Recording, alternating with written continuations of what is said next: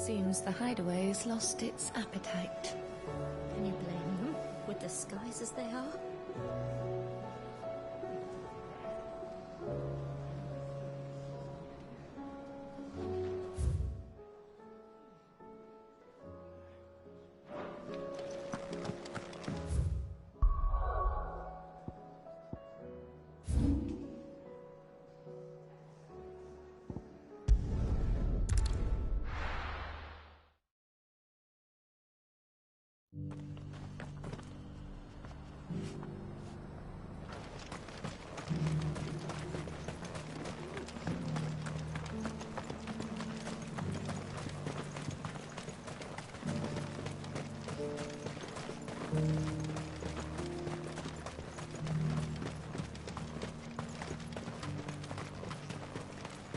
The free city's under siege? Who'd have thought it? Master Cyril, luckily. Thank goodness he told us before we set out.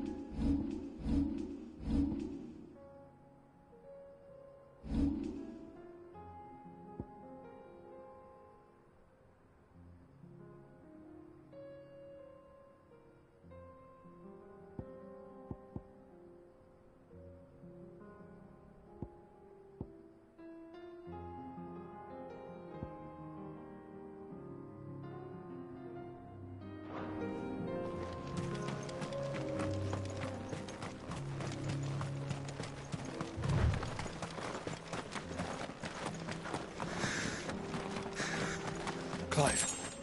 Smoke. Is the city fallen?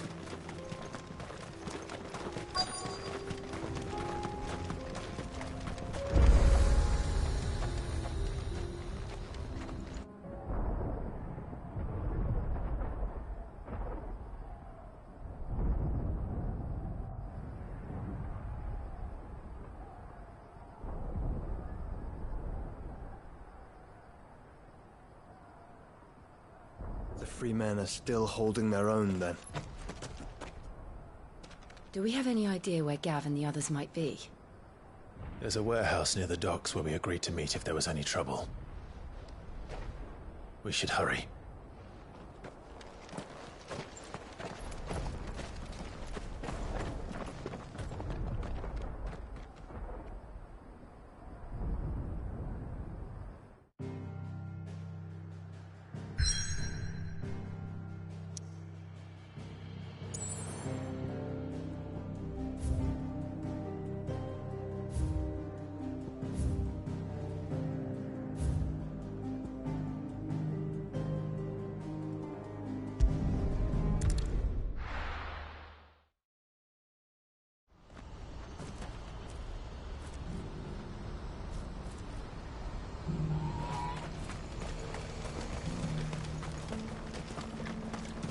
If we're going to do this, we'll need help. Then we'll have to find it, and fast. We cannot let this chance pass us by. Clive, your timing is impeccable. It just so happens that right at this very moment, we're in need of someone with your talents. And what talents would those be? Why, your fearlessness, and your skill with a blade. I'm listening.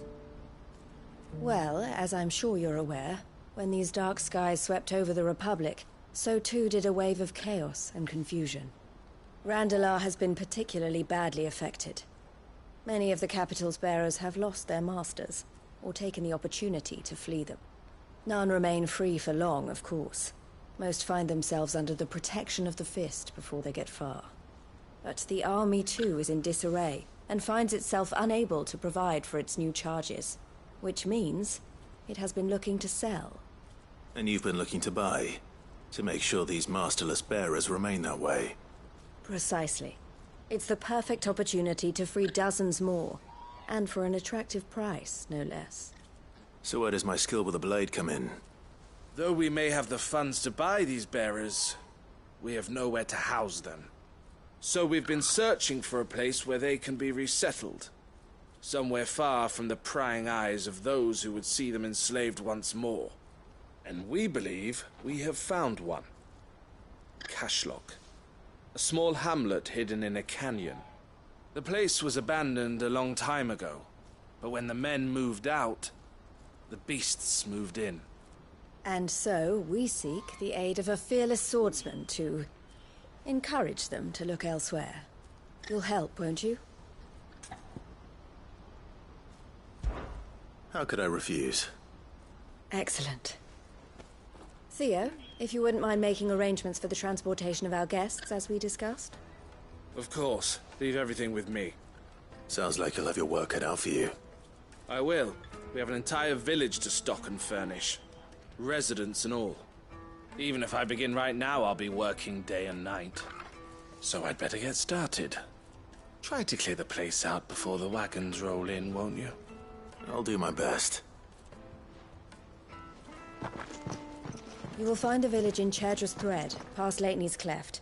My man there will open the gate for you. All right. Wish me luck. I'm sure you won't need it.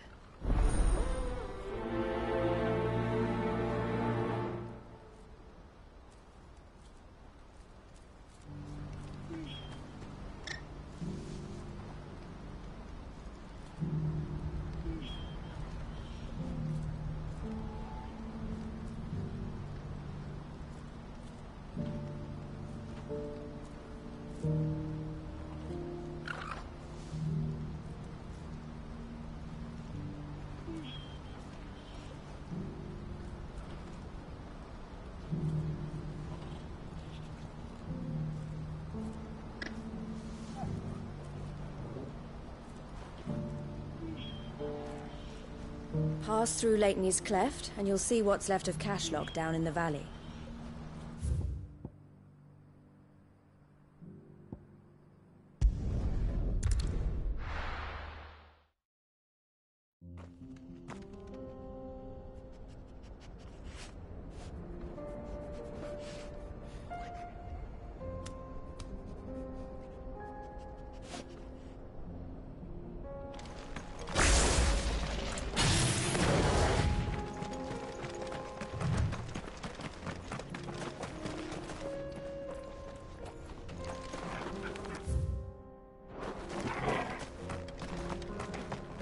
Oh, you're a friend of the Crimson Caravans. And by the look of you, I'd say you were the help they told me was on its way. Cashlock's just down there, if you'd be so kind.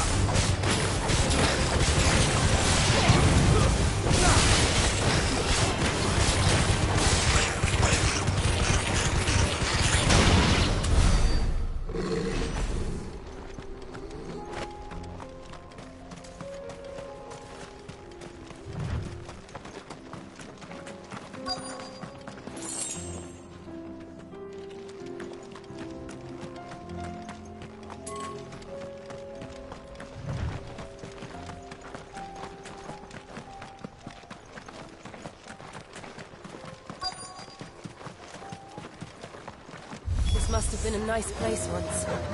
It will be again.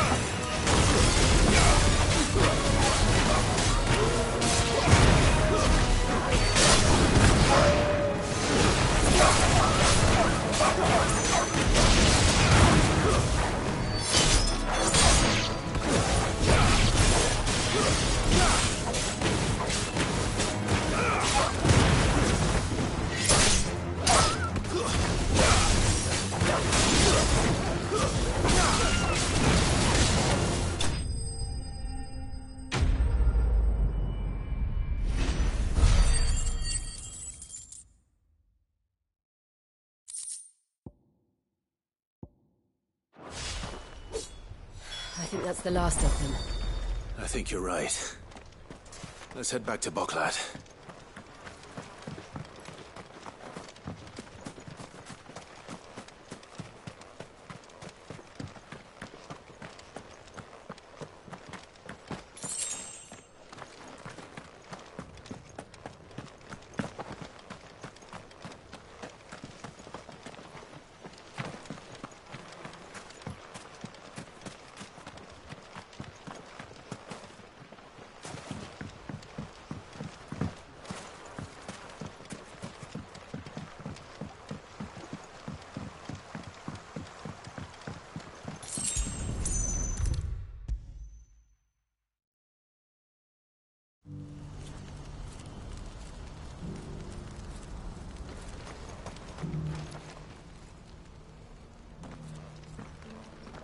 Something the matter, Theodore? Quiet. Those are our terms. I trust that you will give them your full consideration. I shall. Thank you.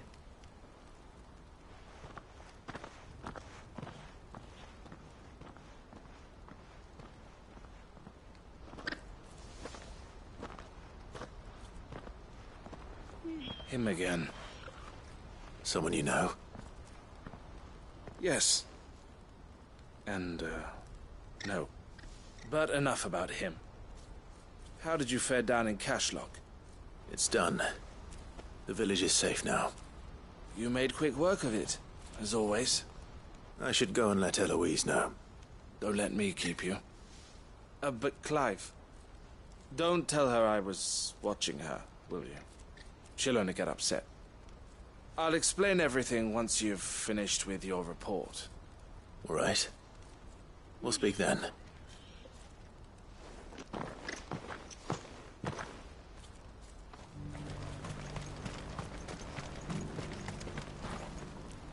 Eloise, I just got back from Cashlock. The village should be safe now. Thank you, Clive. Here, something for your trouble. Well then, now that you have laid the groundwork for our little project, I suppose we'd better finish the job. The first thing we'll need to do is make sure our offer for the bearers is accepted. You're still in negotiations. We are. A trusted colleague has been dealing with the Fist on our behalf, but things have been trickier than we anticipated. I suppose it's to be expected. This is the army we're dealing with. Fighting's what they do. But we shall emerge victorious in the end. Well, if you need any help, you know where to find me. I'm not sure I do. But thank you, all the same.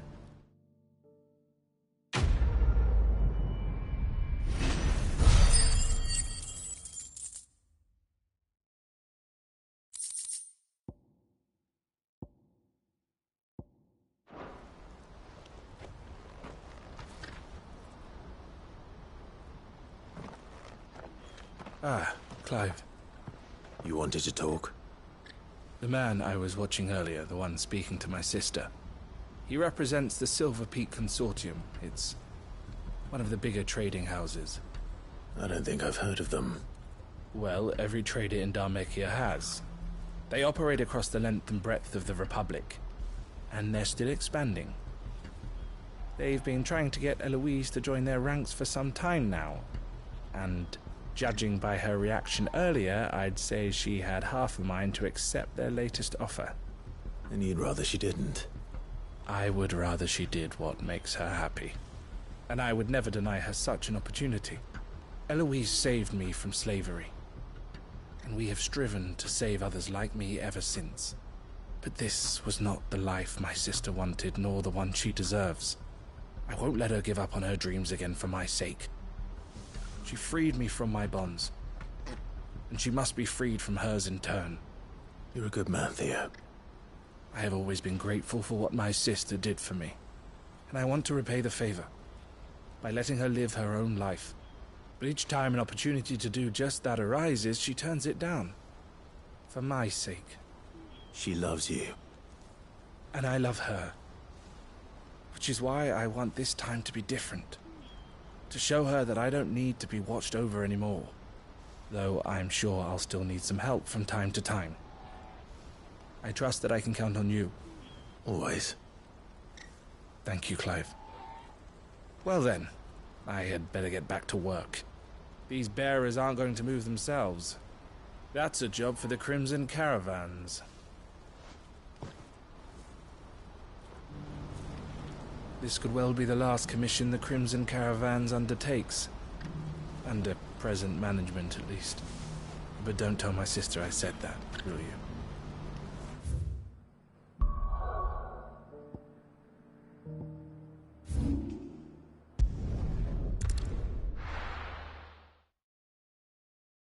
I'll be taking you all to a storehouse in the Bales.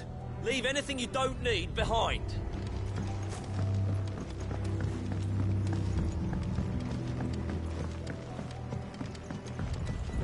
You know what you have to do. I won't let you down. Clive, I fear that I must bid you farewell. As you know, our time grows short. The Lord Chief Justice's vultures are circling. We must strike now. Before we part, I want you to know that, though I may not always have been your most vocal ally, I trust you, as I trusted your predecessor. Thank you. I appreciate the sentiment, and I understand more than anyone how you feel. But is revenge really the answer? It is the one I found, and it is all that I have lived for since that day. But what of Lostwing? Everything you've built. I built Lostwing to achieve this aim. Once it is done, the village will have served its purpose. My comrades and I are sure of our cause, and we shall fight to the last, come what may. But there are those among us who cannot fight. Children, the elderly, bearers afflicted by the curse. I would place Lostwing in their hands, if I thought it would do them any good. But a village home only to the frail and the infirm is not likely to stay a safe haven for long. And so, Clive, I find myself turning to you once more. Will you take them to your hideaway, that they might live even should Lostwing die? I will. Thank you. I will not have it said that I did not see to the well-being of those who rallied to my cause. The people I speak of have withdrawn to Gotan's Bales, away from danger in case the Black Shields strike. Understood. I'll make sure they get to the hideaway safely. Then the last of my preparations are complete. Fare you well, Clive. And may Griga guide us. All of us.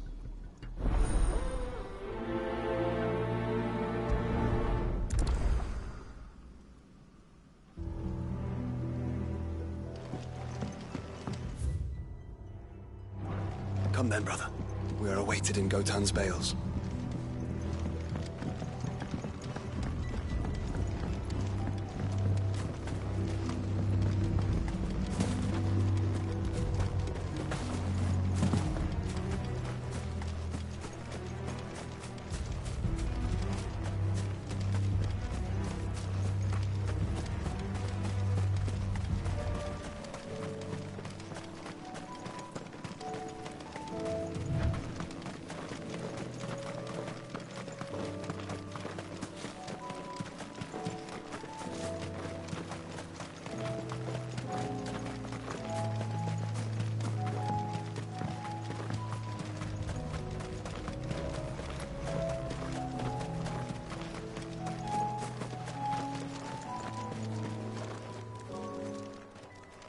Everyone, Quinton has asked that you come with me. He can no longer guarantee your protection, but I can. There's a safe place I can take you to. Well, if that's what the Master thinks best. Sid, none of us would be standing here today if it weren't for Master Quinton. We owe him our lives. So we ain't about to start telling him what he should do with his. If he's saying we ain't safe in Lost Wing no more, it's 'cause he ain't coming back. And if that's what has to happen, then so be it. I only hope he can see this through to the end. That we get to see justice done. I hope so too. Oi! You lot! Where's everyone else? They ain't already left, have they? They've gone with Master Quinton. Fuck! Fuck! Fuck! What's wrong? I've just come from the Justice's Manor. We have to get Quinton to call off the attack. It ain't just the Black Shields protecting the place. He's got a guard dog and all. A fucking monster. They don't stand a chance against that thing. If I don't get the message to them, they're all gonna fucking die. No. We can't let this happen. Sid! Don't worry about us. You've got to catch up with him. We can't let Quinton die before that bastard does. All right. I'll do what I can. Where is this manor? It's way over to the east, through the woods. Heavenhall, he calls it. Promise us, Sid. Promise us you'll do what you can.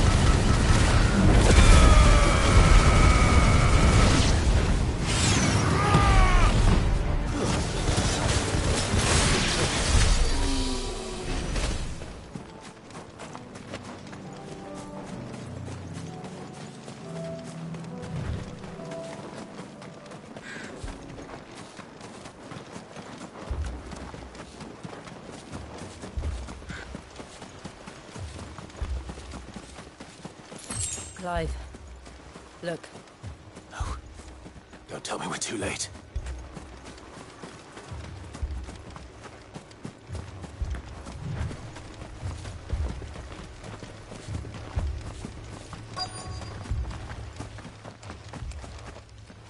Quentin, are you all right? No. But I am alive. Which is more than I can say for my comrades. They followed me without question all the way here. And they died. For nothing.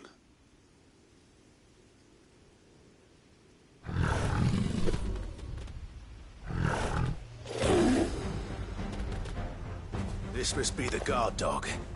Quentin. I'll hold it off. You go. But... your comrades didn't die for nothing. They died for you. Don't let their sacrifice be in vain. I won't. Come on, then. That is no mere guard dog. No. You have a beast that needs to be put down. Nice try.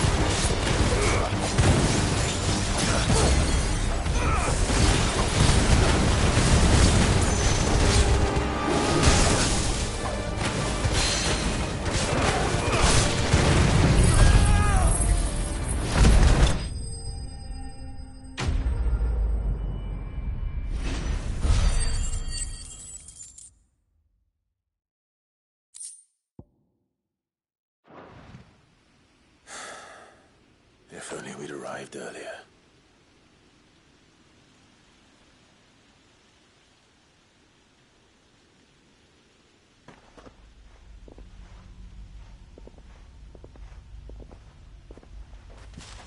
Is it over? It is. He wept and begged for mercy. And I cut him from ear to ear, just as I dreamed of doing all these years. All my plans, building a haven in Lostwing, freeing bearers from their chains and recruiting them to my cause. It was all for this. But what is this? Justice? My faithful comrades. All those lives lost, so that I might take another. Quentin.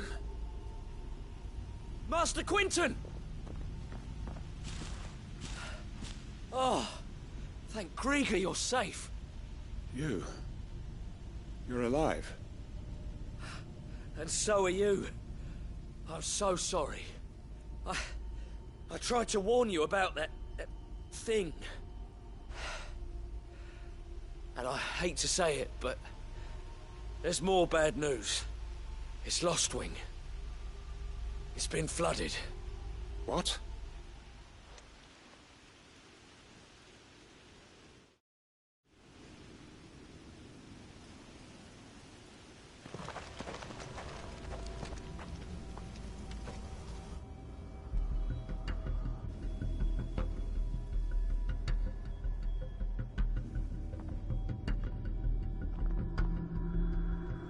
Lostwing. My Lostwing. And look who's here. They must have stolen in after we left, just before the flood struck. What if there are still people in there? Don't be a fool!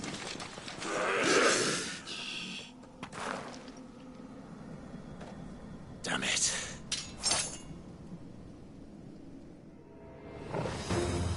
Quinton's not going to last long in there. Then we finish this quickly.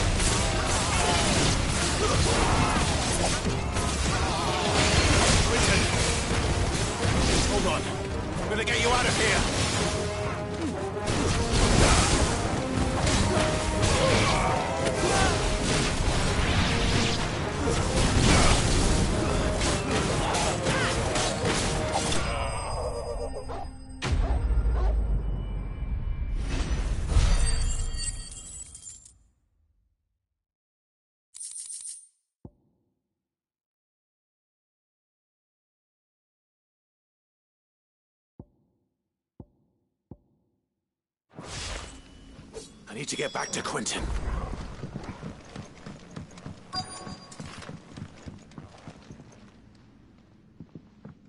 Quinton! Quinton! Look at me! Thank the Founder. He hasn't turned. I'm going to get you out of here.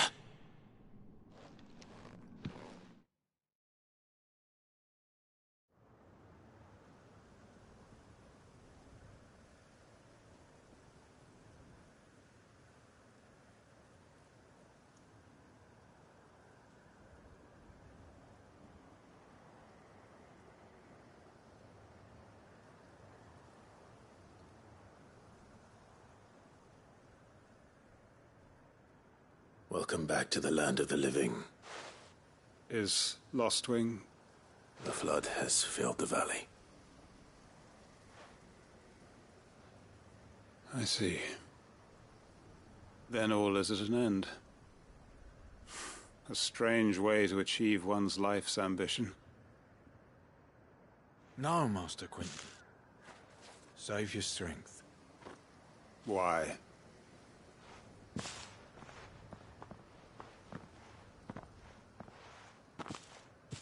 All that I strove for is gone. Only emptiness remains. I have nothing left to live for. What the heck are you on about? You've got us, ain't you?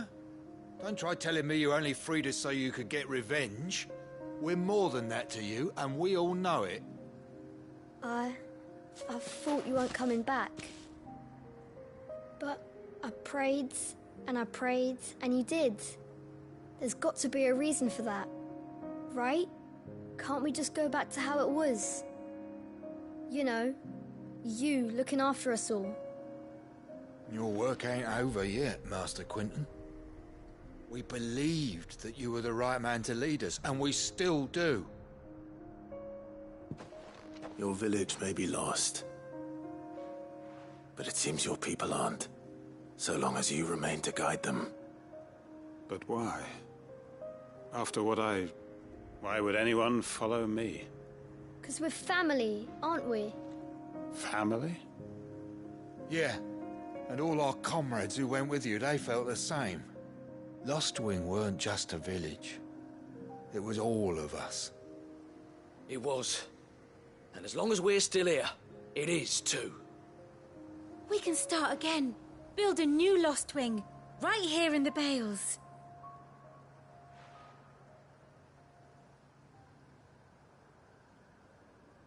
A fresh start.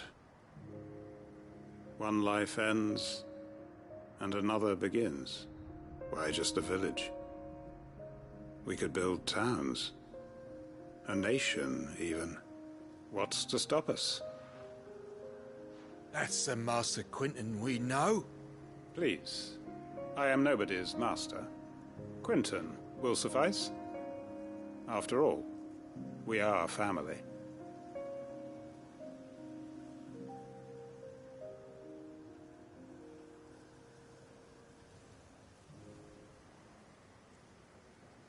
Permit me to withdraw my request. I will no longer be needing your help in looking after my people. I'll pretend you never asked.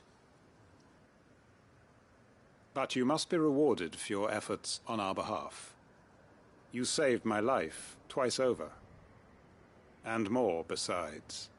A bottle or two of your finest red will suffice. Of course. Nothing but the best.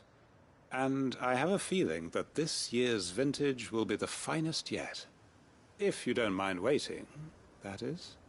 I look forward to it.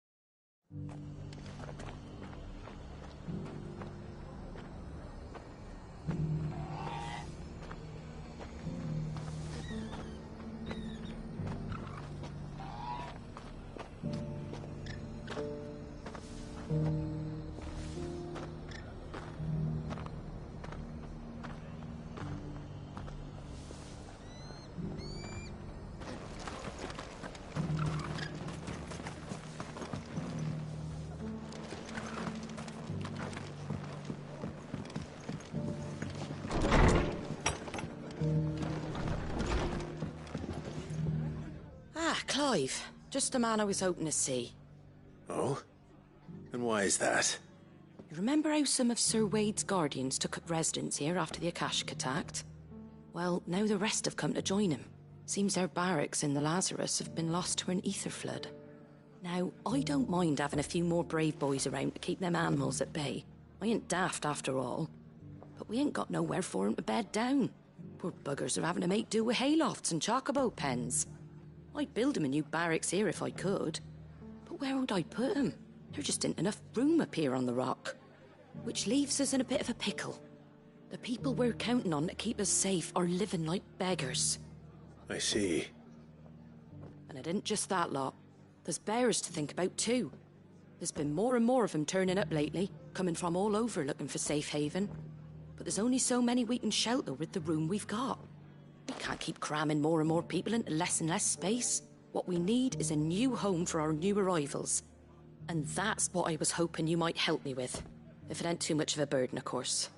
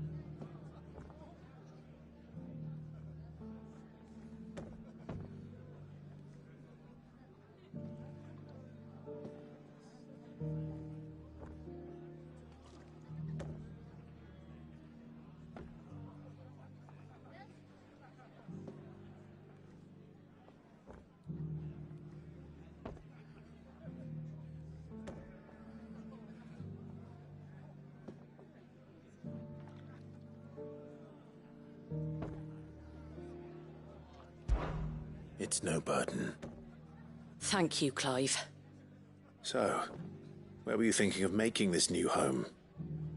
Well, I reckon we could do a lot worse than Eastpool. Eastpool. It's been a long time since I thought about that place.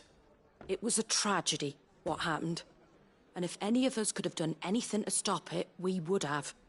But what's done is done. And those who lived there wouldn't have wanted the village they loved to be left in ruins. I suppose you're right. The blight might be pressing in, but I reckon it's got a good few years left in it yet. There's just one problem. A band of cutthroats have made it their den, and they don't seem like they'll be moving on in a hurry. Nasty bastards they are too. I've lost some good men to their raids. Would have sent someone to clear 'em out sooner, if my boys didn't already have their hands full fending off the Akashic. But now we've got a few more Guardians of the Flame to call on. I reckon it's time we made our move. What do you say? Fancy leading a raiding party? I do. Eastpool was once home to people I loved. I won't have bandits sully those memories. I'll gladly drive them out of there. And I know the men will gladly follow you. I've already shared a few thoughts with Sir Wade about how we might be able to win the place back. And I dare say he's got some ideas of his own too. Why don't you go and talk to him? Of course.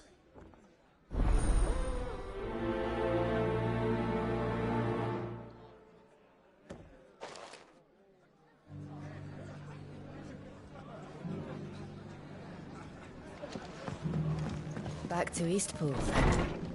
Not just yet. Let's hear Wade's plan first.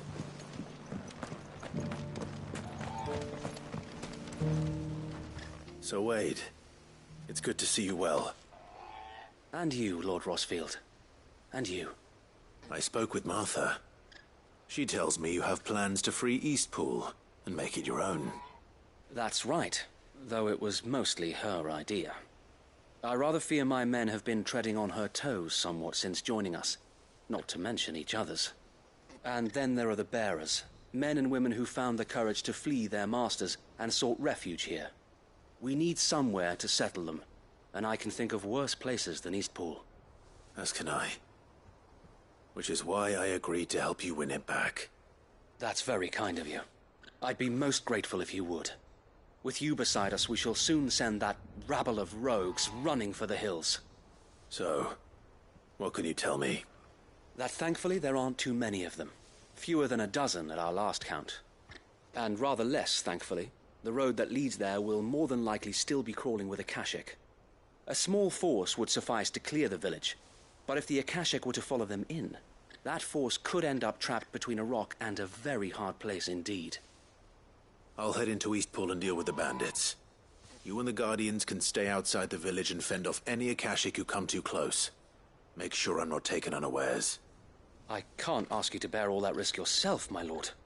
The Akashic are the bigger risk. I can handle a few bandits. Well, if you're sure, I shall summon my men at once. Shall I wait for you here? No need, my lord. You go on ahead. We'll be with you before long. All right. I'll meet you at Eastpool then. We shall see you there.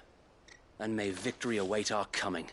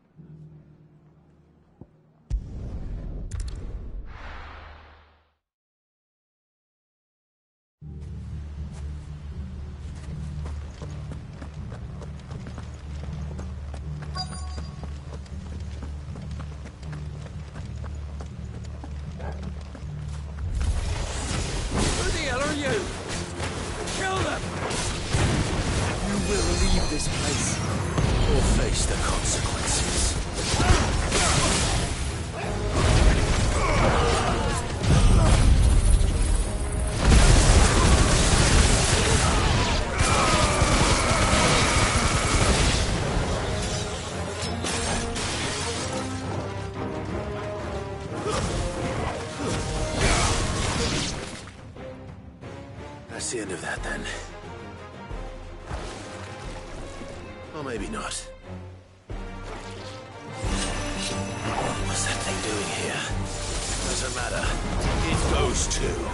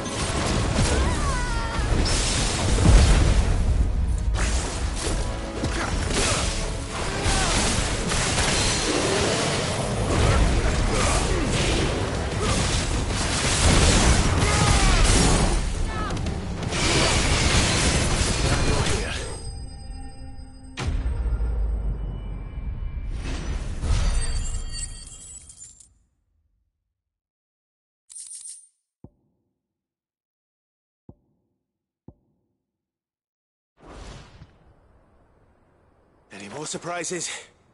I'll take that as a no. Bravo. A magnificent display, my lord. You were watching? I thought you were keeping an eye out for a Kashik. We were. Put down more than a few on the road, then arrived just in time to see you slay that... whatever it was. Let's hope it was the last of its kind. Though I expect you and the Guardians will be up to the challenge should another appear. I would hope so, my lord. Your men will be bringing the bearers who'll be living here, I assume. It might be best to send word for them to come right away, before any other unsavory characters move in. Of course. I'll send orders for them to depart immediately. Leave it with me, my lord.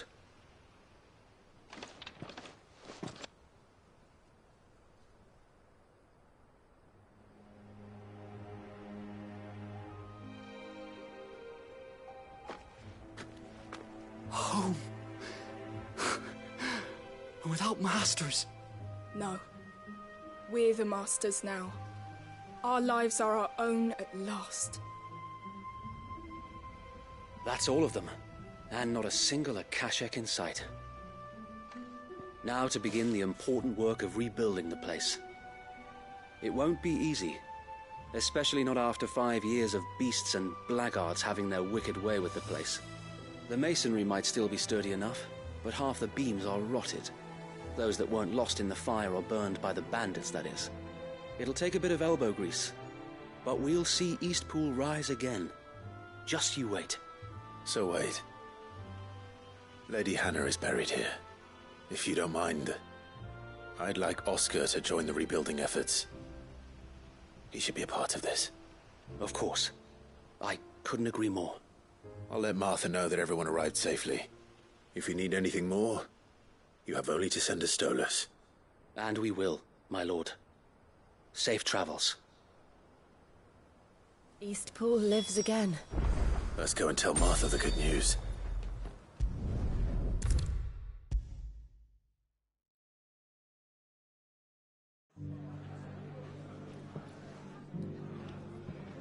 Ah, there you are. All went well then. Sir Wade told me you got rid of the bandits while his lot kept an eye out. Nicely done. And what's all this about some shape-shifting nightmare showing up? On second thoughts, don't tell me. It'll only give me nightmares of me own. What matters is you did it. And now we can build our new village. I suppose it will be. What will you call it? What else? Eastpool. Sir Wade said it best.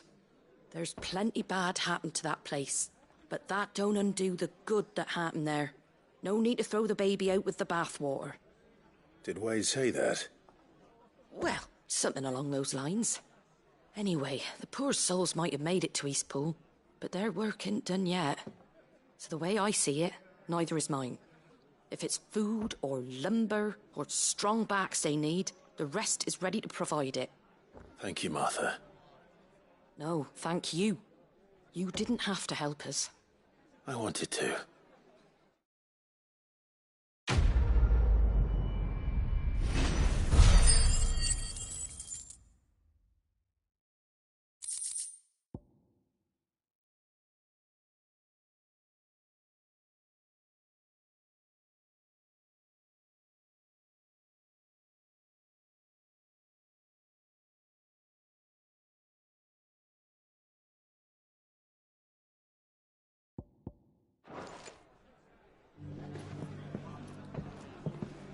Eastpool's been in ruins for years, so wonder any of it's still standing.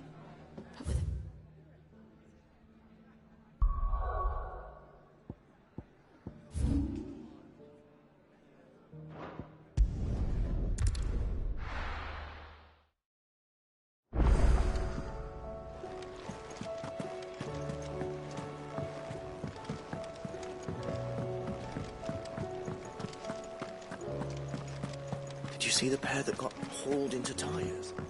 Aye, all their fat... My Lord Marquis, I heard about Eastpool. That some of my fellow Guardians are to build a new home there, both for themselves and for Madame Martha's bearers. Is it true? It's true. The village is to be rebuilt. I have many fond memories of Eastpool. When I was a child, we would visit my aunt and uncle often. They would lavish attention upon me as if I were the son they never had. I went to see Aunt Hannah after my uncle passed away, but not nearly as often as I should have. Oscar, I'd like you to assist Sir Wade in the rebuilding efforts. But my lord, my training is not yet complete. I couldn't possibly. I warned you I might not be the easiest of masters, but I'm not as hard-hearted as that. Go. Be with your aunt. Rebuild her home. Is what she would have wanted. Yes, my lord. Thank you, my lord.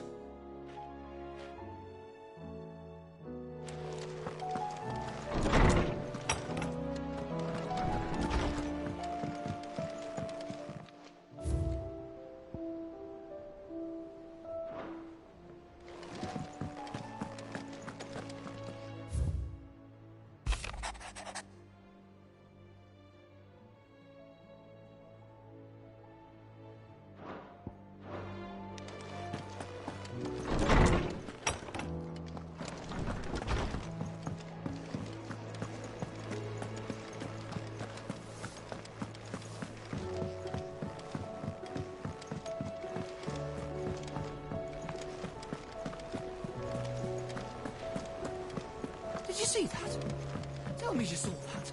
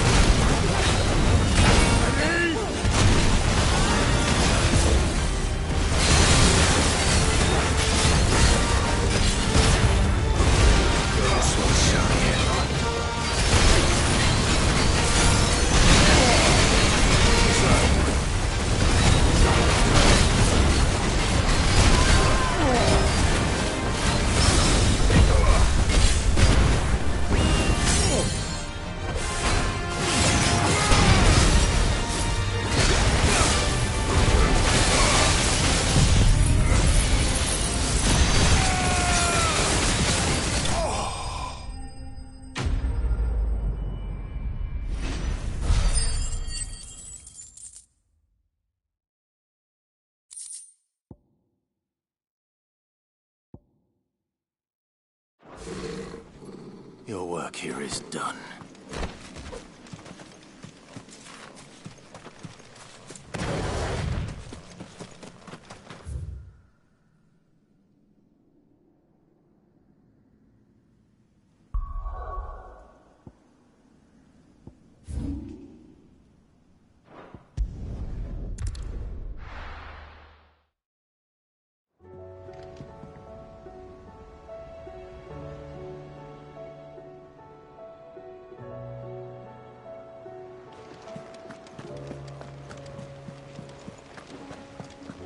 Did you see that? Tell me you saw that.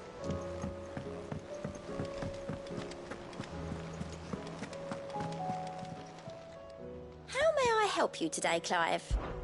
Is everything we've received and everything promised? Here you are.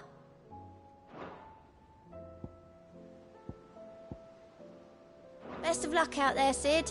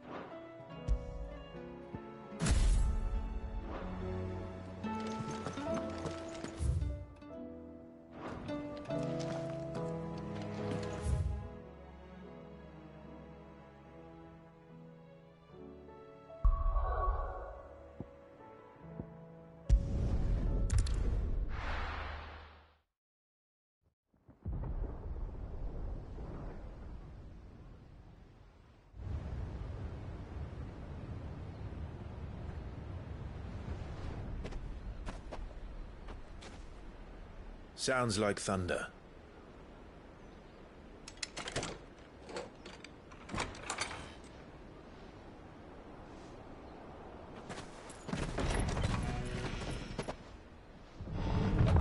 You're late.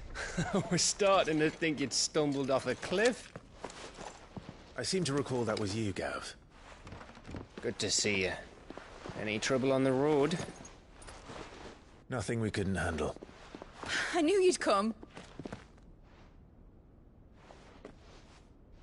Is that who I think it is? Yes. Allow me to introduce my brother, Joshua. Clive's told me all about you. Or even listening most of the time. Name's Midadol, but everyone calls me Mid. My lady. Hey?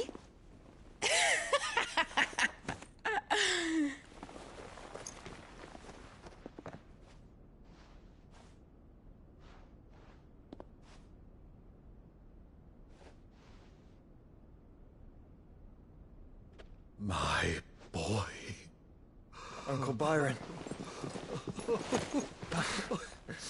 It's really you! I never thought I'd see the day.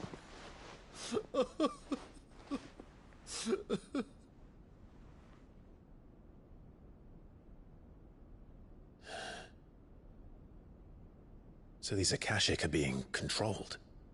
That's what it looked like.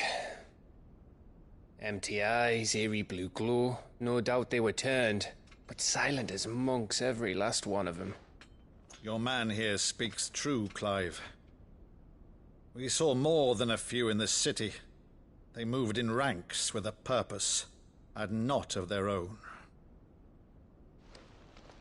Ultima's doing. Perhaps. What of the city? The people? Dead, mostly. Mostly, but not all. A handful managed to lock themselves in their villas before the Horde arrived. Some in the Merchants' District to the west, and a few others on the far bank. If the Akashic stumble across either hiding place, a few bolted doors won't hold them for long. We need to find them. And quickly. What do you propose? We split into two parties. I will make for the Merchants' District, while you look to those across the river. Mind keeping an eye on my brother? Not at all. We find the villa and try the servants' entrance. Understood. And what of us? Mid, is she fit to sail? The ship, the Mithril engine could probably do with a few more tweaks. Then you better work fast. Even if we do reach the survivors in time, they'll never make it to the hideaway on foot. You leave that to me. See that Mid doesn't get herself into trouble, would you? Think I can manage that? I'll keep him safe. Looks like you stuck with me, Byron. That's Lord Rossfield, you little gutter snipe!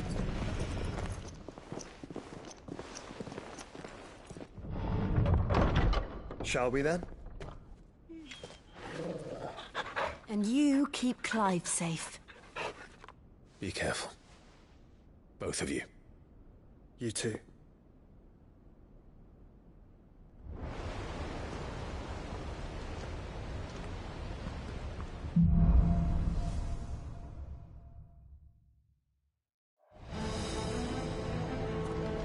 All right, Torgal.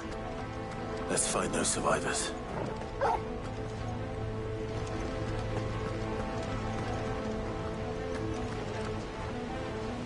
They don't stand a chance against those things.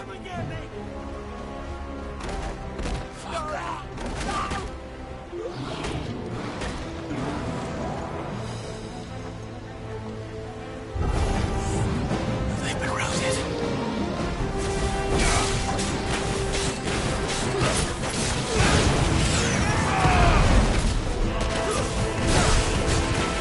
They're wearing modern armor.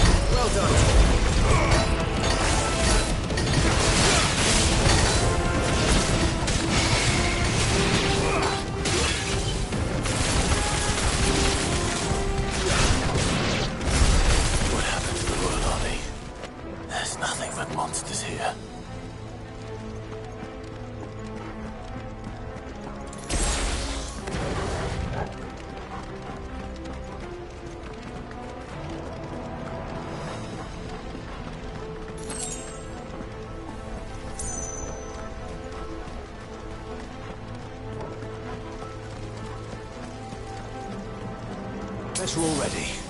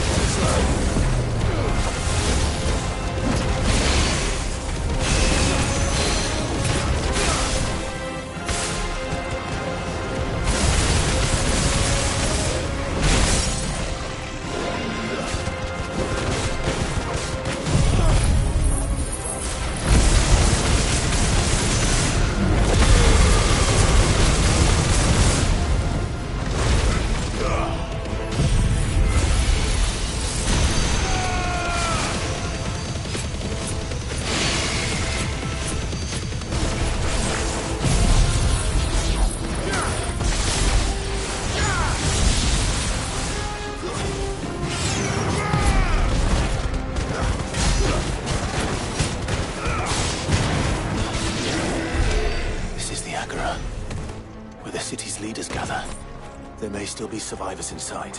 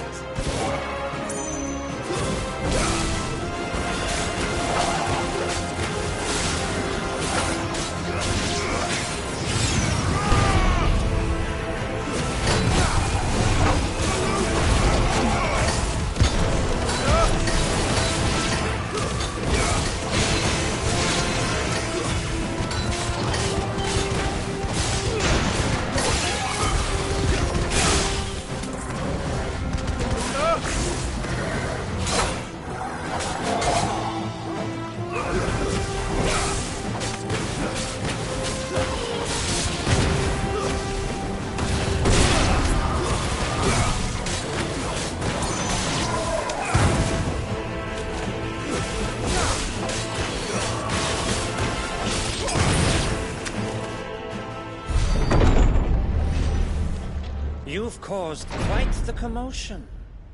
But then I would expect no less from you, Muthos. You again. I don't believe we've been introduced. You were in my family's crypt, and now you're here, with an army of Akashic thralls. Manners, Lord Rossfield? They are men, like you and me. Albeit ones unburdened by the wills that drive our kind to madness. They are pure. They are divine. What? And they are all that remains in this once raucous city. You'll pay for what you've done. As you wish. I confess I have been very much looking forward to this. Pardon me this indulgence, Your Majesty. The vessel shall not be spoiled.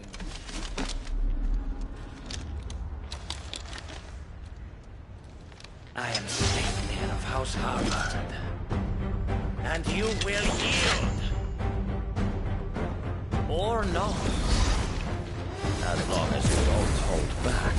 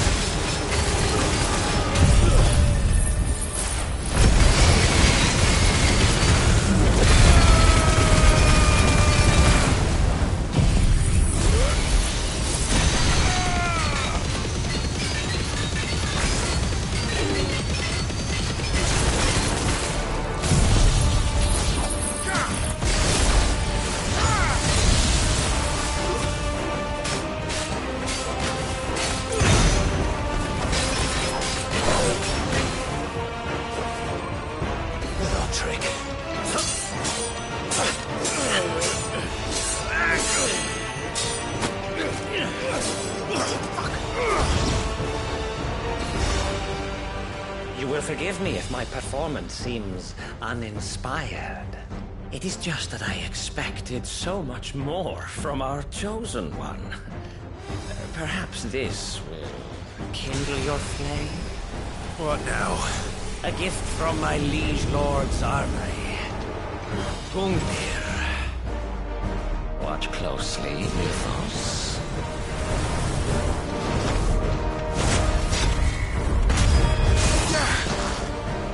Yes! Yes!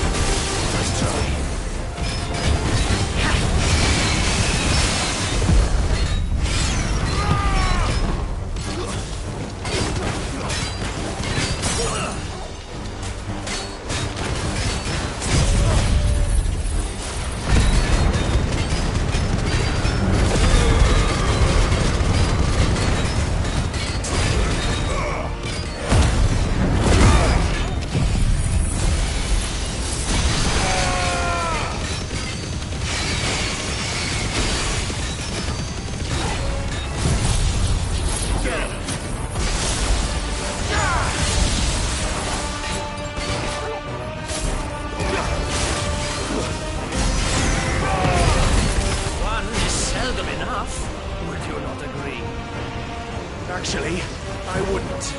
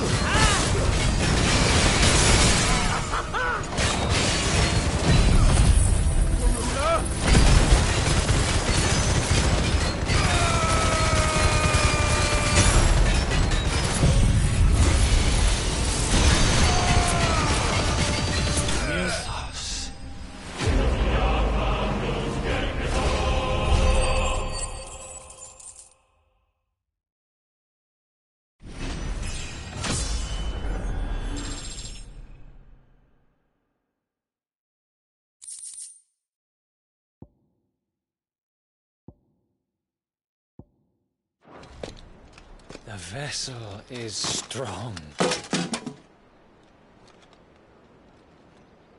My liege.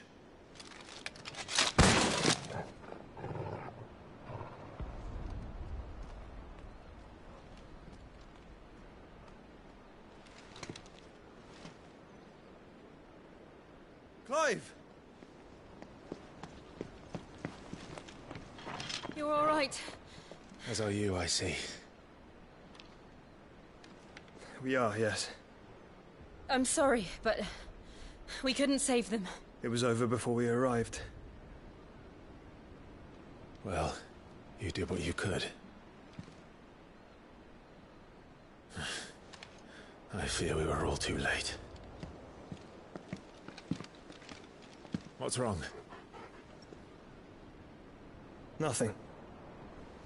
I hope.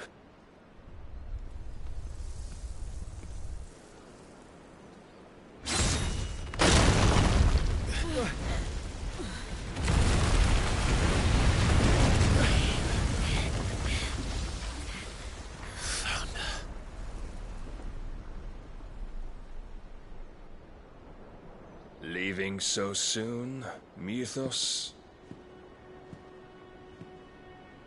It's the king. Indeed. You may kneel before Barnabas Tharm, Warden of Ash and King of Waloed. Get back.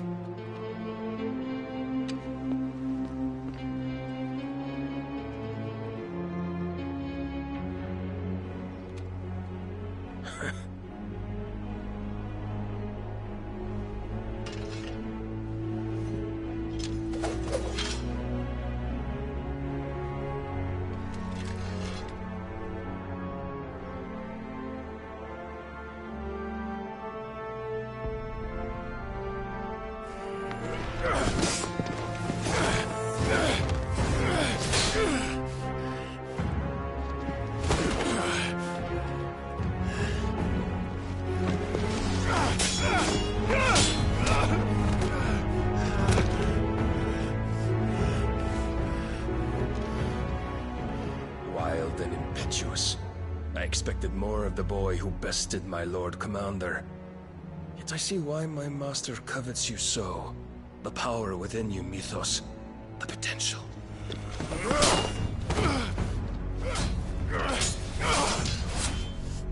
Stop calling me Mythos. But Mythos is everything. The cornerstone of all creation. The Lord's vessel. Your purpose.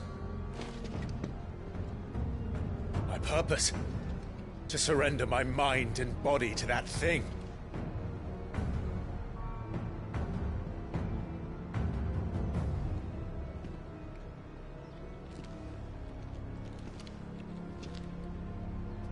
No, Your Majesty. My purpose is my own. I made a promise to my friends, to my people. And nothing is going to stand in my way. You would allow this delusion of free will to bar your path to greatness? Truly, your volition is a cancer. One that must be excised.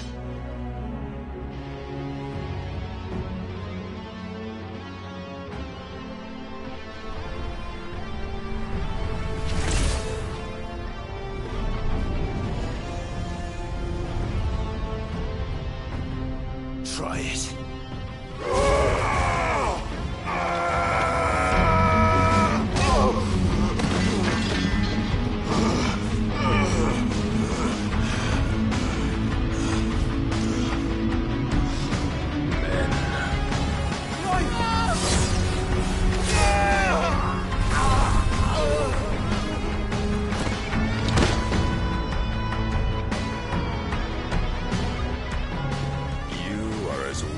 All the rest. Joshua!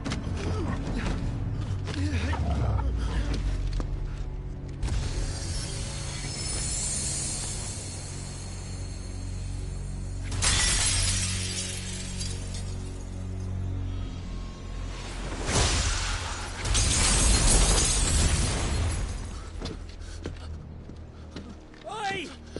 Oi! This way! Hurry!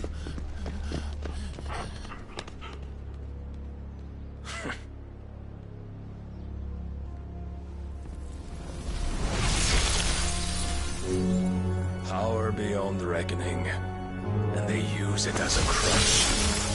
Such a waste.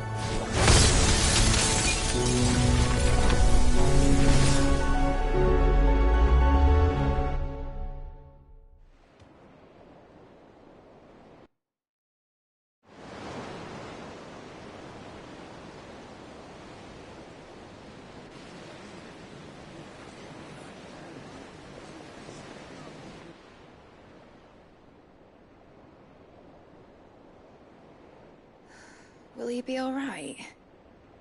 The phoenix can mend flesh, but the spirit must recover on its own. I'm afraid the rest is up to him. This place is remarkable. Outfitting it must have been no small feat. But why go to such trouble?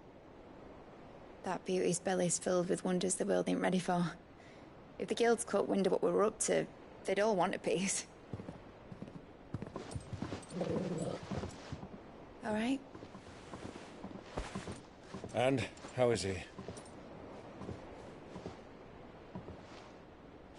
Do not blame yourself. He was barely breathing when you brought him here. We would have lost him if it were not for you. No. Barnabas may have severed nigh every sinew in my brother's body. But he made certain the wounds were not fatal. Nigh every sinew? Allow me, your lordship. Don't know what I was thinking, putting you to the trouble like that. 'Tis no trouble carrying comestibles to my ailing nephew. I know, but you've already done so much for us. Pouring your gil into the hideaway and now the ship. I don't want to take the piss. You risked your life. And for what? Some girl you hardly know. Why'd you do it? You not mad or something? I wouldn't go that far. Clive! You're awake, my boy. Oh. All I want to do is help. And the world won't save itself. It was Sid. Your father, who taught me that. Sounds like him. Don't you dare do that again. What of the Royalists? Fucked off, the lot of them, along with the galleon. With the king on board, no doubt. Behind here, I wouldn't sail without him. Clive.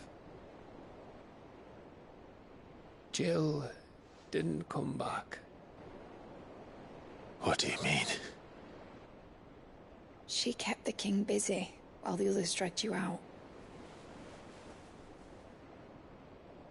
It's all right, Mid. Jill is fine. The ether of her icon endures. And as long as it does, we can be certain she is alive.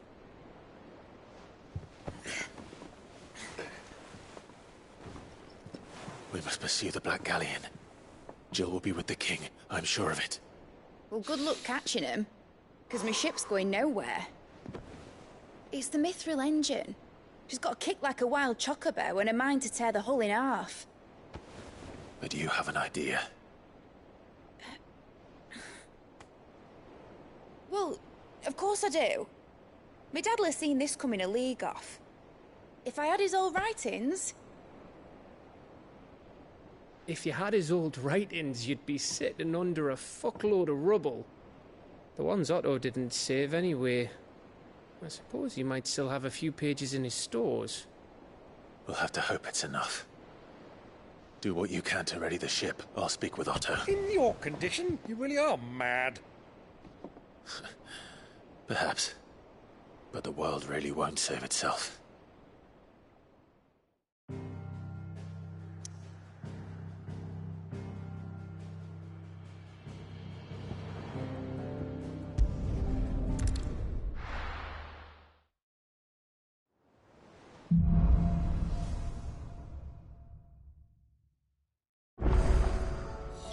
eyes.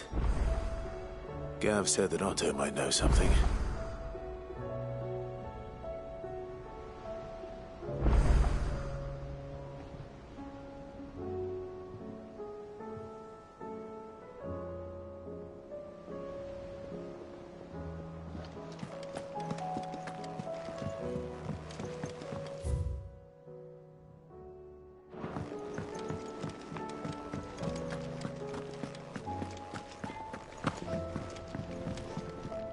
What do I owe the honor? What do you want?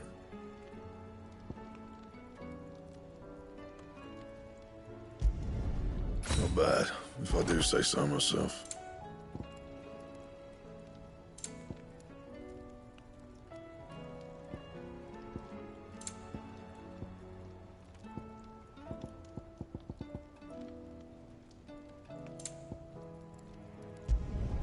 It'd last you a good while.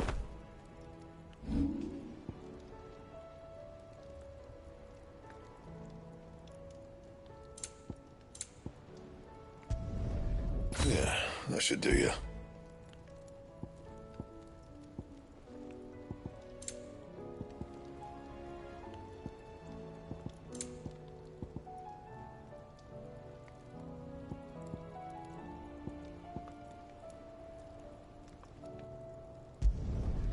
My best work, but it'll do. Anything else? If it's knowledge you seek, we've tomes aplenty to... Still alive, are you? That great lump.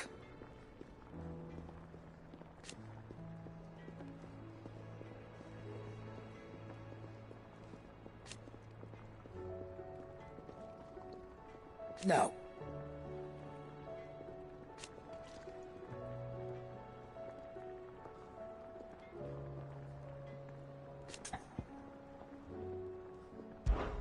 If you're gonna buy something, be quick about it.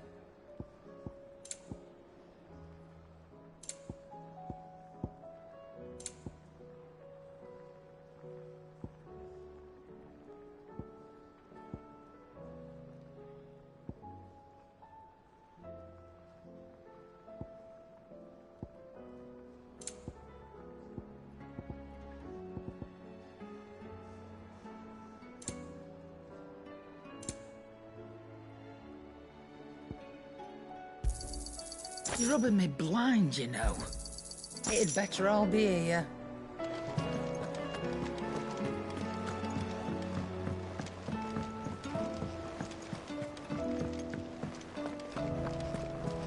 Goodness, you're as pale as a poltergeist.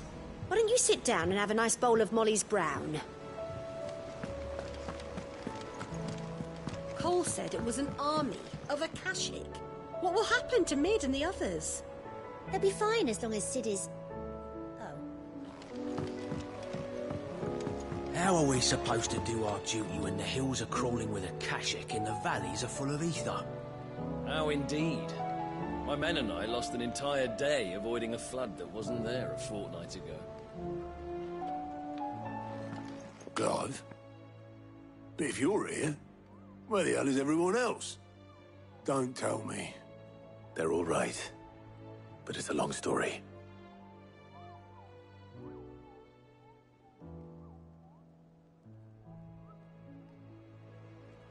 You lot don't do things by halves, do you? Well, at least everyone's still breathing.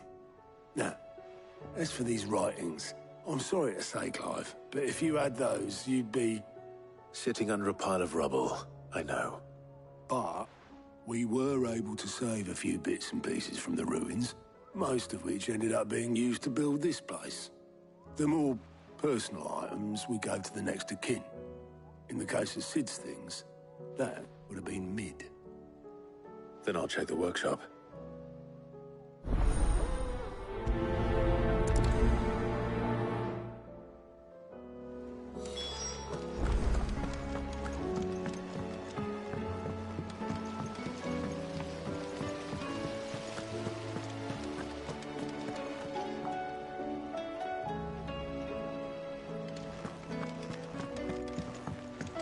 If Amber and the Lazarus are gone, then Do you think Mid's ship will ever sail?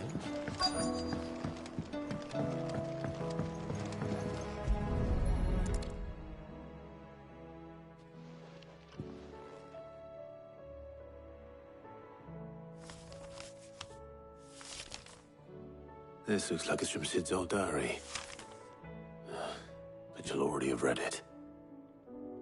I'd better keep looking.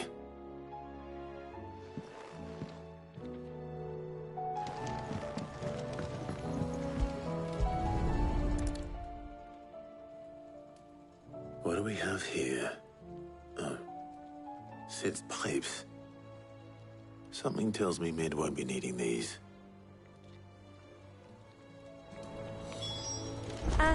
I know this is your hideaway, but you really shouldn't be in here. If Mid caught you rifling through her research, she'd have your head. Then mine for letting you. That leather loosener was only the first of the discoveries the Alembics gonna help us make. Just you wait, Sid. Just you wait! We've had no word from Canva for days. Please tell me Mid is all right.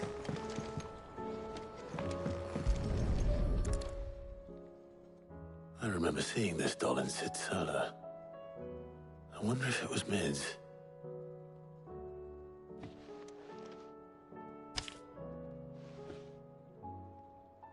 Huh.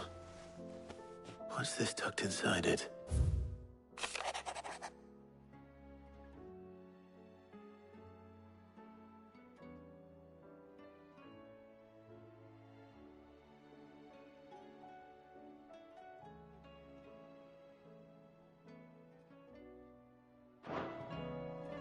Sid's best invention. Huh. That sounds promising. So Sid hid something in Mid's first opus. But what would that be? Perhaps Otto might know.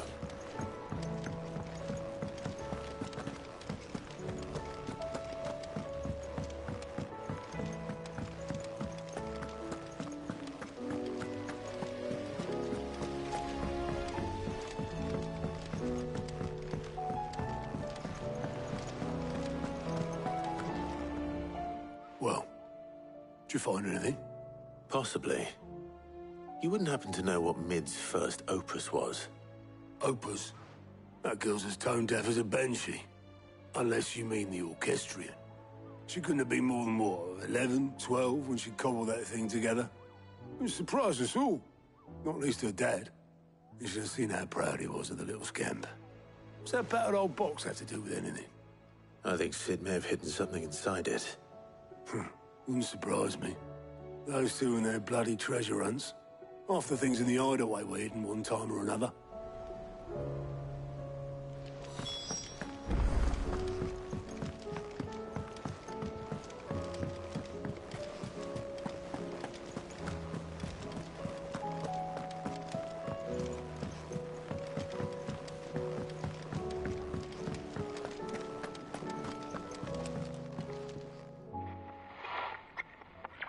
I didn't break it.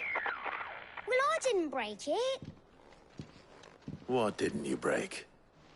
Nothing. We didn't break nothing. But we definitely didn't break the orchestrion. What's wrong with it? It's broken. Except when it isn't.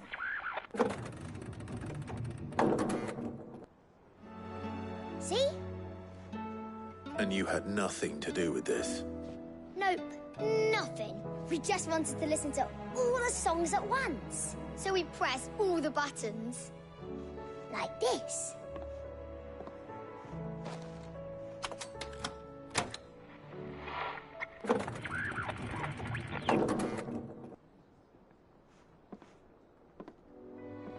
See?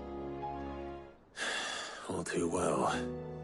All right, out of the way.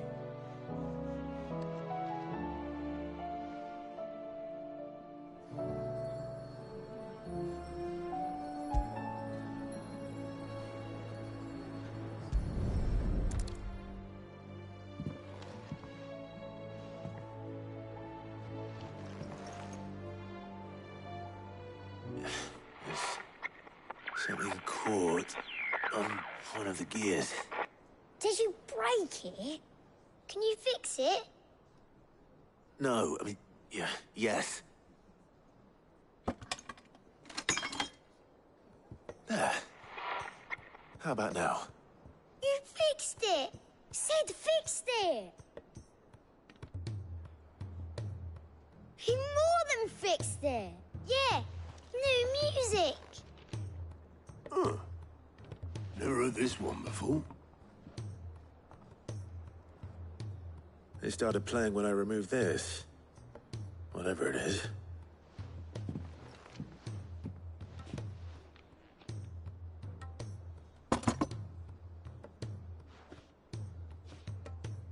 Well, don't look at me. I can tell you it's important, though. Sid showed it to me once and said as much. Said it was the stuff dreams were made of. Let's just hope it's the stuff ships are made of as well. Indeed. Let's see if we can make some dreams come true.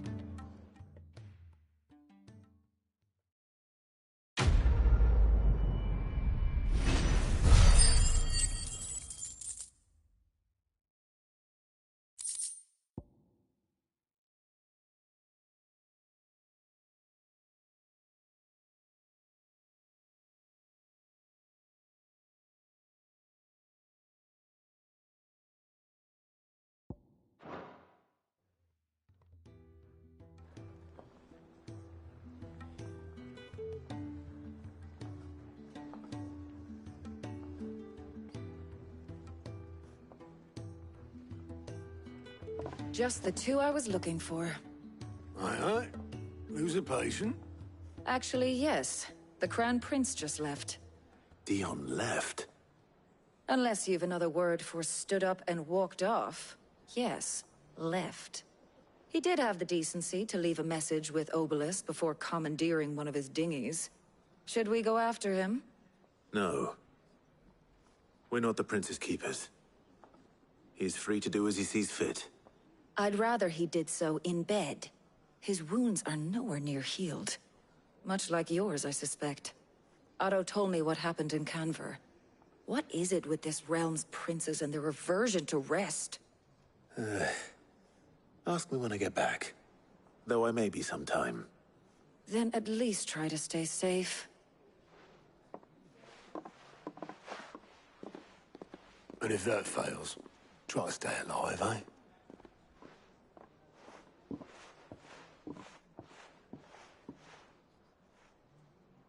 Every moment I waste here, the further the flagship sails.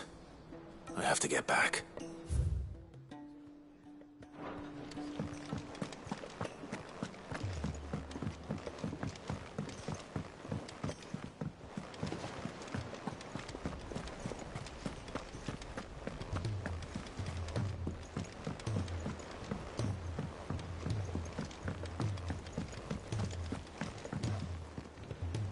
All right, Clive.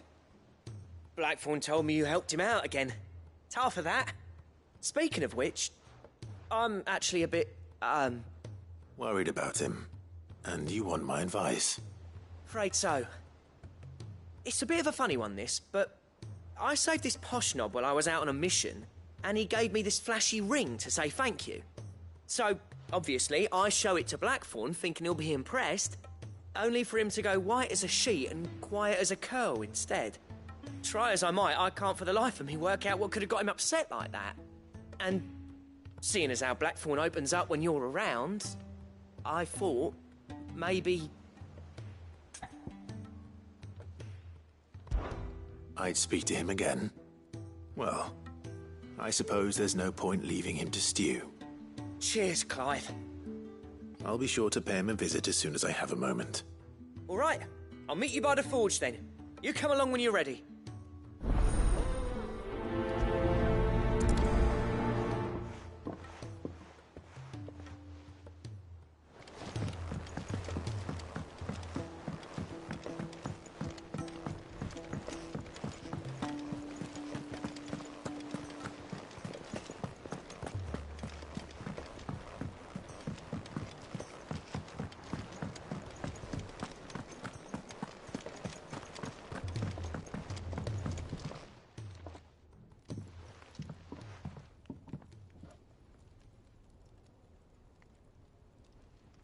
Bloody hell, Clive. Not this again.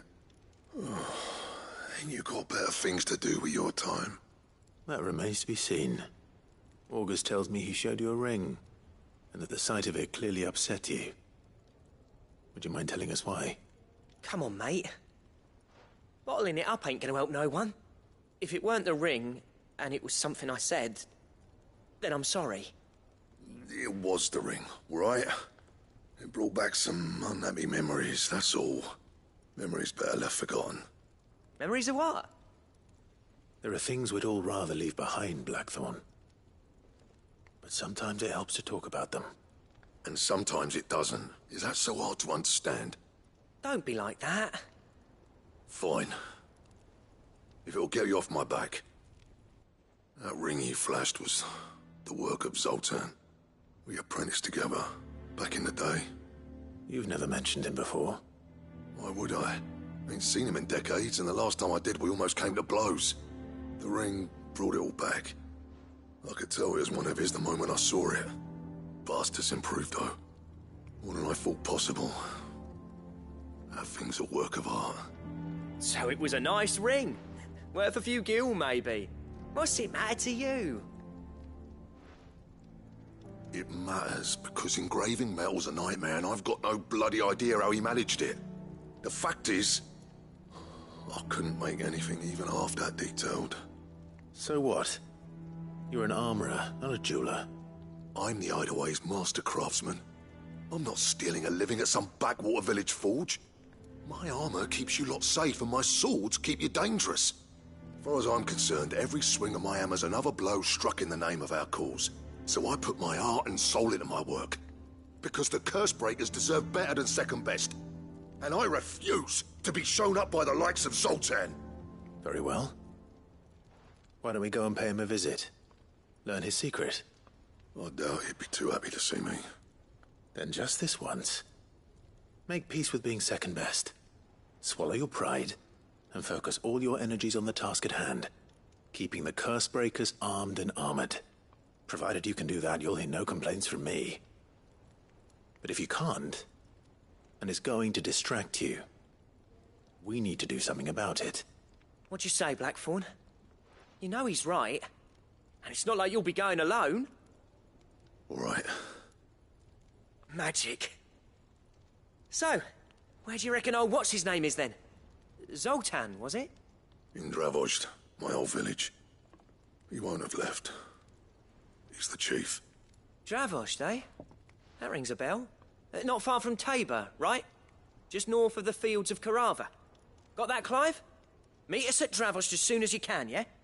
And I'll make sure Blackthorn don't get cold feet. Good luck with that. I'll see you there.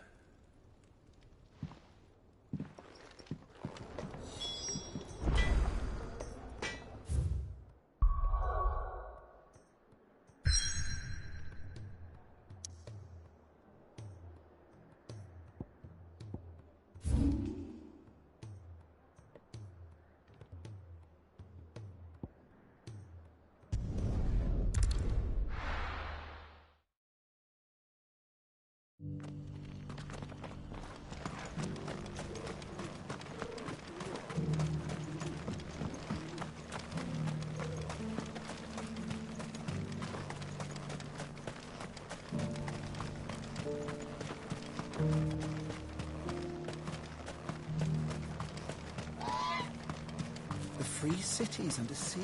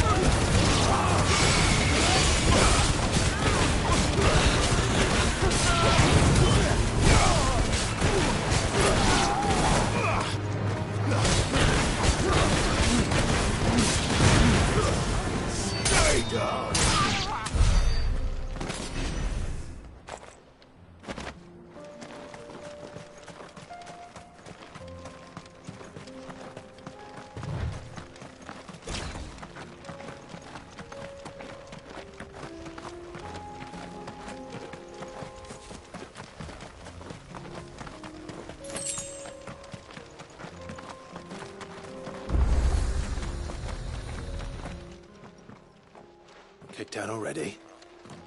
No. This charmer ain't letting anyone through. Why are the gates closed? Chief's orders. No one's allowed in without his say-so. Not that I'd have let you in anyway. You look like trouble. I suggest you go home. That's what I'm trying to do, you little prick. Ain't changed a bit, have you, Snotty? No.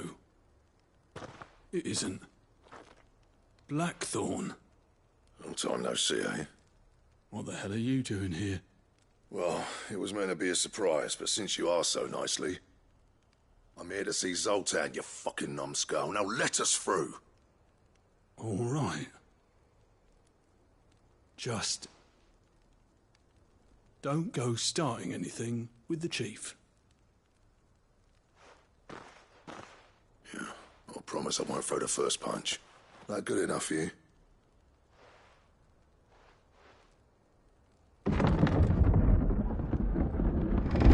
Go on then.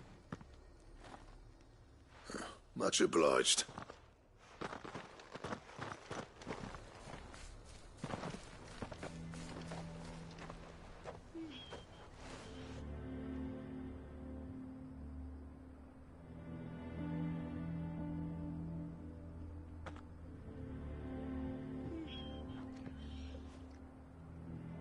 So this is Dravaged.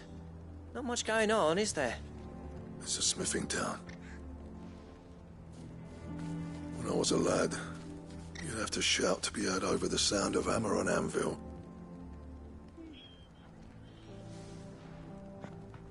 Clive, you're good with people. You speak to Zoltan. Hey, you ain't backing out now, are you? There's a river of bad blood between me and the chief. But if someone can build me a bridge, then I'll cross it. All right. I'll see what I can do. I appreciate it. It'll be near the forge on the hill. It was our master's. He'd have inherited it when I left. The forge on the hill? Good luck. You'll be needing it.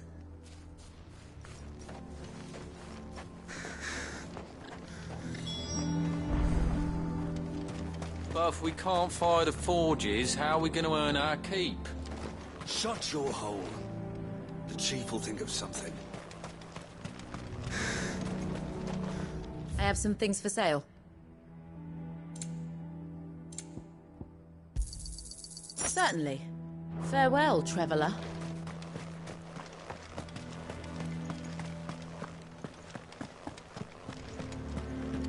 Mama, why hasn't Papa come back yet?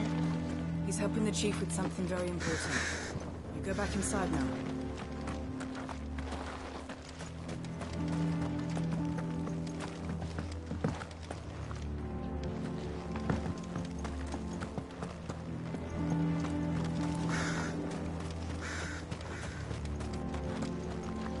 That's my obituary.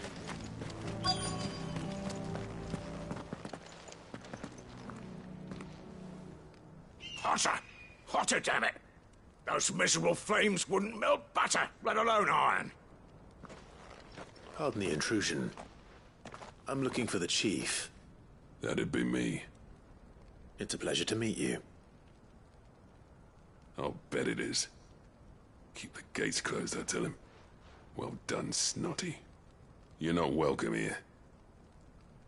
Get out. Before things turn nasty. Blackthorn's here. What did you say? He's traveled a long way to see you. Yes, has he? He's waiting. Down by the gates. Then I suggest you take him with you when you leave. Didn't you apprentice together? So what if we did? Fuck! We're getting nowhere! These bearers' flames are next to bloody useless. We're never going to be able to fire up the forges unless we can find some new crystals. I'm a busy man, as you can see, so do me a favor and piss off. Oh, and if you're struggling to find your way out, ask Blackthorn. That prick knows exactly where the exit is. He's not wanted here. And neither are you. All right. I'm going.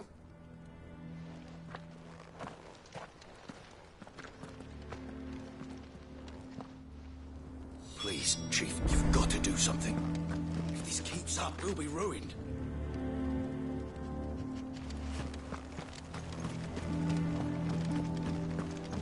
Mama, why hasn't Papa come back yet? He's helping the chief with something. But if we can't fire the forges, how are we going to earn our keep? Shut your hole. Let me guess. Zoltan told you to piss off. As a personal favor to him, yes.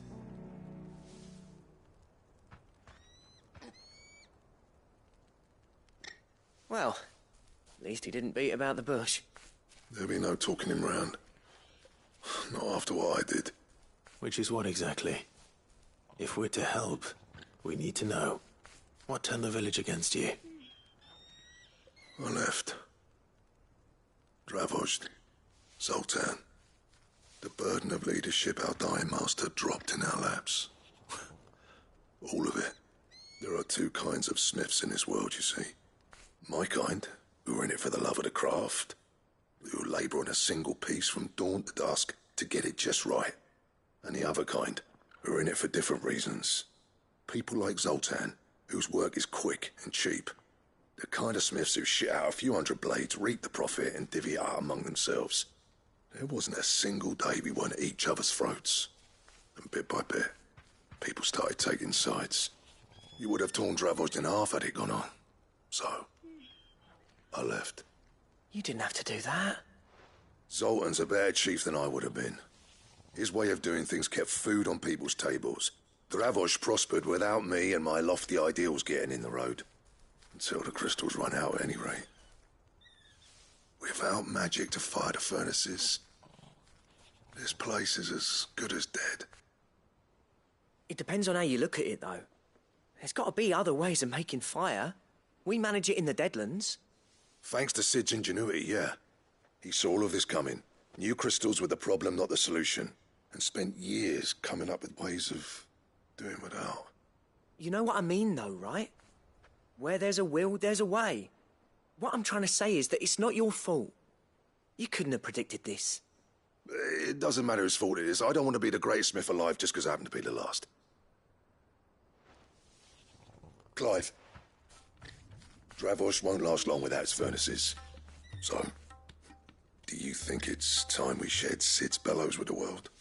The way I see it, it's your decision to make. Hold on, Blackthorn. Sid made those things for us. They give us an edge over the rest. And you'd be throwing it away. All right. Do it. This place was your home. I won't abandon it to its fate. Sid's creations were never meant to be hoarded. It was only ever a matter of time before we shared them. Let this be another step on the road to freeing Valisthea from the prison of the Crystal's blessing. Dravojd will show the world that it's possible. Wouldn't you agree, August? When you put it that way, of course. It's like hearing Sid speak from beyond the grave. Thank you, Clive. Shall I go and fetch the plans, then? I know I'm off by heart. I'll be needing some help, though. Building a furnace isn't exactly a one-man job. Do us a favour and round up anyone strong enough to lug a brick or two, would you, August? All right, then. And I've got a job for you too, Clive. Finding me some salamander skin. I need leather for the bellows and nothing else will withstand the heat. Luckily for us, salamanders feed out in the fields of Carava. Time for a spot of hunting, then.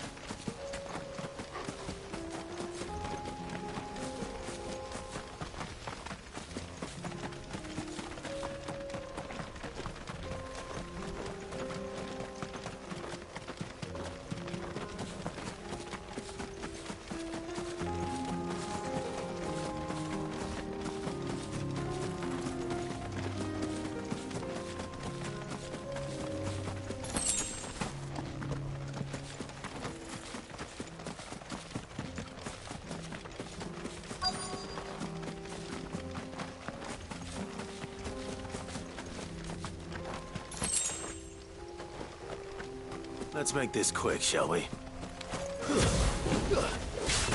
Easy.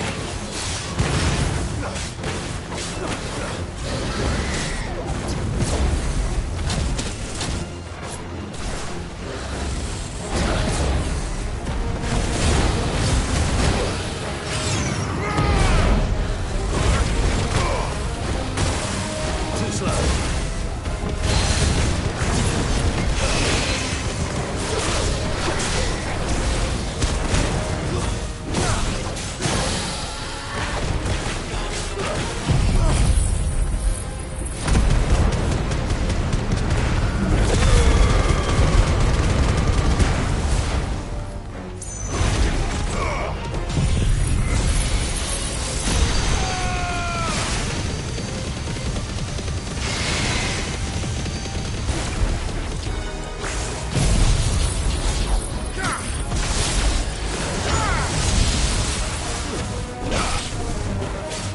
Farewell.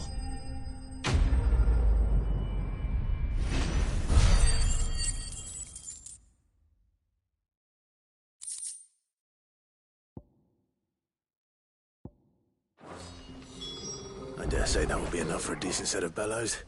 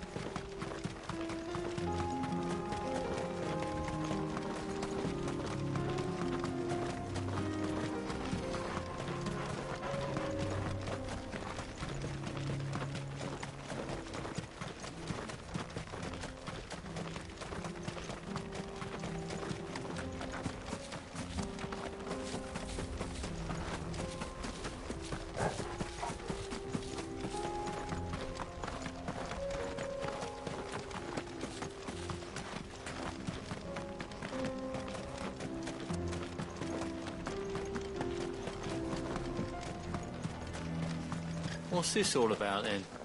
Dunno. Some kind of new invention. Good news, Clive. When I told people we'd be building them a new furnace, they were practically falling over themselves to help. Talk about changing their tune, eh? Any trouble finding the skin? Nothing I couldn't handle.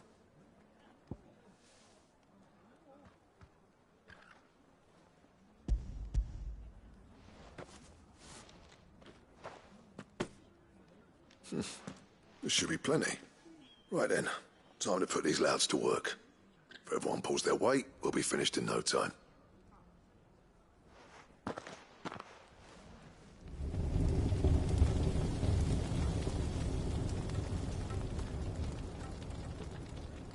Well, I'll be damned.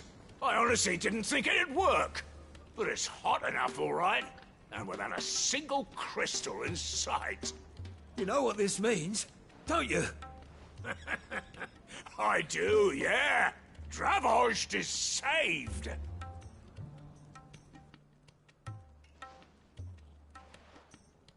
Sorry about earlier.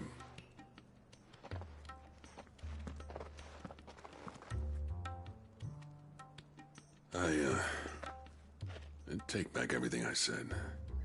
That thing you've built us is an honest-to-God's marvel.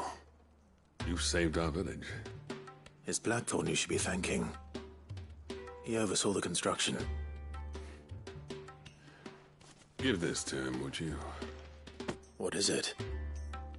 Pit Cole's cinders. After he left, I spent years trying to eke the most out of our forges. That there was my answer. Chuck it in the fire, and your forge will burn hotter for longer, which will do wonders for your steel. Our secret for yours. Only fair. I've always envied Blackthorn. Since the day I became chief, I spent every spare moment trying to match up to the bastard. No amount of sleepless nights at the anvil will ever bridge that gap, though. He's a genius. Plain and simple. The man Dravosht needed. But he took all his talent and left. Gifted and free. Is it any wonder I hate his guts? The cinders would mean more coming from you. I need to forgive him first. And that's not gonna happen.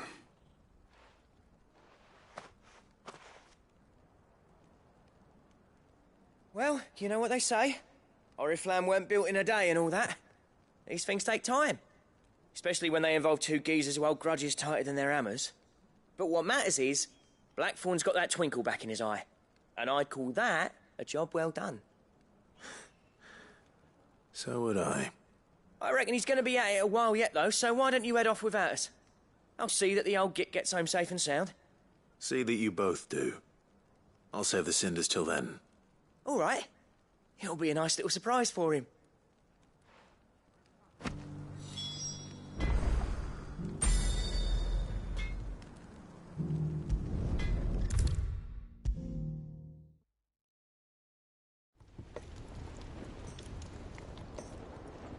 Gentlemen, I see you both made it home in one piece.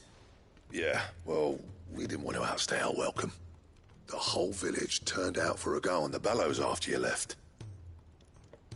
Everyone except Zoltan, that is. Didn't see hide nor hair of him. Oh, but that reminds me. I have something for you.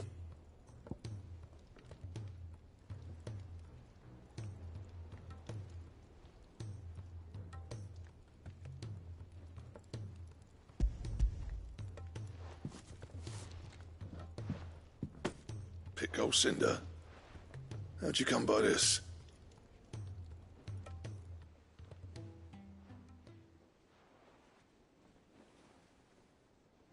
And you're sure he wanted me to have it? I'm sure. You didn't say so, but I think he wants to forgive you. Huh.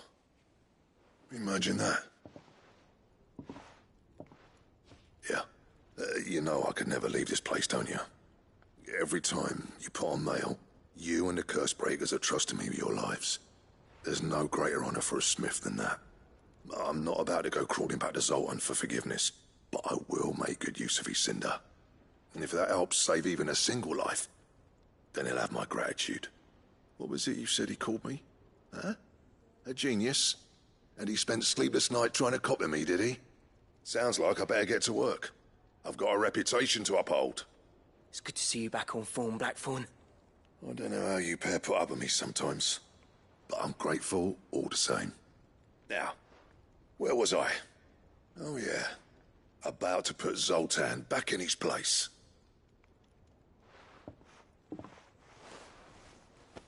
Ain't got the art to tell him how similar they are. Stubborn bastards. A little healthy competition should be good for him. You're not wrong. Still, it's a shame him and Zoltan couldn't let bygones be bygones. No use grumbling about it now, though. Blackthorn's happy. Or as near to happy as he gets. And that's good enough for me.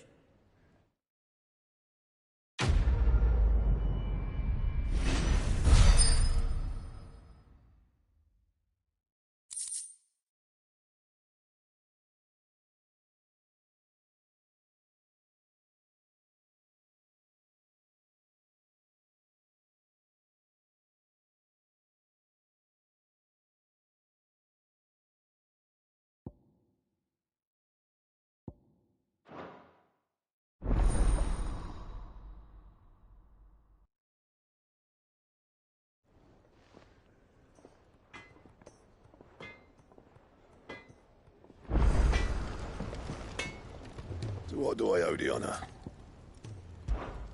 What do you want?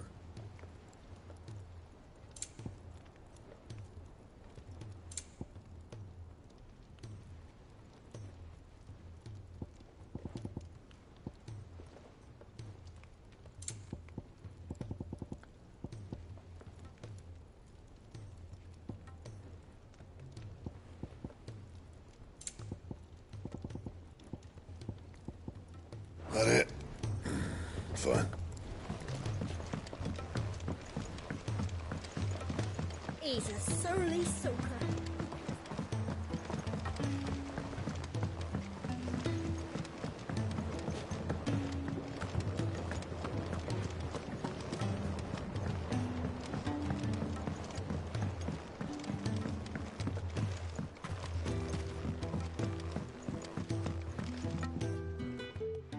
Sid, do you recall the flowers I had you bring back to the yard? Vaguely. Is something wrong? I'm afraid so. I was able to get most of the Morganbeards to take root, but they rarely flower. I fear the soil here does not agree with them. However, I believe I have a solution. I can't wait to hear it. I'm going to marry the Morganbeards with Morbols. I know, but hear me out. Morbols are possessed of a highly choleric temperament. The fire which drives them appears to be maintained by an abundance of nutrient-rich ether drawn from their environs. I believe that by grafting a Morbol vine to a Morganbeard, the appendage's wealth of vigor-inducing nutrients might well stimulate the flower to bloom. The endeavor, I assure you, is scientifically sound. I simply need a vine to prove the theory.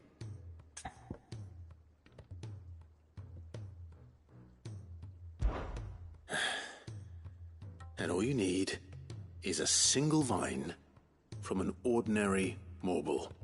That is correct. A single vine. As for the Morbol, I fear ordinary may not suffice. But, as luck would have it, a most extraordinary specimen is rumored to haunt the swamps of Rosaria. Why, a notice concerning this very creature was only recently posted on the hunt board. How timely. Well, I shan't keep you any longer. I know you have much to do, as do I. Now, where did I put my watering can?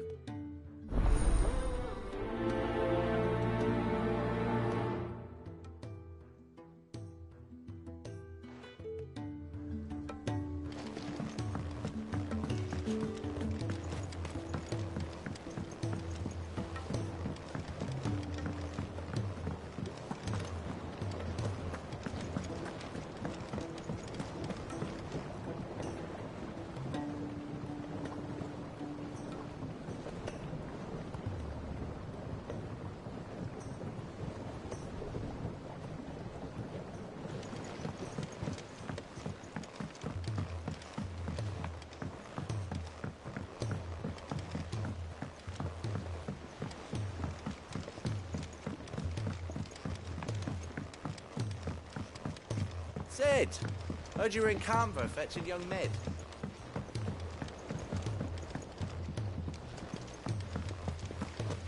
Miss Shirley, how can we learn to be clever like Miss Midadale? If Amber and the Lazarus had gone, then... everyone...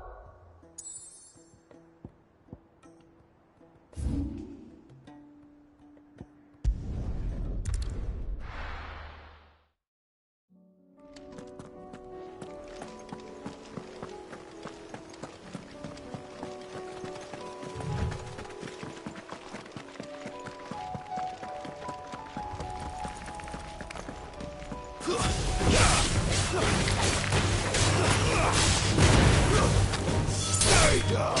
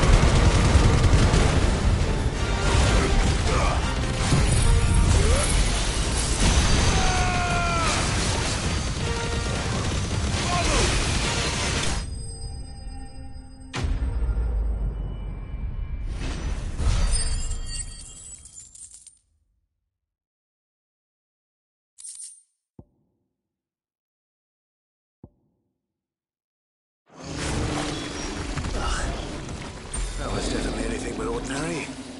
Now, let's get this vine back to the yard.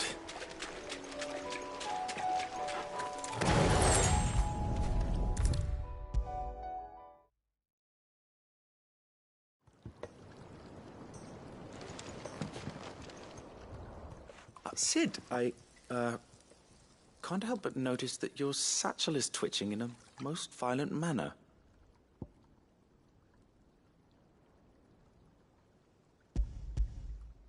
Here. It's your problem now. What an amazing specimen. The flesh positively throbs with vitality. If I can successfully graft this to the Morganbeards... When I successfully graft this to the Morganbeards, I suspect the results will be immediate. I shall begin at once.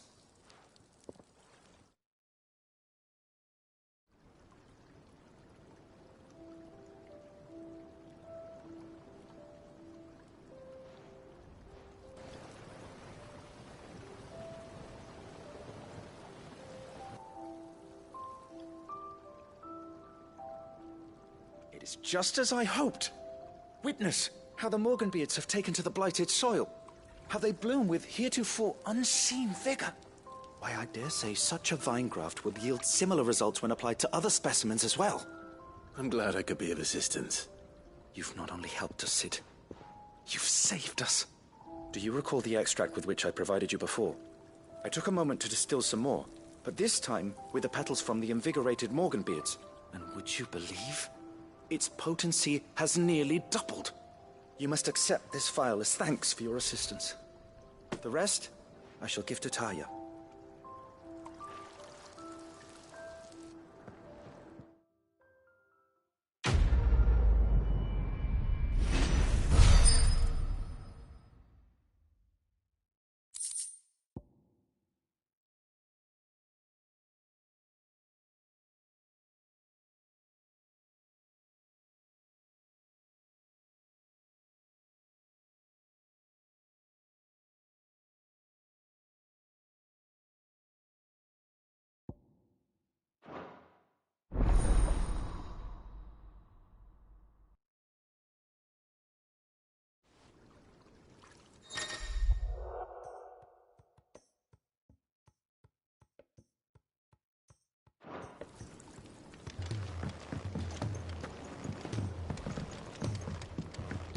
Allow me to thank you again, Master Sid.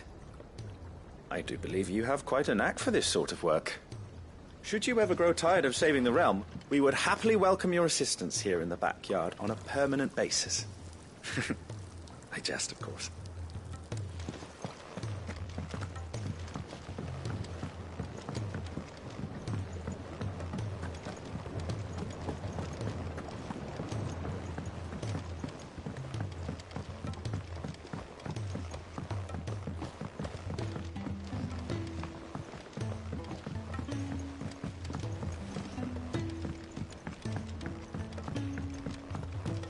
Sid! Heard you were in Canva fetching young Ned.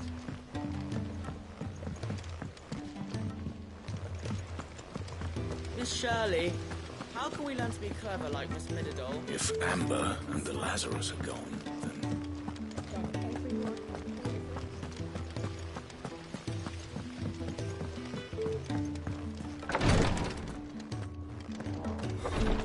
She can't kick this up. Glory to Griga. There you are. And not a moment too soon. What's happened? Taya's busy working herself into an early grave. Since the arrival of her latest patient, she's refused to stop, even for a moment. I've tried offering to see to him in her stead, but she won't hear of it. Clive, she hasn't left the infirmary in days. She's pushing herself too hard. And if she doesn't rest soon, will you talk to her? Order her to her chambers if that's what it takes. Because if she keeps this up, I fear the hideaway will be without its best physica before too long. I know better than to order Taya to do anything. But I'll speak to her. Oh, thank you. I pray you have better luck than I did.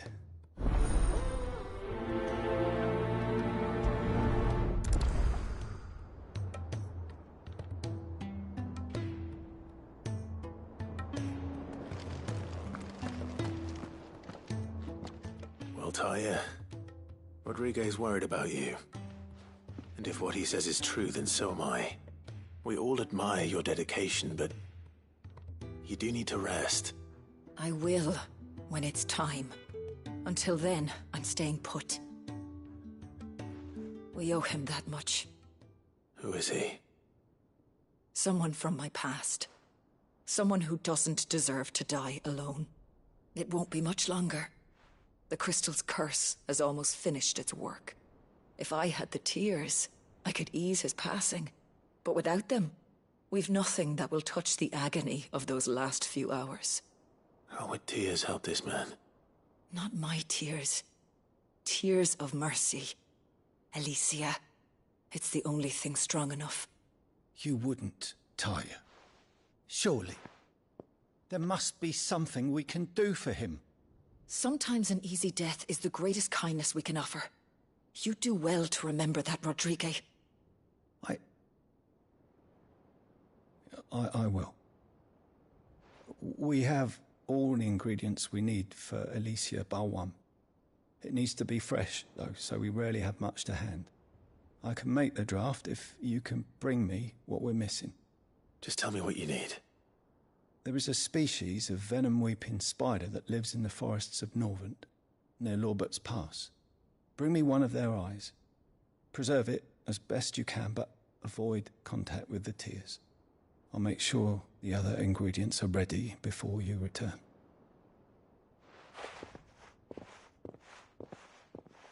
Thank you, Clive. I won't forget this.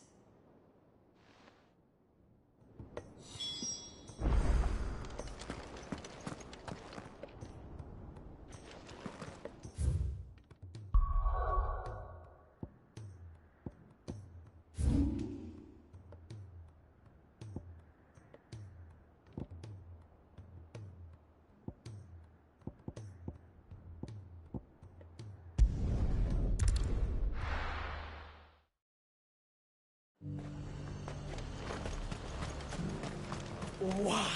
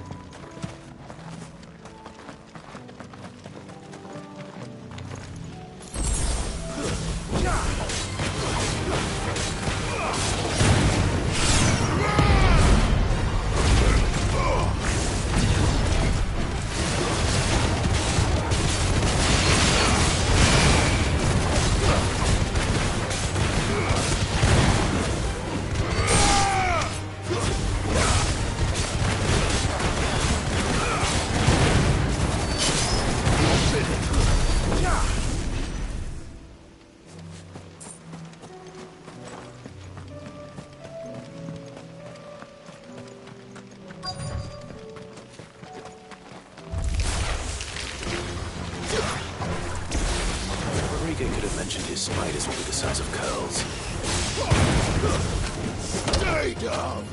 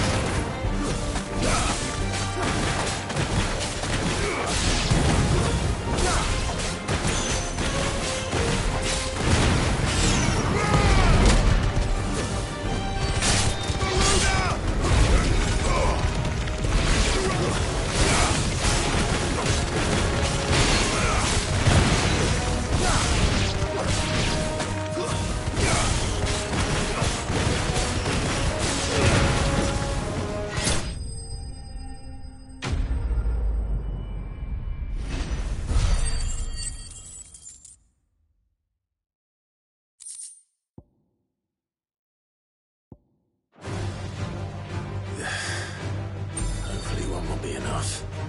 Rodrigo will have prepared the other ingredients by now.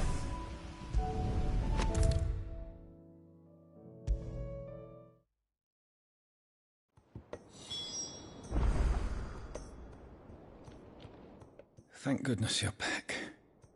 Taya looks like she's about to collapse. Is this what you needed?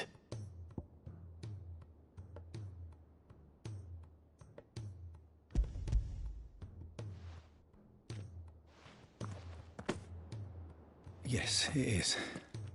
Thank you, Clive. I'm loath to give a patient Alicia, but Taya's right. Sometimes it's all we can do. A single dose dulls even the most agonizing pain, and all other sensation with it. It may be a gentle way to die, but it is death nonetheless. I wish there was another way.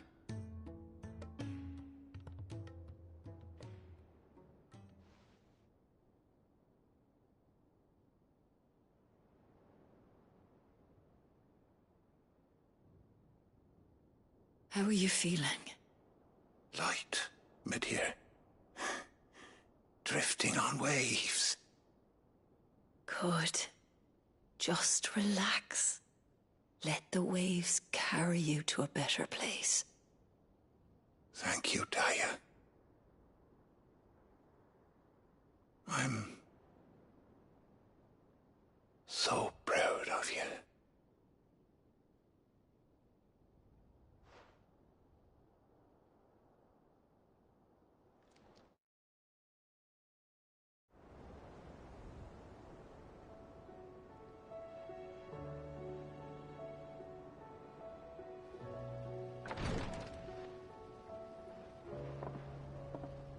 He's gone. Thank you, Rodrigo. And you, Clive? I'll see that he's properly laid to rest.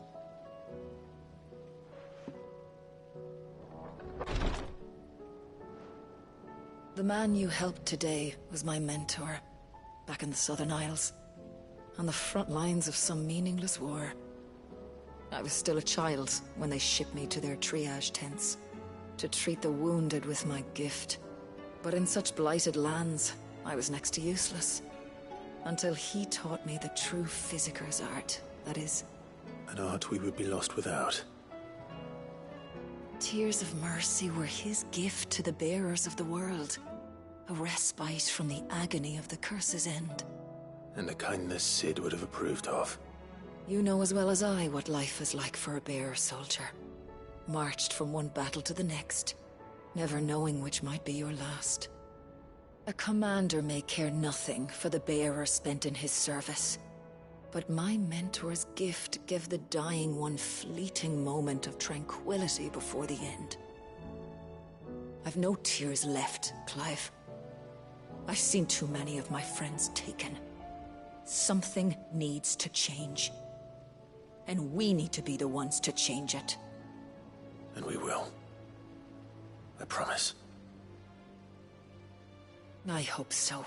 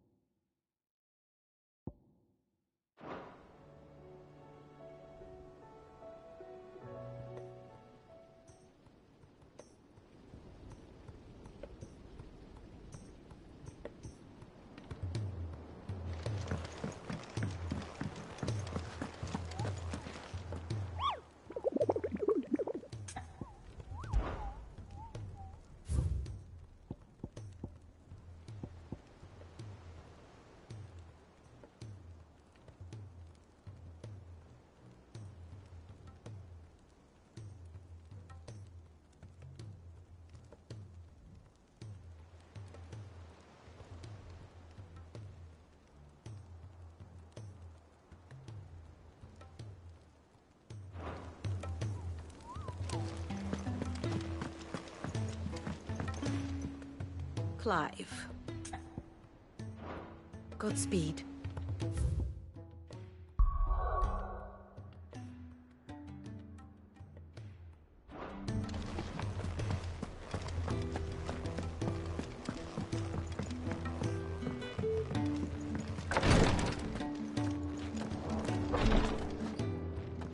Clive, I wanted to give you something for the kindness you showed my mentor.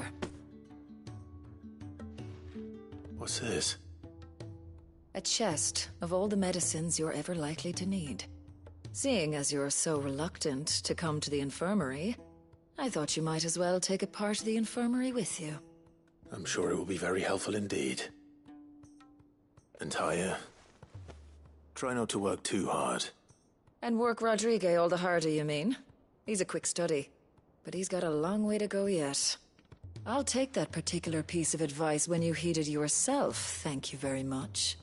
Besides, who else is going to see that your brother takes his medicine? Who indeed?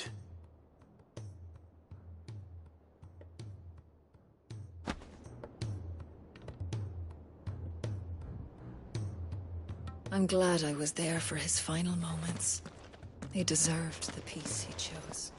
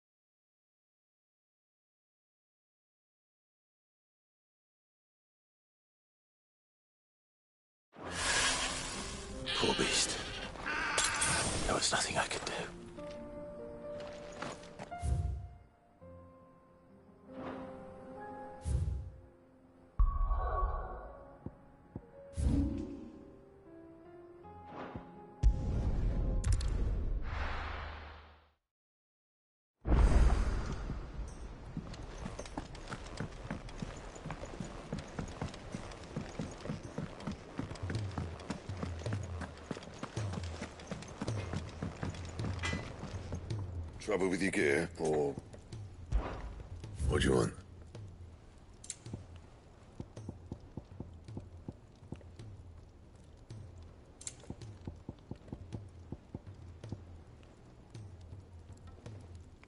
That it? Fine.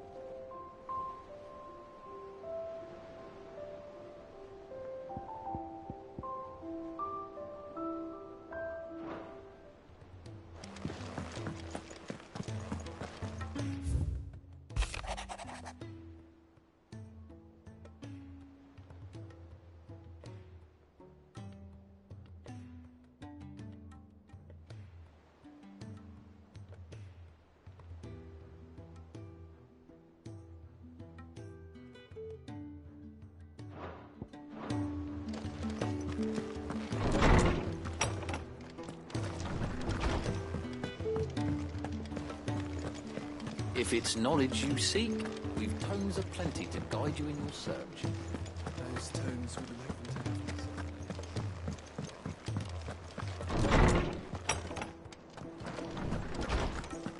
Let me help. I know my letters. Most of them, anyway. Very well. Knowledge hoarded is knowledge lost.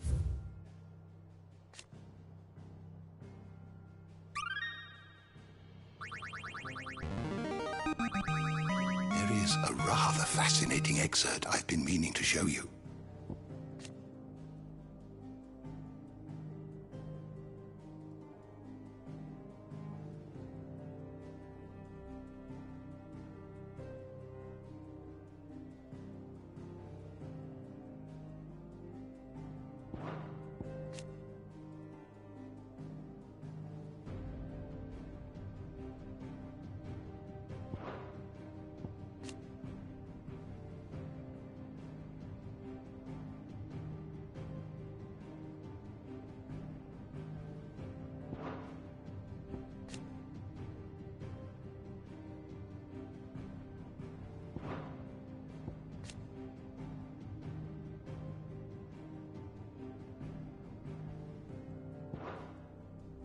If you have a question for me, I should be happy to answer it.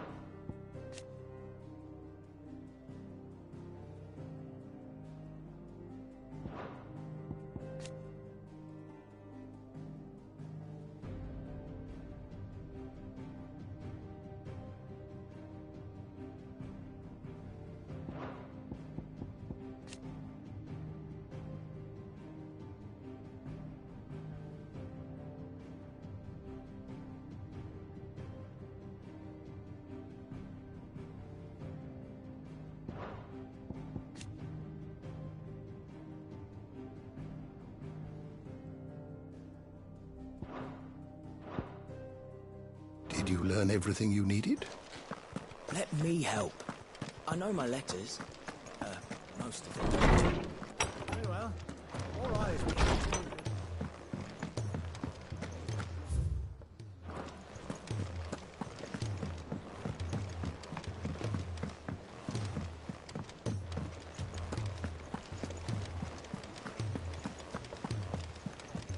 Cole said it was an army of Akashic.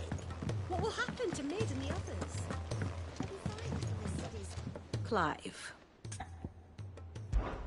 Allow me to educate you. Here's the latest information I have.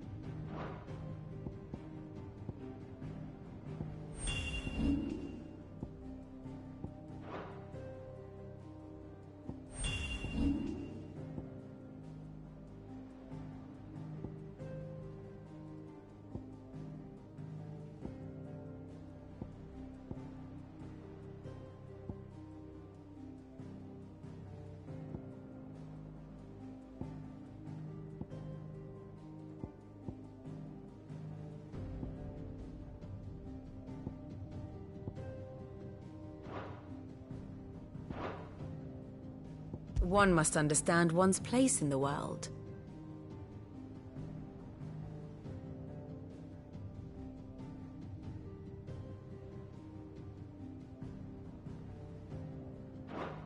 The state of the realm is ever-changing, Clive.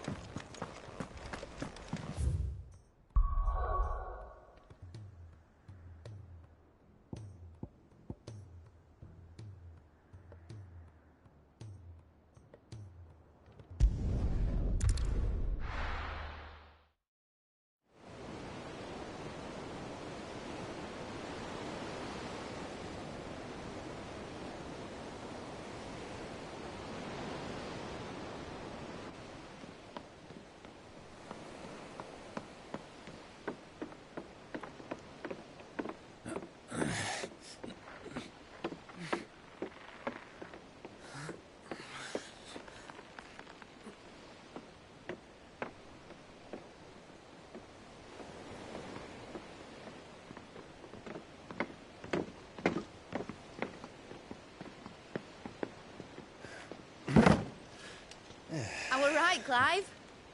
My dad had it all worked out. He'd be proud of you, Mid. His writings may have helped, but this achievement is all yours. Can we catch them? The Ainayar's one of the largest, fastest vessels ever built. And it won't help she has the wind at her back. Any other ship would be hard-pressed to keep pace with her, let alone reel her in. But this isn't any other ship. This is the Enterprise! And the world's never seen anything like my dad's engine. It certainly hasn't.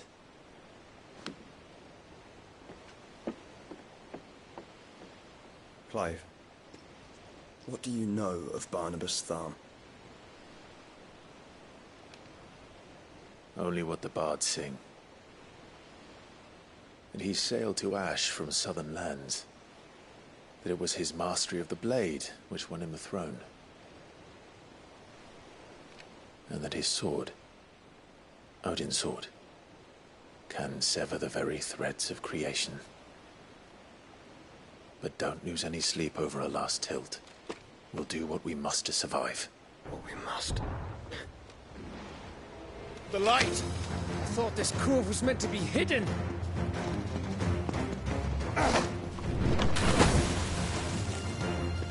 Mid! company! Eh? We'll hold them off until the ship is ready. But hurry! Bollocks! All hands! Man your stations!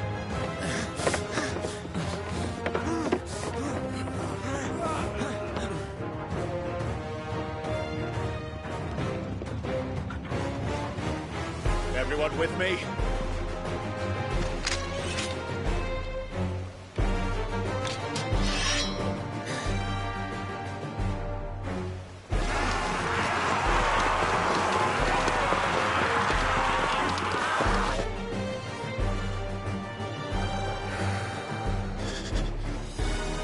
Here they come!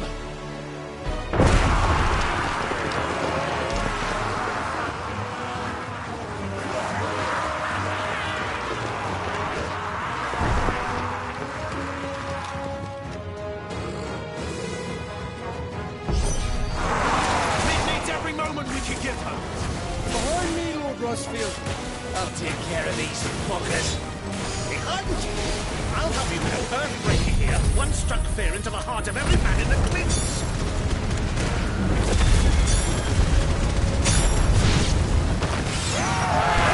About that offer, Gav? How are we doing, Mid? I thought you said that ship was fast!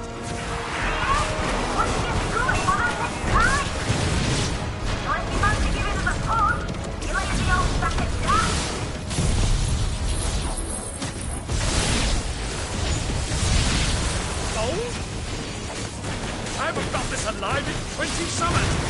Come on, then! Feels like the conflict occurred. Without you hanging up, stand back with this.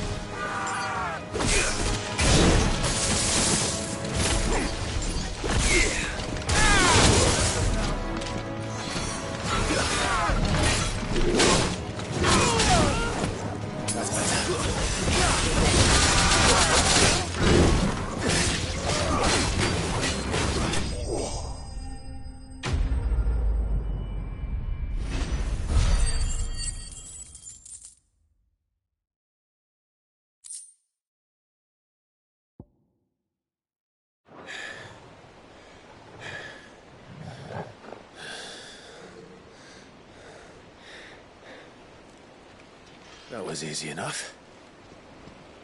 All right, you lousy lot. Get your asses on board. She's ready to sail. You heard the captain.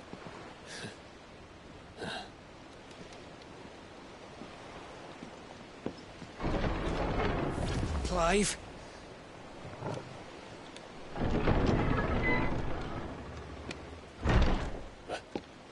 But I thought he was... Confounded. Then it is as I feared. Sleipnir is no man, but a creation of Odin.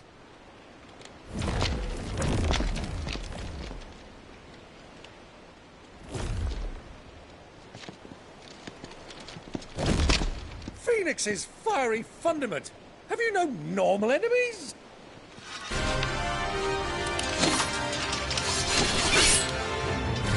Up for another round? Of course we are. Right, Lord Rosfield? My boy, there was a time people called me the Executioner. Those are my eyes. No matter, heads will roll all the same. Mate! New plan! You leave! We follow! Follow? Swimming, are you? Oh, bugger me! Weigh anchor! Engine's dead slow ahead!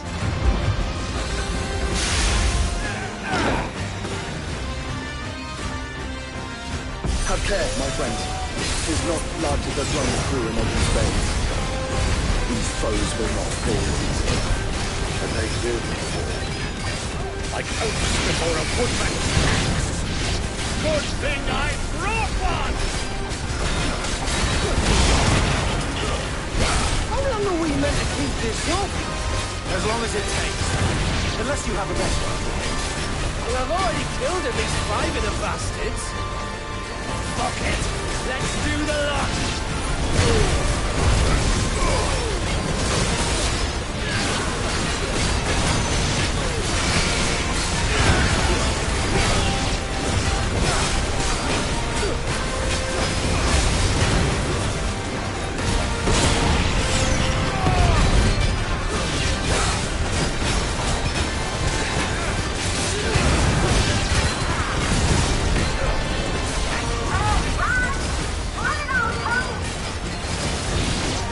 For the ship! Not yet. Wait for my signal.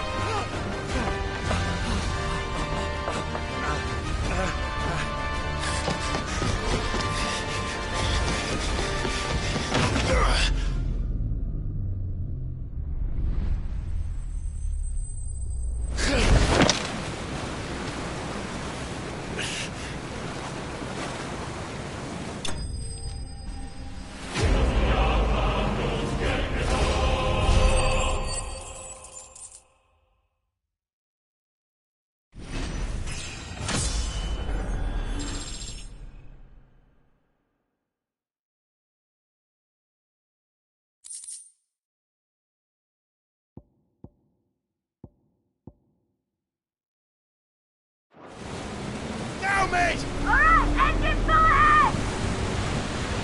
And hold on tight!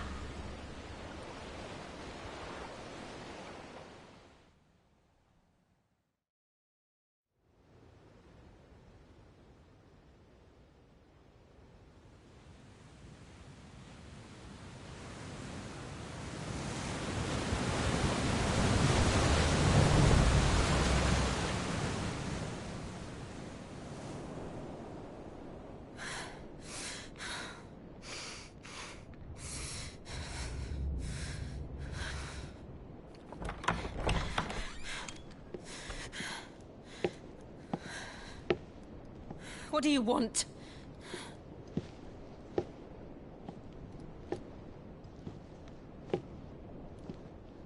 That's quite a mess you've made. And wholly unnecessary.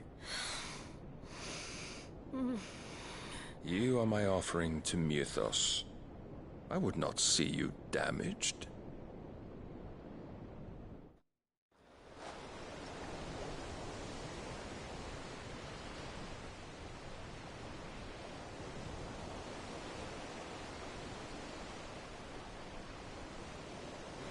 Now back to your stations! Every bell spent treading water puts another league between us and the galleon.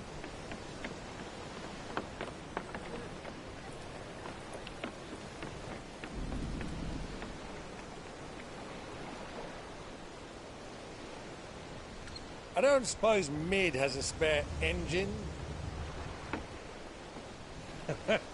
Since you rose from the grave, my fortunes have plummeted. Are you absolutely certain of this quest of yours, Clive? The foes you face are as terrible as they are numerous. Aye, and they'd have us live and die on their terms, which should answer your question. Ah! You have that same stubborn look as your father did when he set his mind to something. On the battlefield, I am but a single axe. A deadly one, mind, but a single one nonetheless. Yet what you require is 1,000, and I believe my old friend in Brandalar can provide them.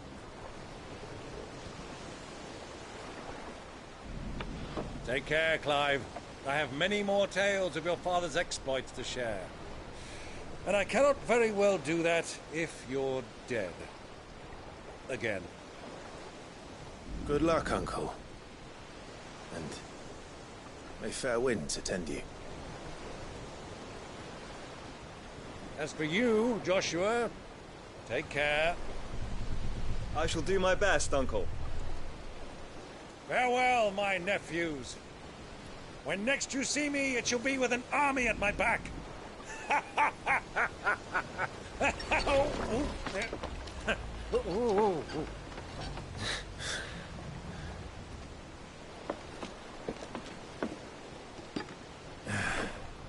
Cheerio!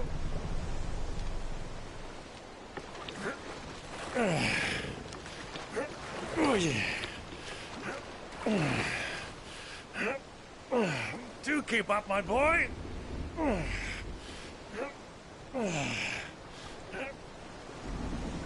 Well, we can't have him showing us up now, can we? We would never hear the end of it.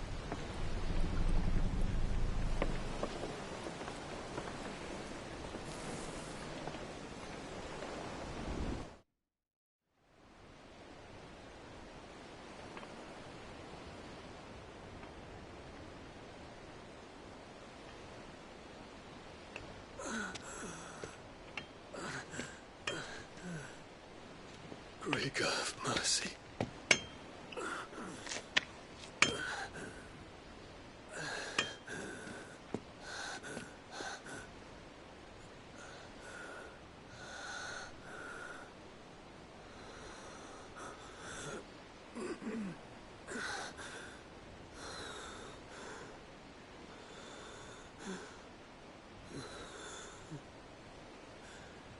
All this.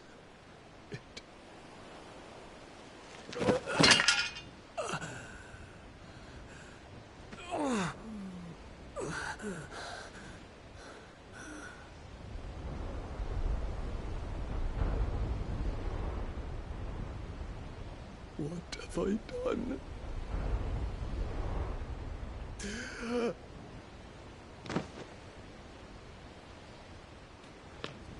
My lord.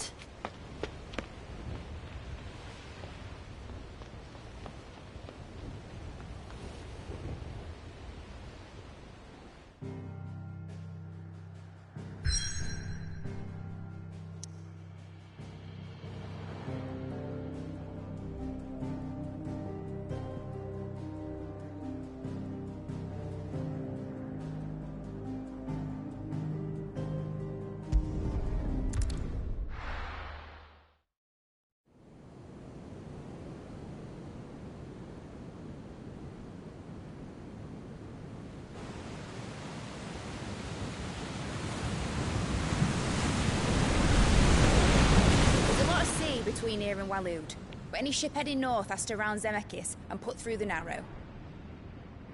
Maintain our current bearing north-northeast, and we'll catch the Black Galleon before she vanishes again. What's to prevent her from circling around Ash from the south? With these winds in those waters, it'd taken forever and a fortnight to reach Stonehere. Mid knows what she's talking about, Clive. Better than any of us lot, anyway. I say we do as she tells. Sails on the horizon. She's ours.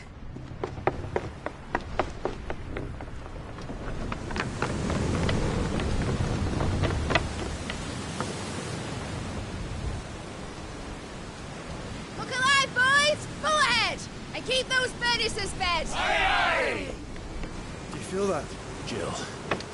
All hands! Battle stations!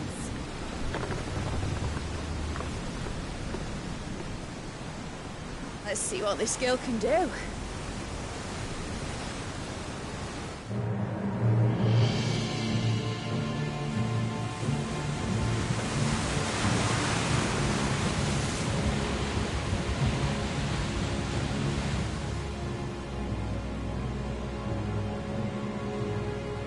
Where one leads, so does the other follow. The bond of consciousness which joins them condemning both to the same fate. Yet my every attempt to strike it from their hearts serves only to tighten its hold.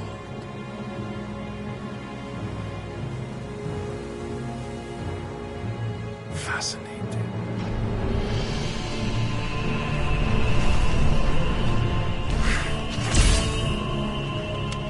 But then, there is naught my blade cannot sever.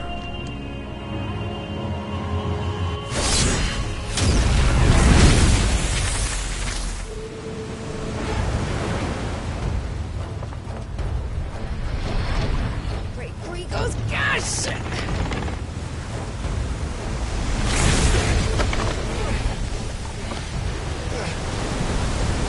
Barnabas. Brace for impact!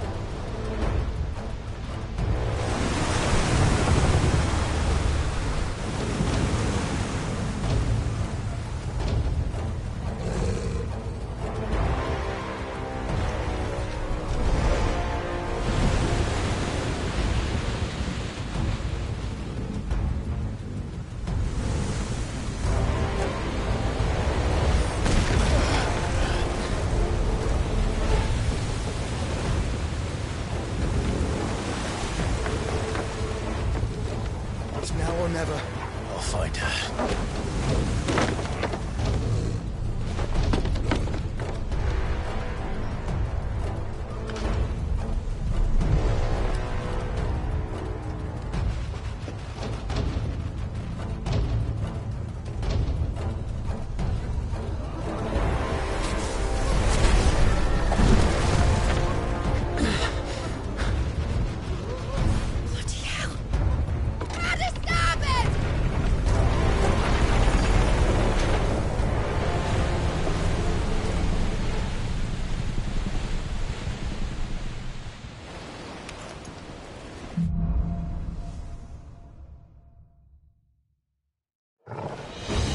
Where did you hide her, Barnabas?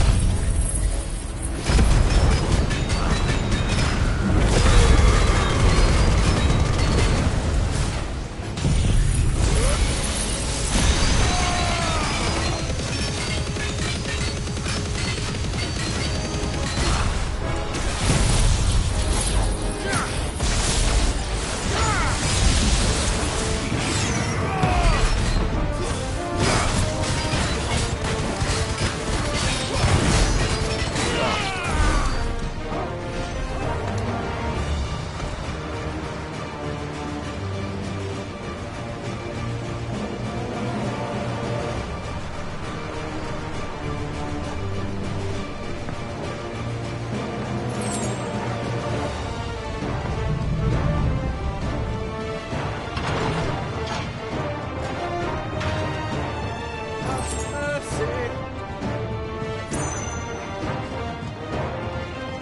Stop the fight at last. I'm going to die. I need to hurry.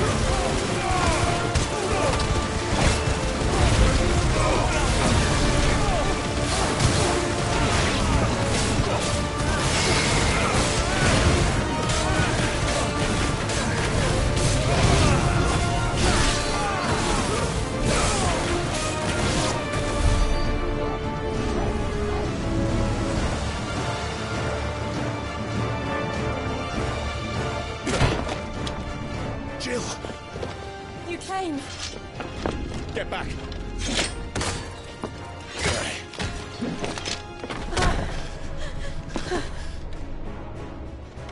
Clive, how did you... I'll explain later. Hands.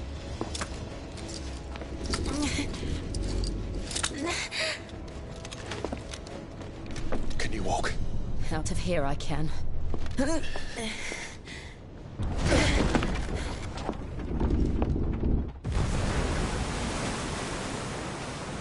Stand still! Phoenix. Are you not the dominant of fire? I see naught before me but a guttering flame.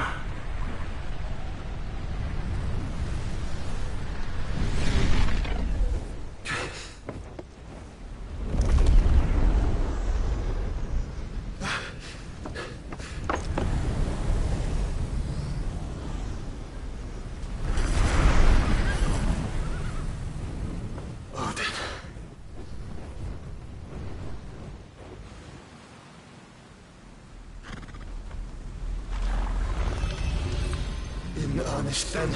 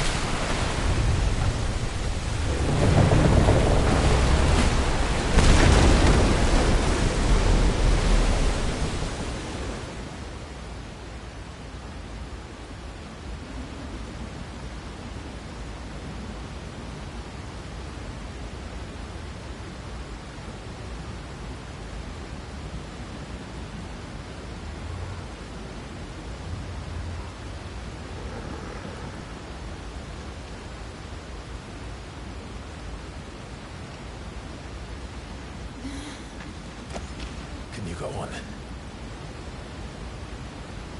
I think so.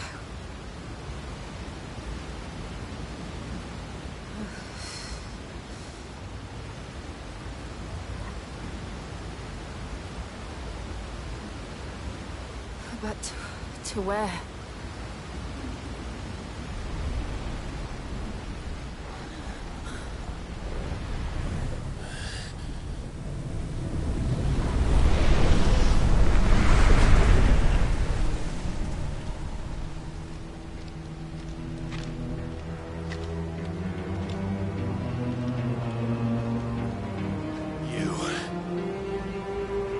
What did you do to Joshua?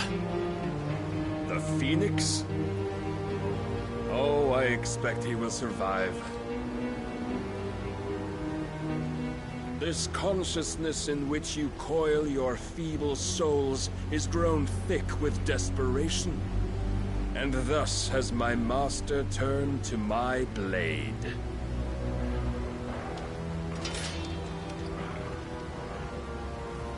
The world will soon be painted in black. And all that live shall gather in death's autumn wake. Not if we remove the cause of this misery. Not if we destroy the last of the Mother Crystals and restore balance to the world. Come. Do you truly think it's so simple?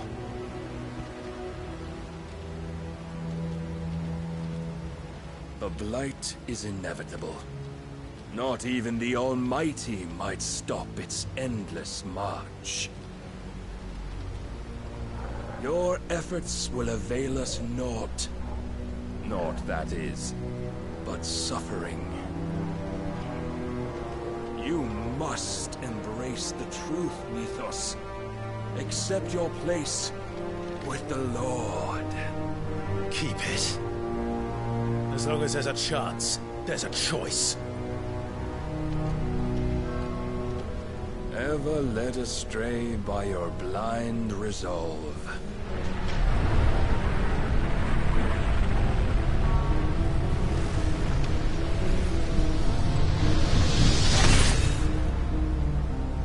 Now, it is time you learn the inevitability of your divine fate. However much it may hurt. Get as far away as you can. Clive, no. Trust me, Jill.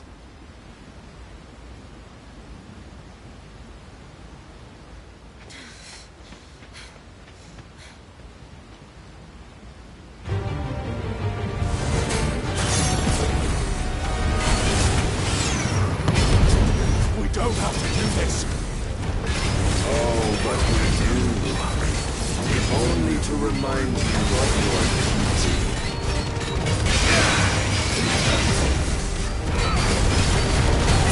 Rise, Lost. Nice try. In the short time since our last meeting, you have grown much. Yet as a vessel, I fear my lord will still find you lacking.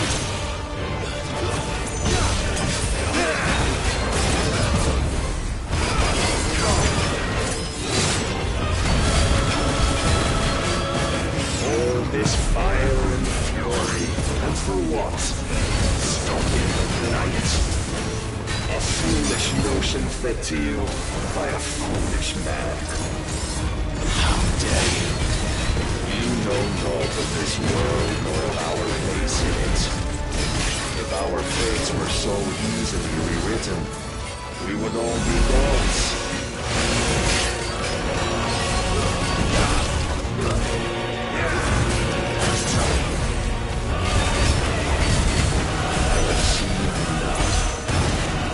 Reason cannot sway you.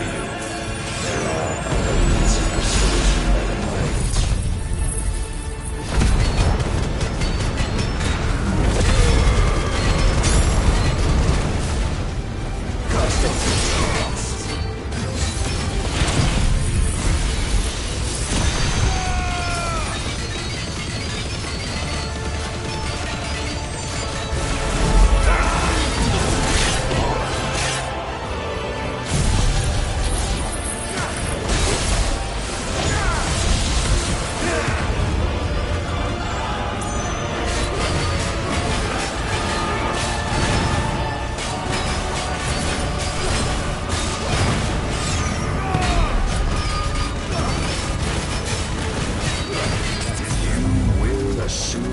Mantle you've been given.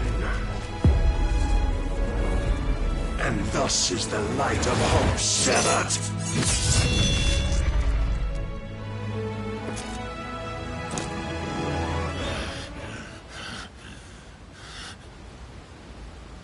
You would yield so soon. Never. Clive!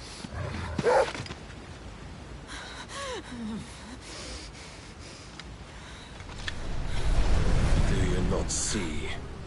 Your iron will weighs you down, dragging you ever further from your purpose. And what is my purpose?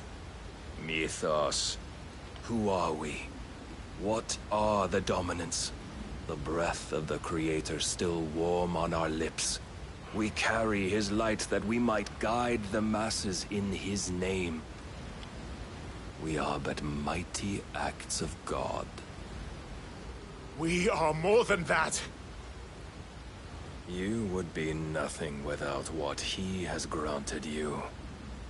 The power we wield is his, and yet every time we draw upon it, it wears away at our very being.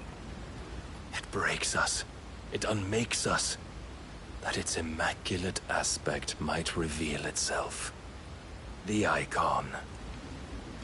It is too much for even his chosen few. Apart from you, Mythos. You wield the might of many, yet your body does not answer for its avarice. What are you saying? What I am saying is that we dominants are a means to an end. We were created for you, that you might drink deep of our strength and thereby fulfill your divine purpose. Which is? To feed. As you would know, could you only look beyond the walls of your prison of self-regard. As long as you choose to ignore this, you shall never penetrate my defenses. Still, you may take solace in the fact that you are not alone in your plight. The chains of volition shackle all of mankind, but there is yet cause to rejoice. For the Lord, in his mercy, has taken pity on his flawed creations, and shall see them restored to their proper forms. And what exactly would that be? Why, loyal servants to God. No. Manners, Lord Rossfield? They are men, like you and me. Albeit ones unburdened by the wills that drive our kind to madness. They are pure. They are divine. You mean to turn everyone Akashic? Not turn, Mythos. Turn back. For too long has mankind been led astray by their clamorous wills. It is time they return to a world of quiet equality, where they might once more know salvation. Salvation? And abandon everything we hold dear? We don't need your salvation. We'll save ourselves, and we'll do it on our own terms. Not yours. And not your gods. With every defiant expression of your will, the tighter the chains of consciousness become. But perhaps that fact may be put to use.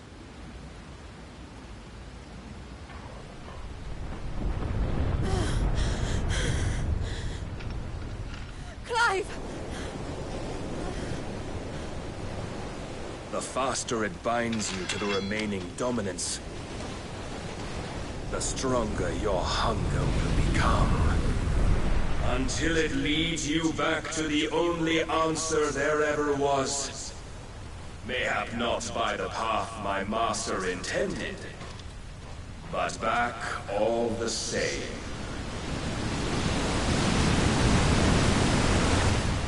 Ash is not far. I could freeze a path. You're in no fit state. Probably not, but I can try.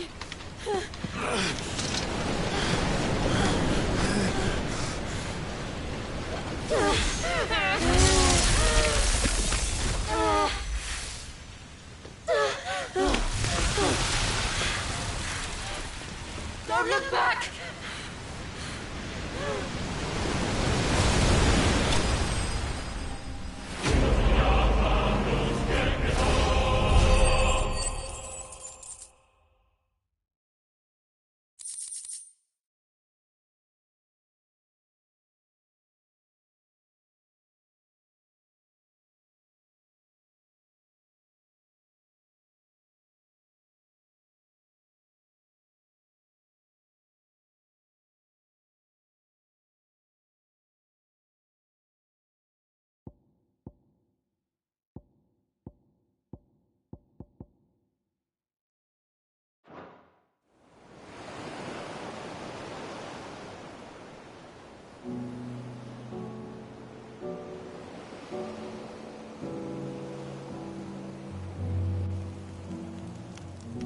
I hope the others are safe.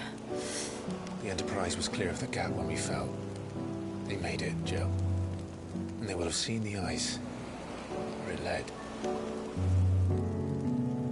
We need only wait till dawn.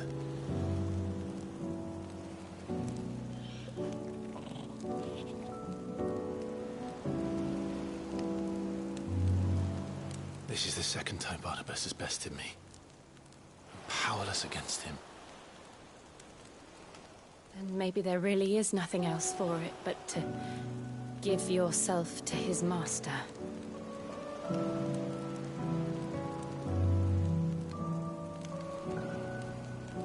Only you won't do that. The Clive I know would never do that. So you believe? But do you really know me? If what Barnabas said was true, then I'm more monster than man. And each time I summon the flames from within, I burn away the things that make me who I am. Do you, though? Think of what you've used that power for. Of all the people you've saved. It doesn't matter how or by whom it was granted, only how you choose to use it. And you've chosen to use it for good, haven't you? I've also used it to kill. What if that's my purpose? What if it's all I'm good for?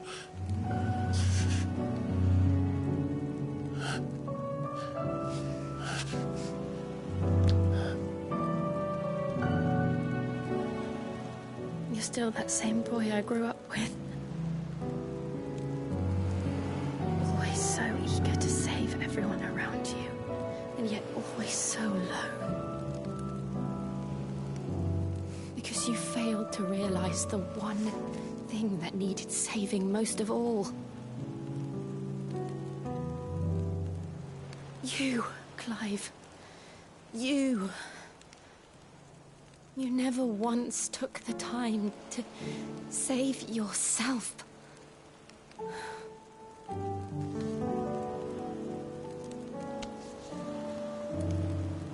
Myself? I think I might be beyond saving. No one is beyond saving, provided they want to be saved. You fight to survive. And you survive so that you may protect those you love. It's what you do. What you've always done.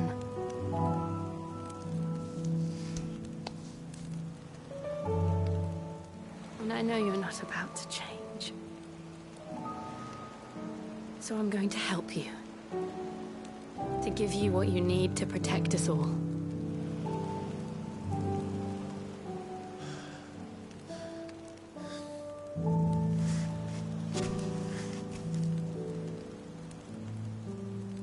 Jill. Are you sure?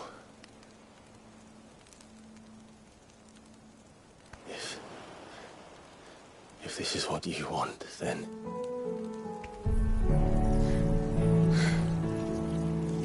Don't worry, Clive. It is.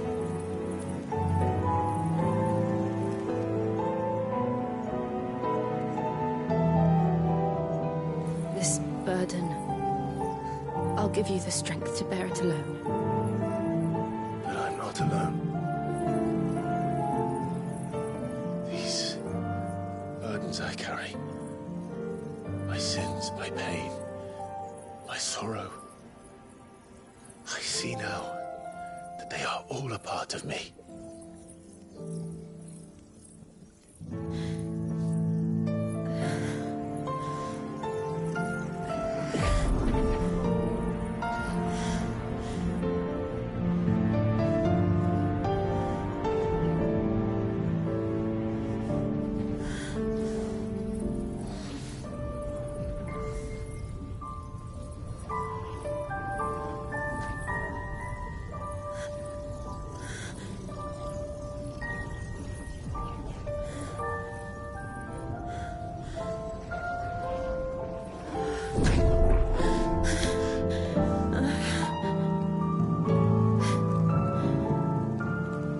to continue on.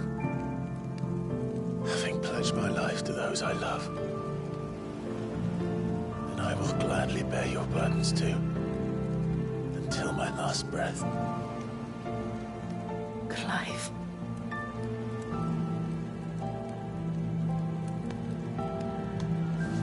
I promise you, Jill, we will find a way to escape this fate. Find a way to save each other.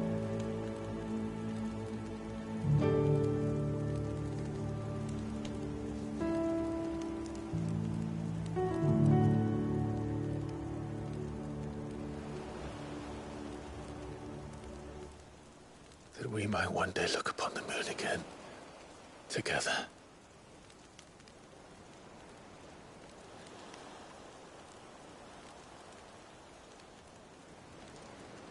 And I promise you, Clive, that I will be there, no matter what you must become. I know.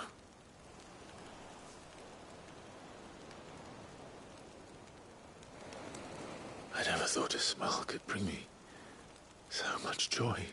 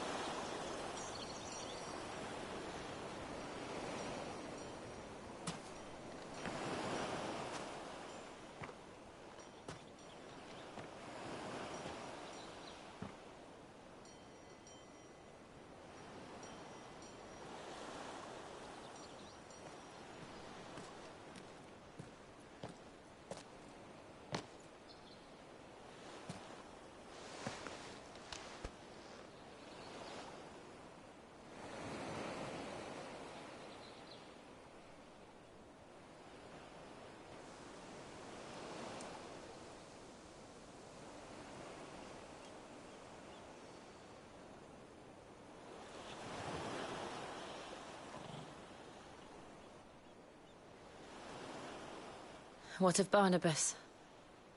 Do we pursue him? No. Our paths will cross again soon enough. Whether we like it or not. Besides, there is something we must do first.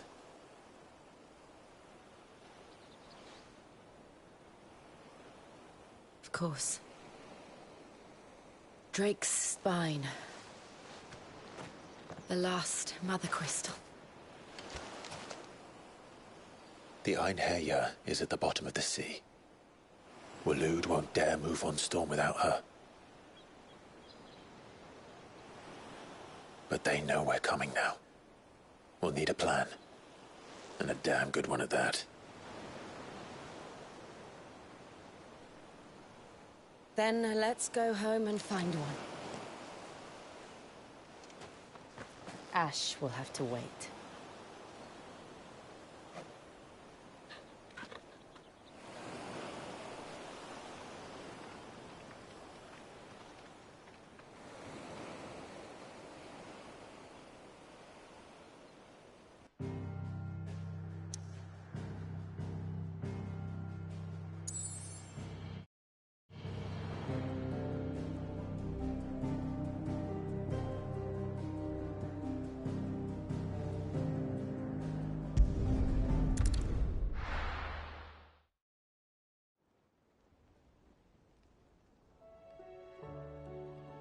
Mid says Odin split the sea in two. She's always been partial to a tall tale. But there's tall, and then there's tall. I struggle to believe it myself. I see your uncle isn't with you. He stayed with the Enterprise. After our brush with the Einherja, she was in urgent need of repair. And my uncle knows a shipwright in Randalar. We're to join him there when we're ready to sail for Ash. You sure that's wise? Last I heard, the place was still overrun with Akashic. Show me a city where that isn't true. Ultima's plague is spreading. We're running out of time, aren't we? We've done our best to shore up that hideaway. But I doubt a few planks will stop what's coming. Still, we'll keep at it. Every little helps, I suppose. Let's hope so.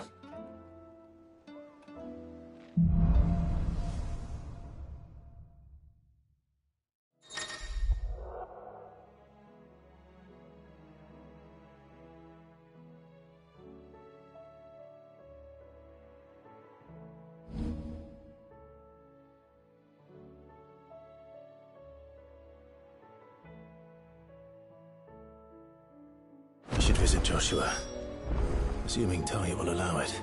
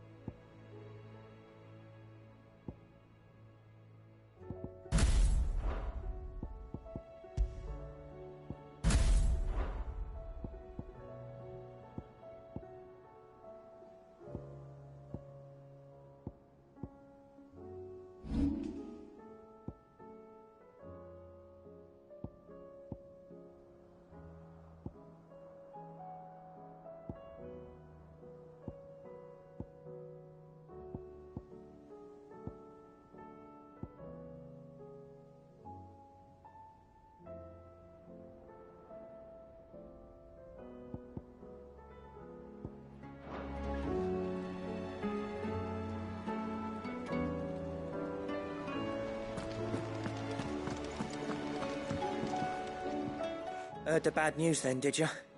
What bad news? About Dravost. Blackthorn's old haunt. With the forge and all that. Well, anyway, the mines just down the road from there are spewing out ether like no one's business. And the village? Safe from the flood for now, but they've got other problems. A Kashik. Every creature in the area is either turned, or on the way to turning, apparently. Zoltan and the others are living on borrowed time. They need help, and quick. Doris sent a few curse breakers to keep an eye on things, but there's only so much a couple of scouts can do. Except get eaten. If something ain't done soon, the old place will be overrun. I won't let that happen. Didn't think you would. Does Blackthorn know? I thought it might be better if he didn't. He'd only do something stupid. You reckon we should tell him? No. It's better this way. Yeah, well... I can't stand about knowing what's happening out there, so I'm off. I'll see you in Dravost.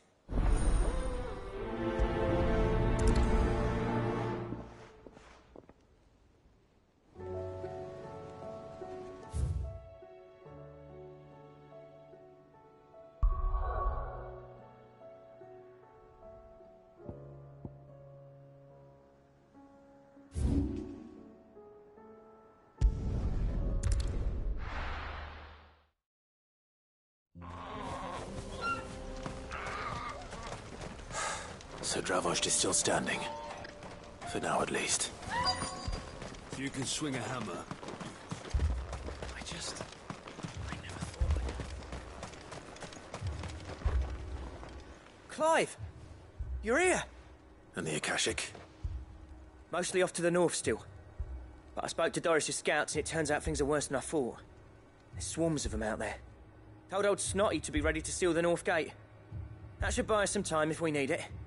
Enough for the villagers to barricade themselves inside their homes, at least. Well done. Welcome back, Sid. I'd never have guessed, you know. Not if August hadn't let slip.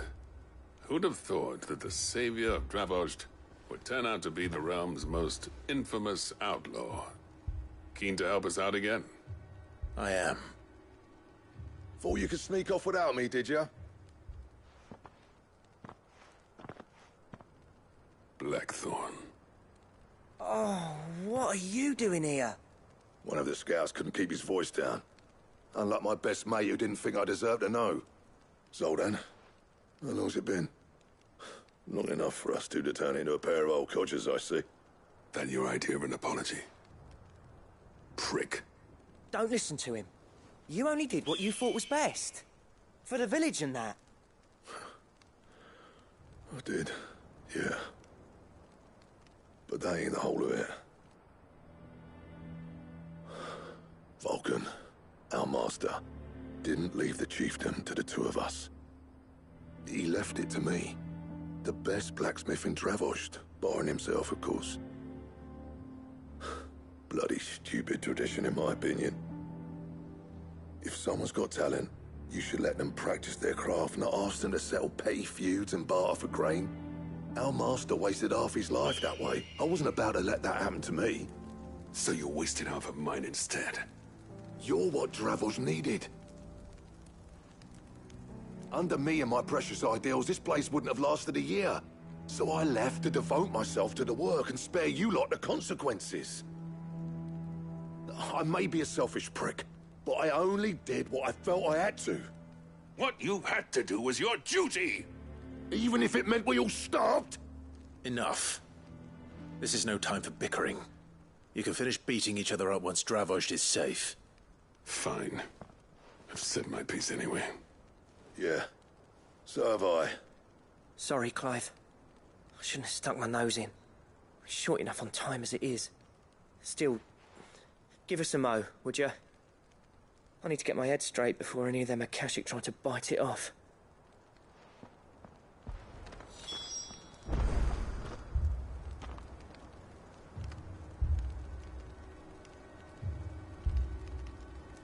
Prick or not, I won't abandon Dravost to a swarm of Akashic. Just say the word.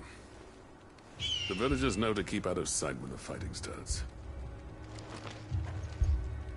You, ready for the off, then? We can't afford to waste any more time. Right you are. Might be worth having one last word with the scouts, though. Don't want any nasty surprises, do we? Oh, and Blackthorn, you and Zoltan might be better off staying inside the... Akashic on the move. How close are they? Within sight of the walls, and there are more coming up from the mines. What was I saying about nasty surprises? They'll wash right over us if we stay out in the open. We're pulling back behind the gates. Good idea. Get yourselves inside, but keep your weapons handy. Understood.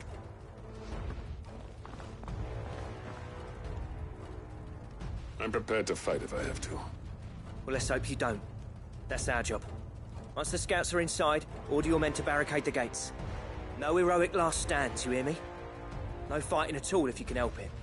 August's right. I've seen what Akashic beasts can do to armor. The people here are tough and willing, but they ain't equipped to face what's coming. I'm going out there. Start work on the gate as soon as I've left. I'll give you as much time as I can. And if they kill you? You evacuate. But it won't come to that. I promise. You'd better be right. Take good care of Dravost till I get back. Leave it to me. And give those things what for, yeah?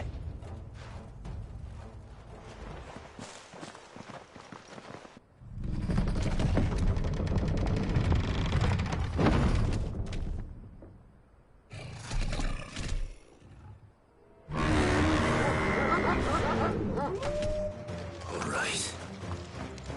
Which one of you's first?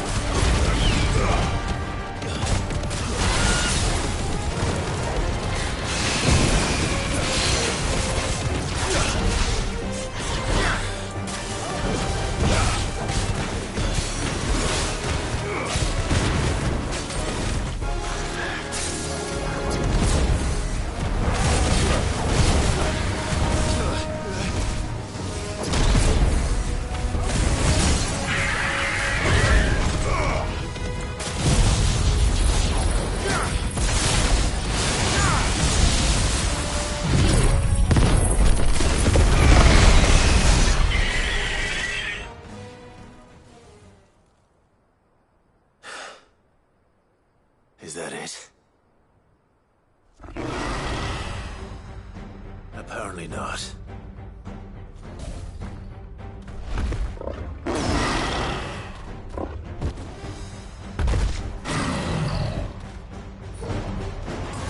Not getting past me.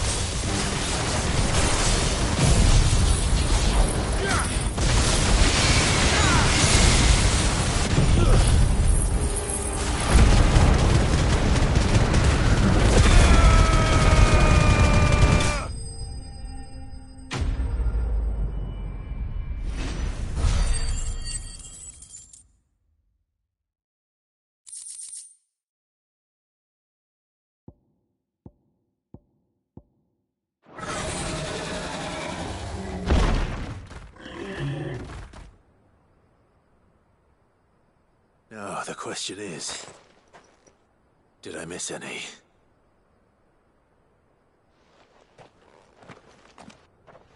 Man alive! You're still in one piece! I slew as many as I could. As many as I could, he says. The old bleeding lot, more like it. Well, almost. Only almost. Yeah, one or two did try to sneak over the wall. But we got the bastards, don't you worry. Good. Though you do know, More will come in time. In time, yeah. But we can think about them later. Let's get you back inside.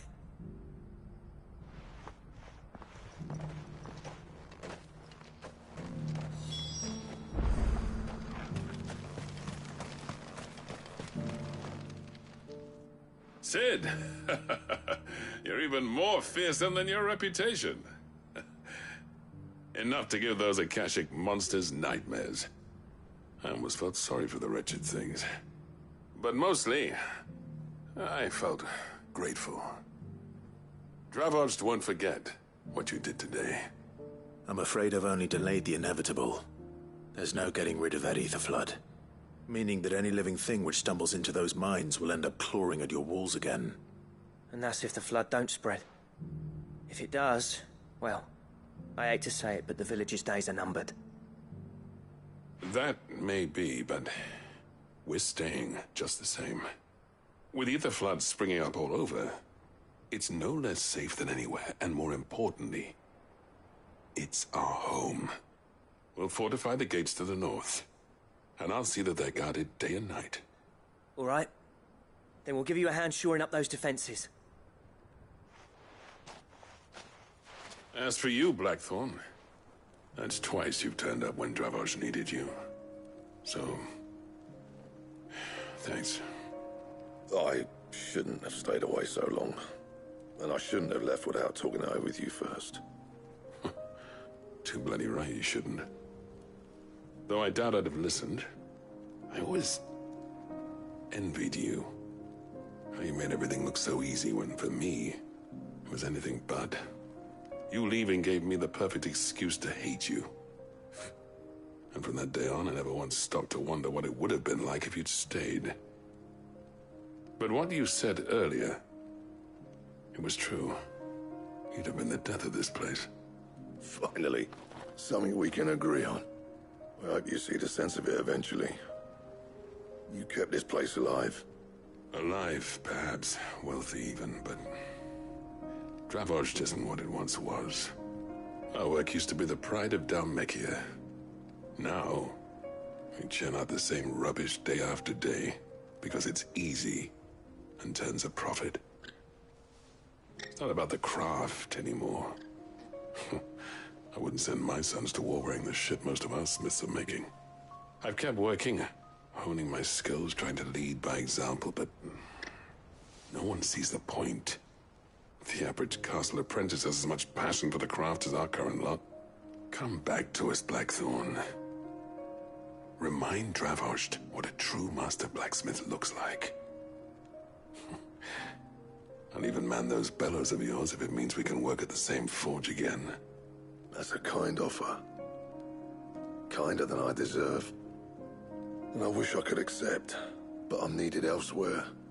There's people who trust their lives to my steel, and I daren't let them down. Fair enough. But that doesn't mean I couldn't visit from time to time. Let's see if we can't rekindle this town's passion for the craft, shall we? I'd like that. Just be sure to tell Snotty to let me in the next time I come calling, yeah? Knowing him, he'd let you in anyway.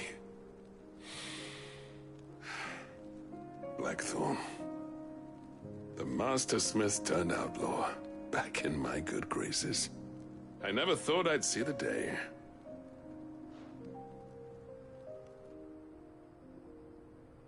I'd say that went pretty well, wouldn't you? Even better than I'd hoped. Sid, I've got something for you.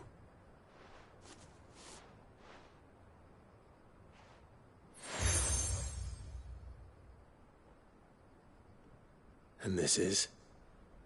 A token of our lasting gratitude. But I'm of a mind to make you a far grander gift. Designs for a certain sword have been passed down from chief to chief for generations. Now hold on, Zoltan. There's a reason no one's made that blade in centuries. There's not been a craftsman equal to the task. I'll admit your cinders make impressive steel, and I've learned to hone an edge Odin will be proud of. But the engravings on that thing are enough to make a jeweler cry. And they're not just for show, either. Have you forgotten what brought you back to Dravozd in the first place? A certain ring? I knew I'd never surpass you with the hammer and tongs. So I turned my hand to a different kind of metalwork.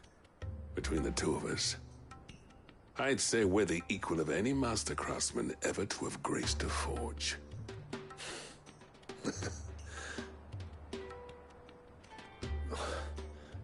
You know what? I think you might be right.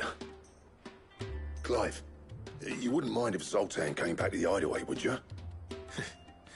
He's more than welcome. As long as he can keep our secret. Right. Zoltan, get your tools. We've got a legend to forge.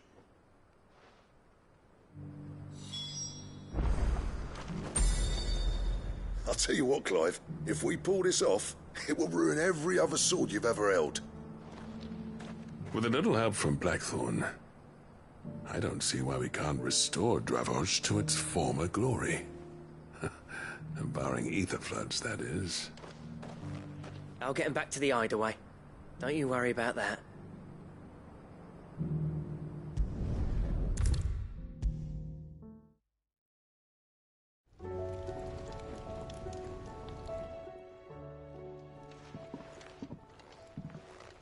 Ah, the man himself. We were just about to make a start on that sword I promised you. It's funny, but none of this would have been possible without your help. You remember Camille? We'll be using his leatherwork for the grip. The steel, meanwhile, will be tempered in a fire, burning the cinders you charmed out of old Zoltan here. And that whetstone from the Outer Isles? That'll be what gives the blade its edge. And the final flourish will be my talented colleagues' engraving. A team effort led by the greatest blacksmith alive. Now, save that talk till the thing's finished, yeah? Right. I'm ready if you are. To the bellows it is, then.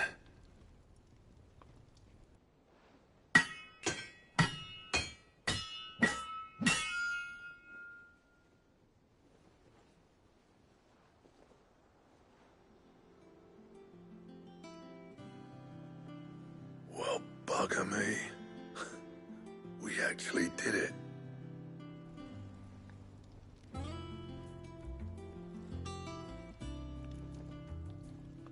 The sword to end all swords. Ragnarok. It's quite something. I trust you'll take good care of it. Thank you. Both of you. So, does this make you pair the greatest craftsmen alive, then? This? Nah. This was just following the footsteps of the greats of old. It'll take more than that to earn us our place in history. But we're up for the challenge. Here. A list of materials. Zoltan and I got talking on the long road back from Dravozd. We reckon with those items there, we could craft something even better than the Ragnarok. Something worthy of a legendary outlaw like yourself. That's a weapon I'd like to see. You leave this list with me. I was hoping you'd say that. One legend at a time, eh, lads? Before you start on the next, who fancies raising a cup to Friendship Reforged? Good idea. No more drinking to forget my past. It's about time I had something to celebrate. Then tap the kegs! Vulcan's boys are on their way!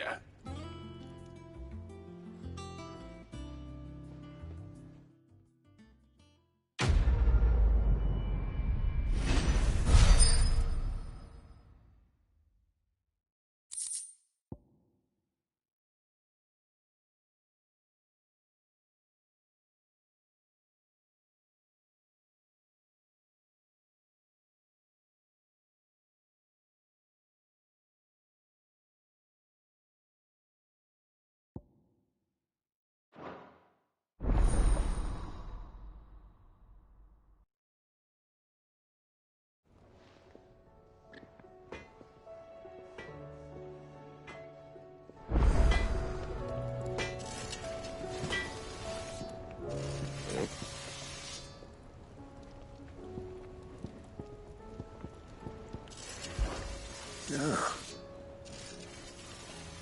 The weight of all that shit.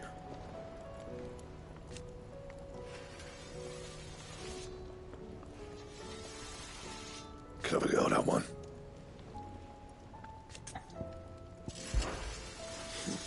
I never thought me and Zoltan would ever speak again, let alone work together. And if it hadn't been for you, we wouldn't. You've been a good friend to me, Clive. The best. What do you want?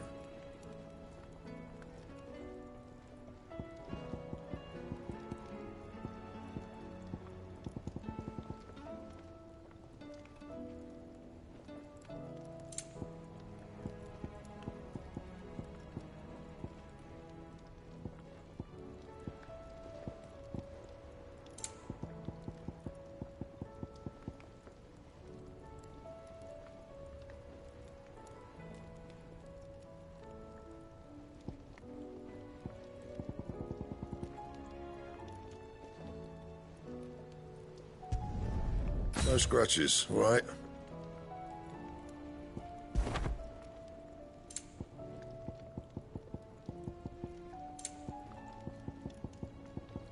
That it? Fine.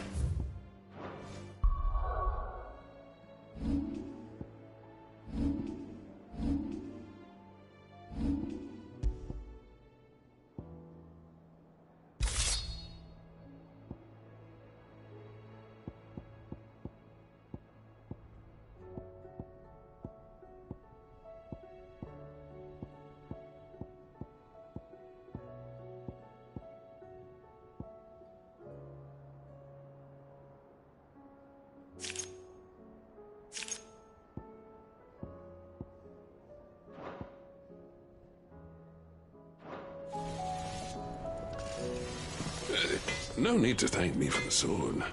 I'm happy just to be here.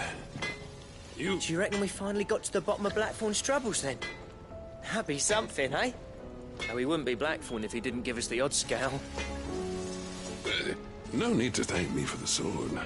I'm happy just to be here. You've built a fine home for yourselves, and I can see why Blackthorn's so taken with it. Look after the old bastard for me, will you? I'll be off soon, but next time you're in Dalmekir, be sure to pay me a visit. Snotty will let you in.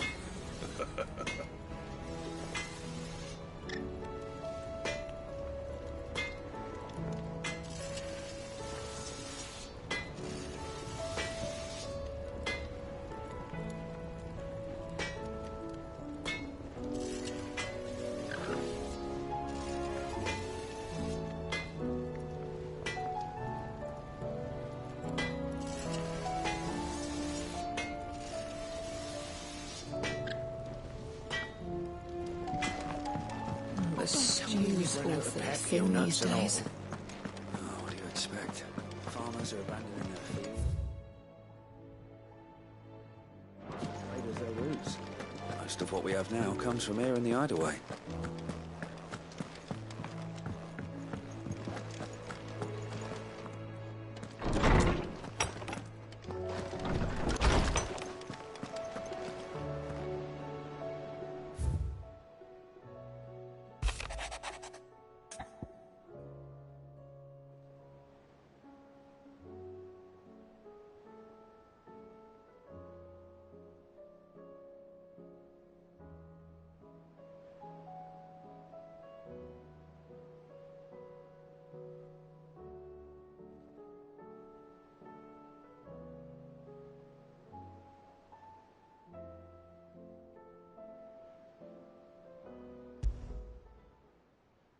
There's no way of knowing if Doris will confide in me, but I can speak to her at least.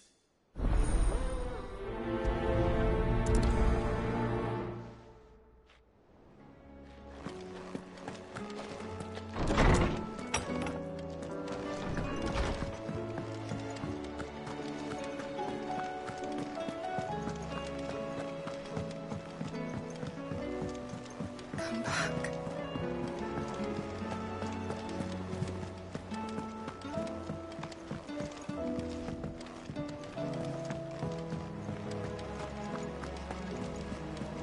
covered in nicks and lumps, the lot of them.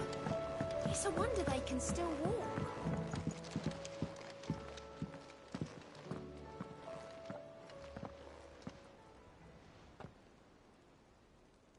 Where are you?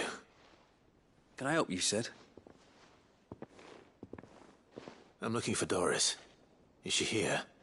I'm afraid not. She's at Martha's Rest on a job. My job, actually. When she heard what the mission was, she insisted on going herself. Alone. Did she? What was the mission?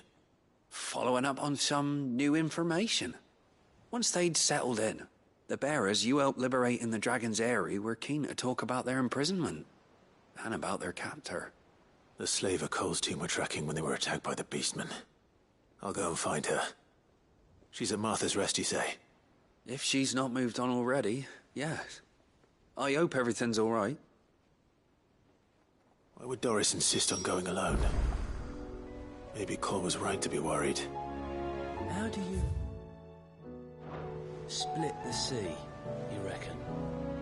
I reckon we're better off not knowing.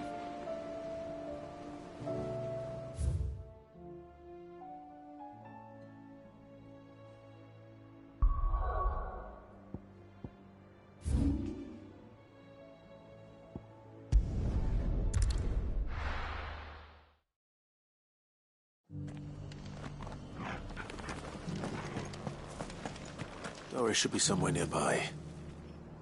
Assuming she's still here. The Guardians of the Flame were true friends to the rest. They fought our enemies, manned our barricades, joined us in our patrols. Now they're gone, I suppose it's back to double shifts.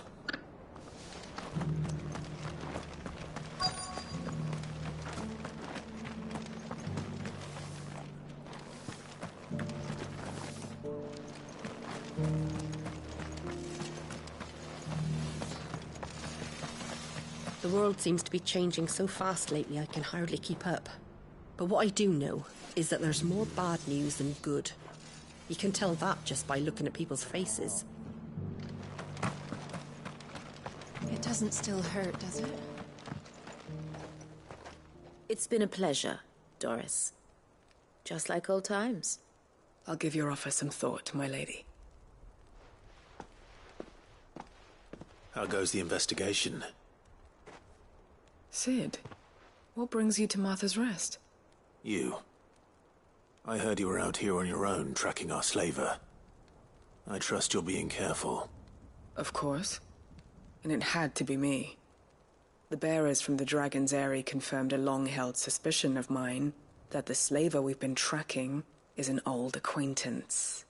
She's no fool. If we'd come in force, she would have spotted us straight away, and then vanished without a trace. That was her just now, wasn't it? So, was it a fruitful reunion? I'd say so. She tried to recruit me. Seems her time in Rosaria is coming to an end. She's abducted bearers from across the region and is looking to smuggle them back into Sambrec. After her brush with those beastmen on the road to Northreach, she hired herself an Imperial escort, which she wants me to join. She's dangerous, Sid, but I think I can stop her. Then I'm going with you. I'll take care of the escort. You can see the bearers to safety. Where are they? The Baum Archers, soon to break camp. You go on ahead. I'll follow once I've sent word back to the hideaway.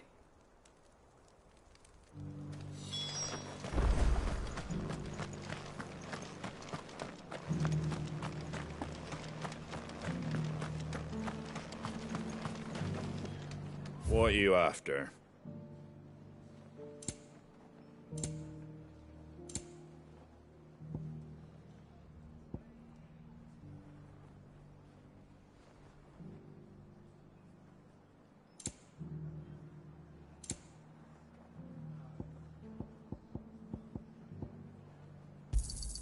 There you go. Much obliged. There you go. Much obliged. There you go. Much obliged. Thanks very much.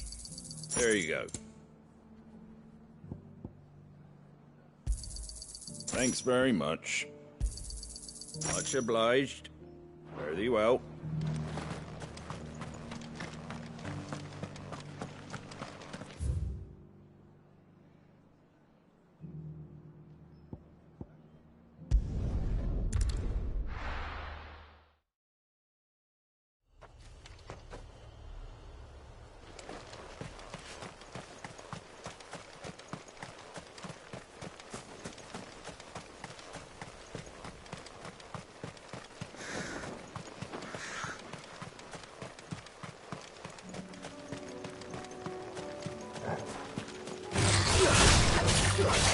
Fire and flame!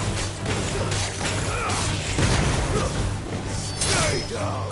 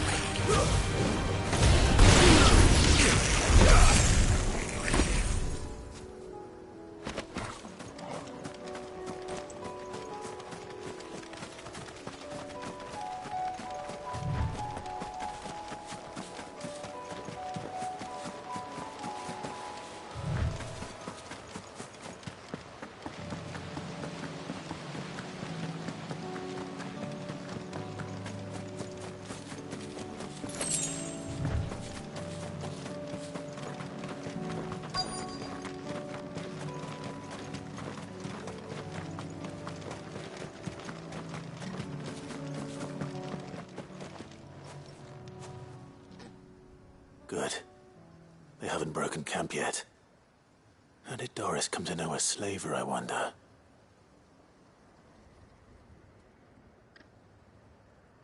We've waited long enough. She's not coming. Ready the bearers. We're leaving. Back to civilization, is it, Mom? With all haste, lest any of you lackwits start talking like these feckless bumpkins. I presume your men are ready. We've suffered too many delays as it is. Any more, and I'll be docking your pay. Yes, Mom. Oh, but before you go, it appears we have company. Kill him. You're welcome to try.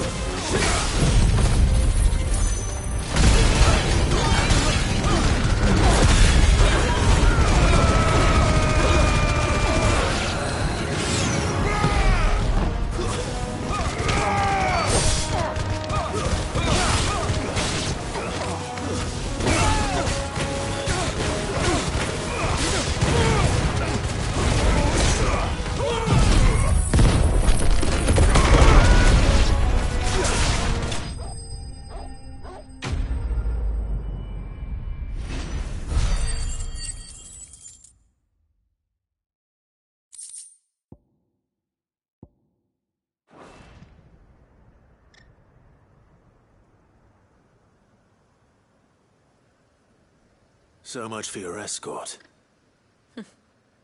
You'll forgive me for not avenging my men. I'm not the swordswoman I used to be. I surrender. Do with me as you wish, Sid the Outlaw. Sid!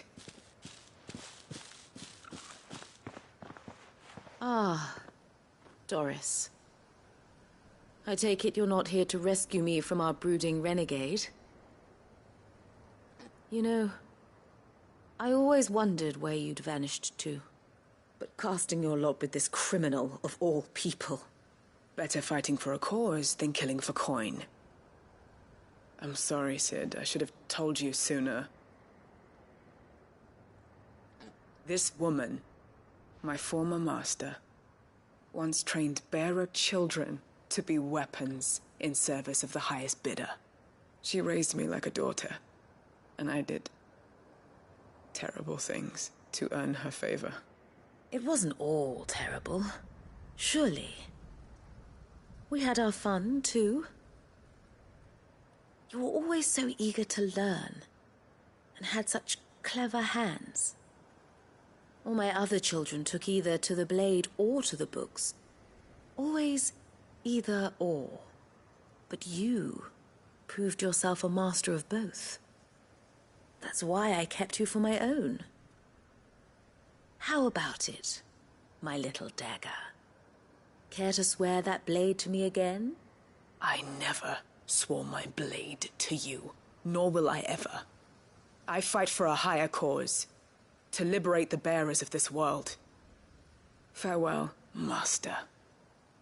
Thank you for making me the weapon I am. You always were a righteous child. Perhaps that's the reason I loved you so.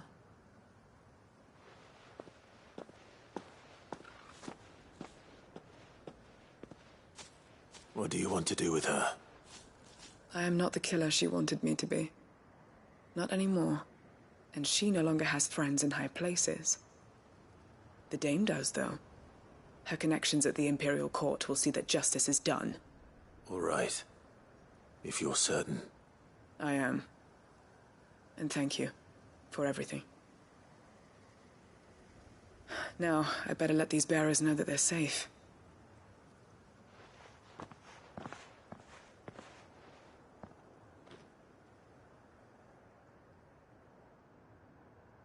And I should head back to the hideaway and put Cole's mind at ease.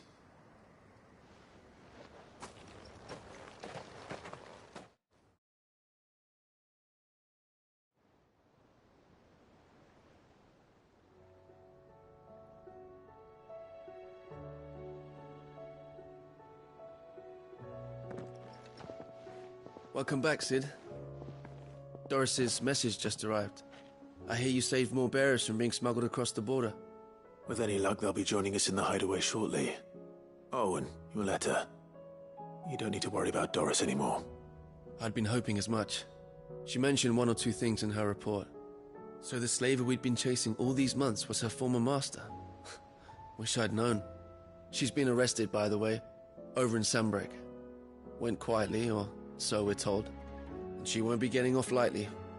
The Empire may have no love for bearers, but it's none too fond of black market traders either.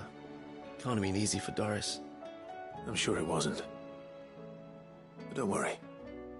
She'll be all right. I hope so.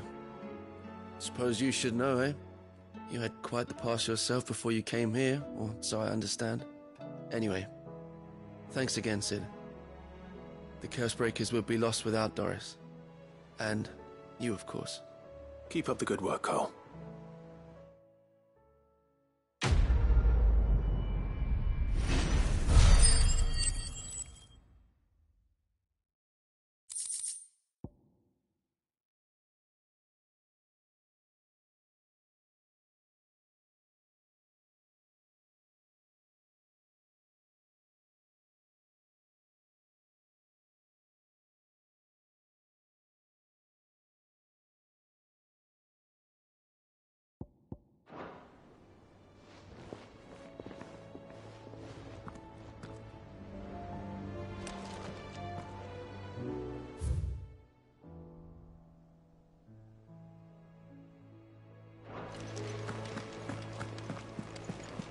Covered in nicks and lumps, the lot of them.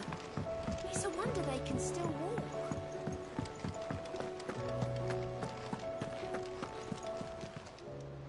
How may I help you today, Clive? Come to claim your just desserts? You earned this. All done?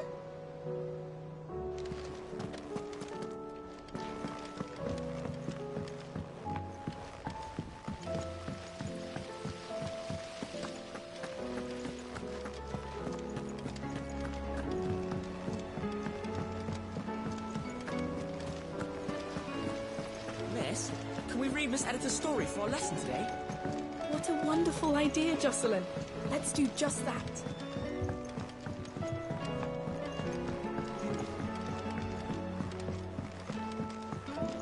How was she? The Enterprise, I mean. Ah, Sid. Just the man I was hoping to see. Did you have a mo? Don't tell me. You need more bomb ash. Oh no, we still got plenty of that left.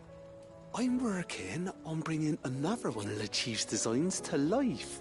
This time, it's a new smelter.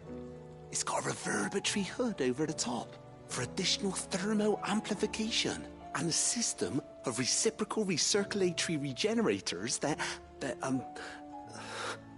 let's just say it gets very blimmin' hot. A heck of a lot hotter than anything Blackthorn's got in his forge, that's for certain. Only mithril engines get hotter, and you can't chuck ore in one of them and get metal out the other end. Trouble is, we won't be able to make out of any old rubbish, neither. We need the good stuff. And I hear you once helped Helena get her hands on exactly that. Any chance you could help me too?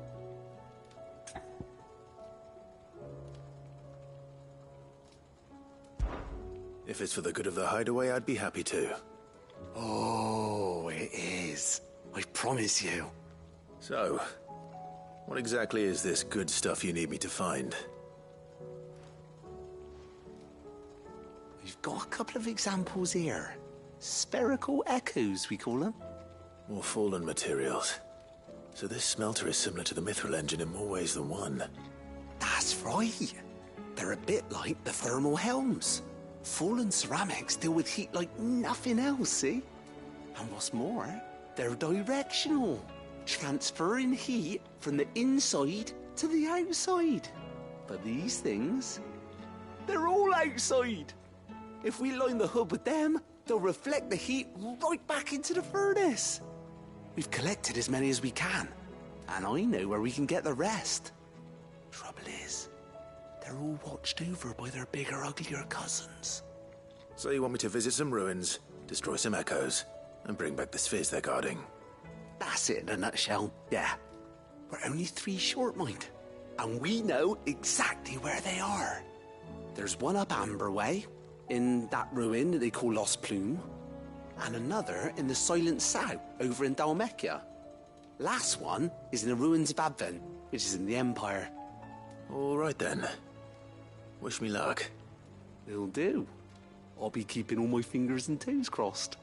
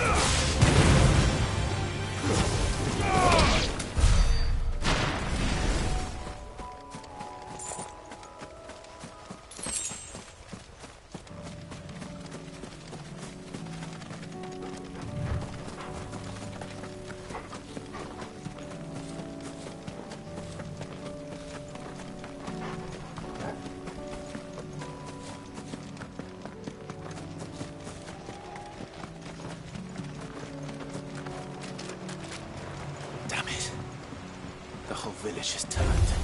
Time to fight.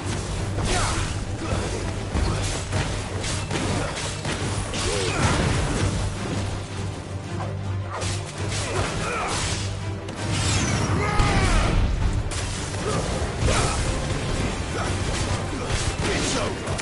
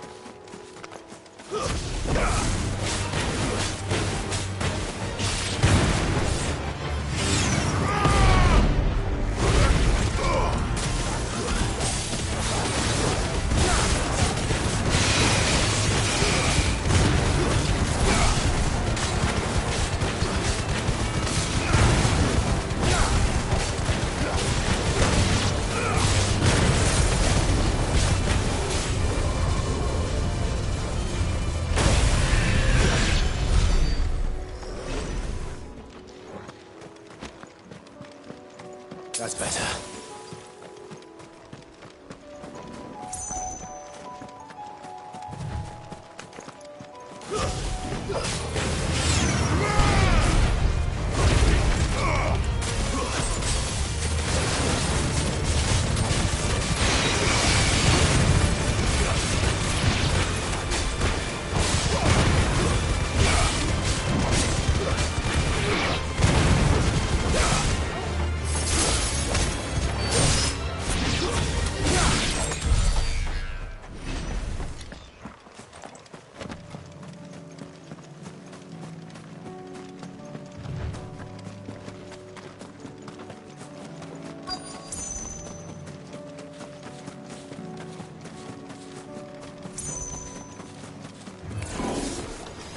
To deal with these ones first.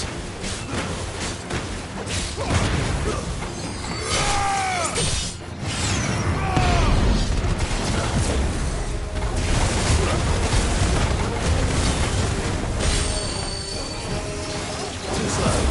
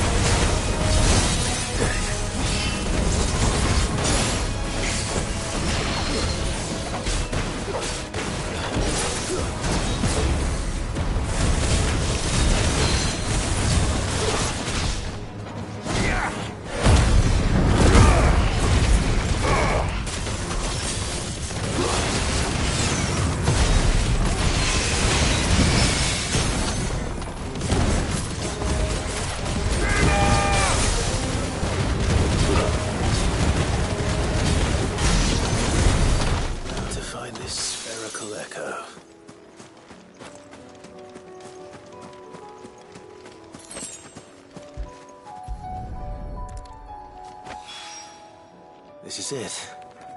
Right then. Just two more to find.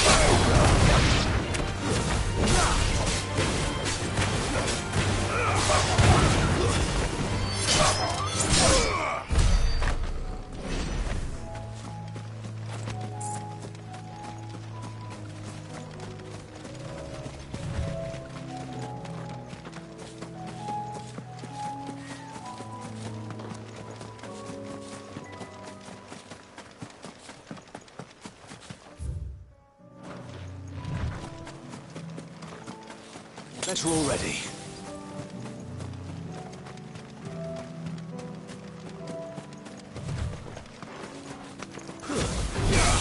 Time to fight.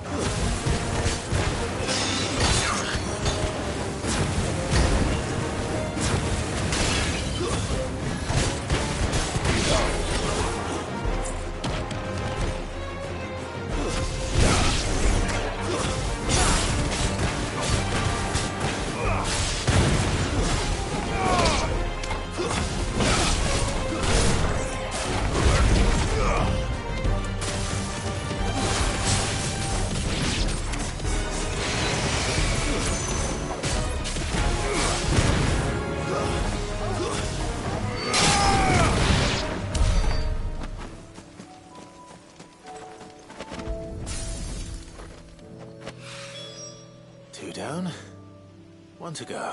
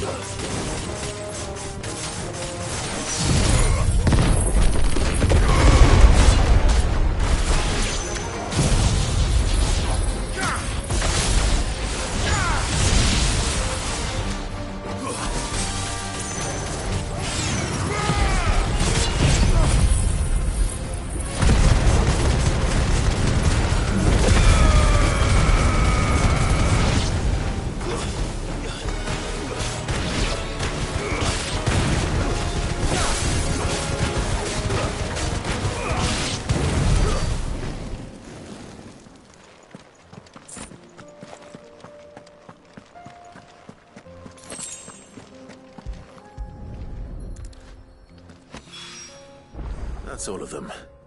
Owain can uncross his toes now.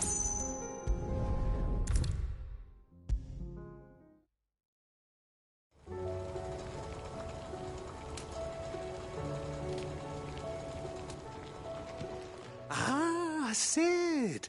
Wasn't expecting you back so soon.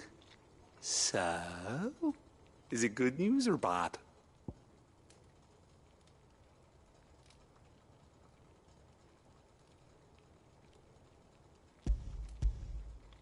Good, thankfully. Here. Ah, that's brilliant! Thanks a blimmin' million! I'll fit him to the smelter right away!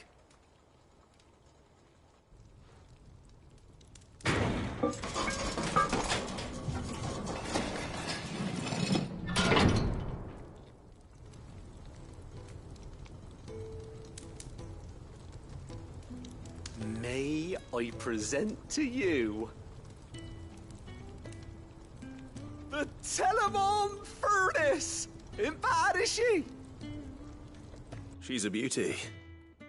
You saved my bacon again, Sid, and I ain't about to let your good deed go unrewarded. It's fine, really. My bag's flexible enough already. Oh, don't say that. I'm sure I can make a few improvements to it yet. You could just buy me a bigger... How about that clasp? Looks a bit stiff. Reckon you could loosen it up and make some more room? And I reckon I know how. With a new alloy we've been working on. The Telemon Furnace was just what we needed to perfect it. It's a metal, see? So it's lovely and strong, but it's also, well, stretchy, if you can believe it. Stretchy metal. Well, if you insist. That is the spirit. You'll love it, I promise.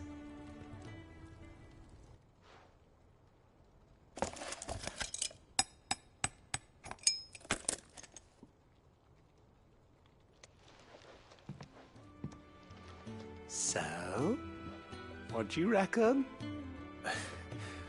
It's actually quite ingenious. Thank you, Owain. Shh, don't mention it. You earned it. And I wanted to get some practice in using that metal anyway. Reckon we'll have all kinds of uses for it around the hideaway. Can't think of any right now, but that's our job, innit? Dreaming up new ways to make life easier around here. Maybe even out there, too. One day, the whole world's gonna know about the inventions you've helped us put together. That bag of yours will be the first of many. You mark my words. They'll hardly believe their eyes, I'm sure.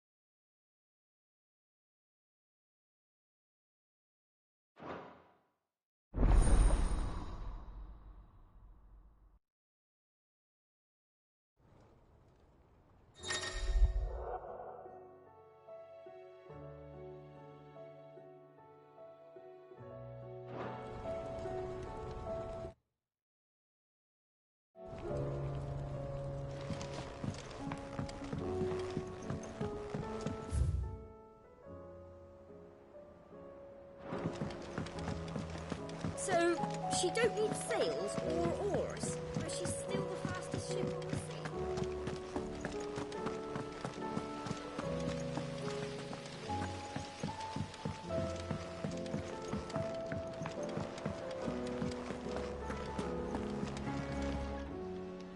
Clive! Quick look.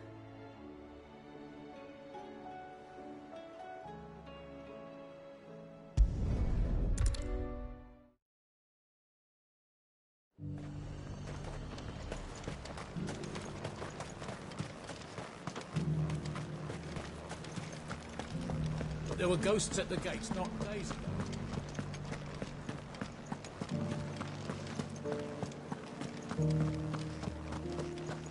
Those things I said before about not being able to fight. You didn't mean them. I know. That's not the man you are. The man I love.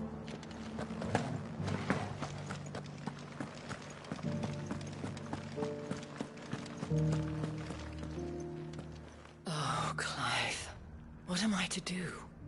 My wards and I may soon be without a home. What's happened? The High Cardinal has descended from his lofty throne and taken up residence here in Northreach. The High Cardinal? Leader of the Council of Elders, second only to his Radiance at the head of the Imperial government.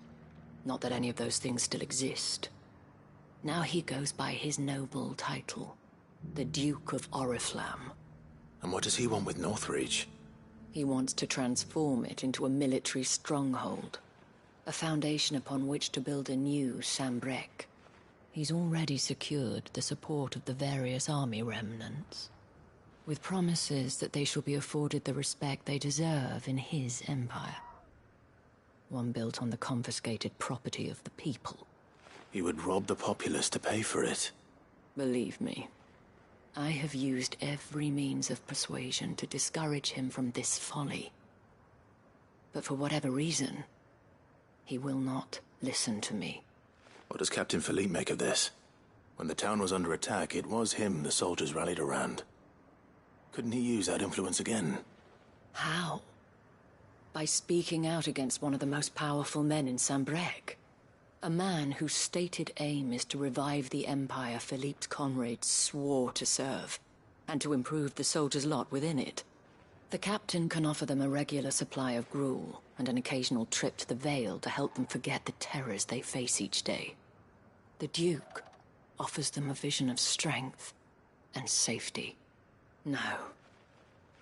Any attempt to incite mutiny would cost Philippe the support of his men, if it did not cost him his life. But given the mood around town, mutiny may yet be unavoidable. The people have little appetite for further deprivation, least of all when it serves only to elevate others. And who could blame them? Clive, would you appeal to the Duke on my behalf? For your services to Northreach, you have the respect of the soldiers, and they will take you to His Eminence if you ask them. And unlike Philippe, no bonds of loyalty prevent you from speaking your mind to the man. Well,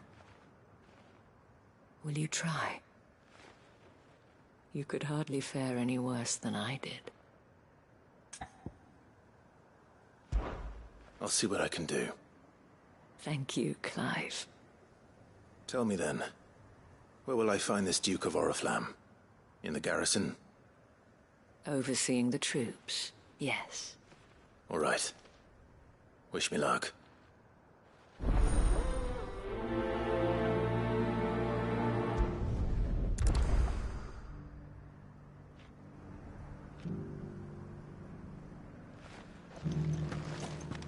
I may have met this Duke before, at the Remembrance Ceremony. Let's hope I didn't make a strong impression.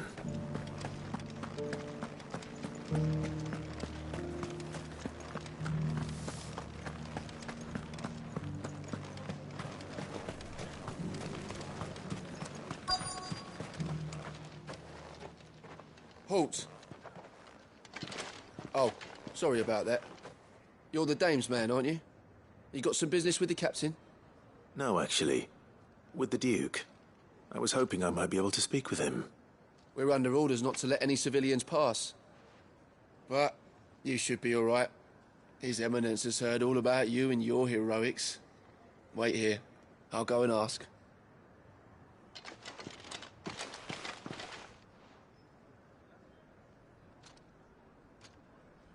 So, you are the sellsword who lent his aid to the garrison. The Empire owes you a debt, and I shall see it repaid. But tell me, is it wealth that you seek, or favor? Neither, Your Eminence. I thought only to inquire about your plan to turn Northreach into a stronghold. Ah, I see. You are worried the expanded garrison will render your services redundant. Yet you needn't be. A proud fighting man like yourself shall always have a place here. Pride of place, in fact.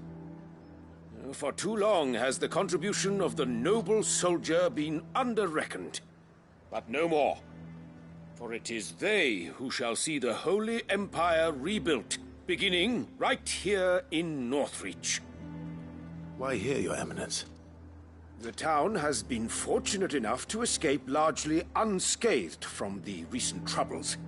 Her defenses are sound, and her garrison well prepared. which is more than can be said for Oriflamme or Twinside. The Empire wants for a capital, and I believe Northreach to be the perfect place. With Caer Norvent as her citadel. Once we have seen to the refortification of both the town and the castle, we need only build a wall around both to create a city that would be the envy of the twins. Plans are already underway for the construction. Soon enough, these thralls shall learn that they are no match for the might of Sanbreque. I fear you underestimate how dangerous these creatures are, Your Eminence. Should they return in force, you will need all the people of Northreach to come together in defense of the town. Something they may be loath to do if they've been deprived of their worldly goods. The people will do as their leaders command. If Sanbreque is to be rebuilt, she will require a functioning government. One whose authority is beyond question. That is why this levy is necessary. So that any man who wishes to join the army might do so and be fed, outfitted, and paid as befits a defender of the Empire. And yet there are those who persist in peddling the treasonous lie that I seek to steal from the people and drive them from their homes. I suspect they're afraid of losing what little they have left. Precisely. The common folk have little and less, and you mean to deprive them of even that. You would sow the seeds of your new empire in your own salted earth. Sabine, we have discussed this. Yes, and I told you then how putting the empire before her citizens would lead only to revolt. Without an empire, there are no citizens. And in yours, there will be only beggars. Is that what Griga wills for her people? Do not take her name in vain, Sabine. I'll come back later. A citizens' revolt. I wonder what the people really think of the Duke's plan. It wouldn't hurt to ask them, I suppose. Let's begin with those on the other side of the wall.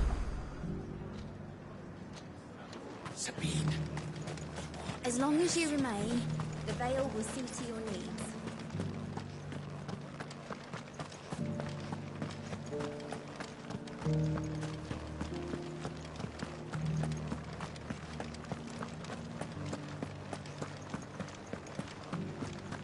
There were ghosts at the gates not days ago. All right there. What is it you're after, sir? Just your opinion, actually. I wondered what you thought of the Duke of Oriflamme. Oh, him. Not much. None of us traders do. It's thanks to nobles like him that we had to set up shop this side of the wall in the first place. Couldn't have the rabble getting any closer to the holy capital, could they? And now he's trying to drive us out completely, threatening to take everything we got from us if we don't clear off. If the dame said she wanted him run out of town, I'd be straight through that checkpoint, tar bucket in hand.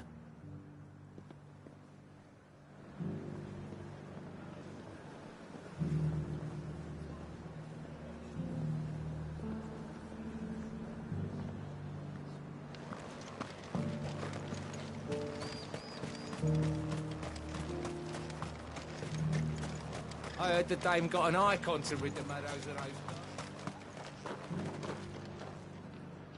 A question, if you don't mind. What do you think of the Duke of Oriflamme? Don't get me started. You build a life for yourself somewhere, only for some noble to turn up and tell you you've got to hand it all over to him. If he thinks his name and his chains give him the right to empty our purses, he's in for a rude awakening. We'll do whatever it takes to keep what's ours. Whatever it takes.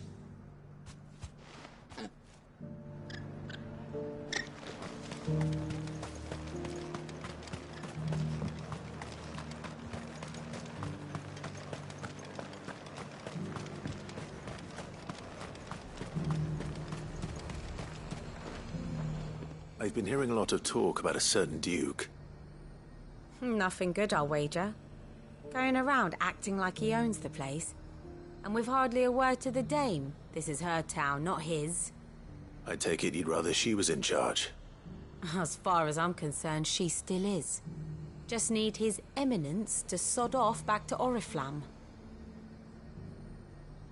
Well, the people seem united enough. What about the soldiers?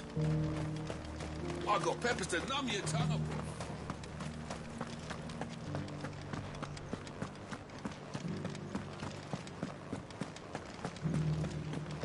You needn't fret.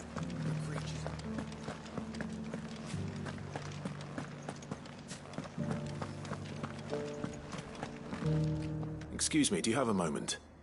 I wondered if you'd mind sharing your thoughts on the Duke of Oriflamme. Well, he's made a lot of enemies coming in the way he did. But I mean, look around us. You can see the state the realm's in. The traders might not like having the screws put on them, but if they volunteered a few more of their hard-earned gil before things got bad, maybe they wouldn't have to. I think the Duke's got a point when he says rebuilding the Empire's the best way of making sure we're all protected. And if that means people who don't know one end of a sword from another have to make way for those who do, well, that's just how it goes.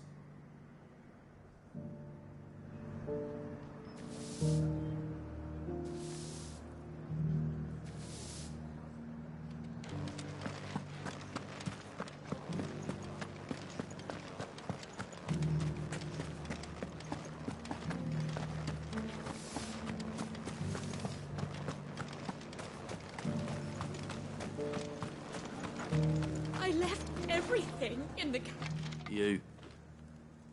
You're the one who was talking to His Eminence. On the dame's behalf, yes. I was trying to persuade him not to take the people's goodwill for granted, but it seems my words fell on deaf ears. What do you think of his plans? I'm a soldier, mate. He tells me what to do, not the other way round. Listen, I've got nothing but respect for the dame, but I've got a family to look after. That's where my loyalties lie, not with the town or the Empire, but with my wife and children. If the Duke can get us the men and the equipment we need to fight off those blue-skinned bastards, I don't care how he does it.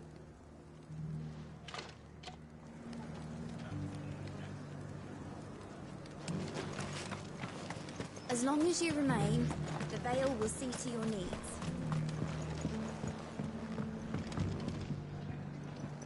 I hear the Duke of Oriflamme plans to turn this town into some sort of fortress. Do you think that's a good idea? It's not for me to say. All I know is that unless the Emperor orders me otherwise, His Eminence's word is law. Look, no one likes all these taxes and tariffs, but empires don't come for free. Once Sanbreque is back on her feet, we'll all reap the benefits. Let's see what Philippe makes of all this. Sabine, you are embarrassing me.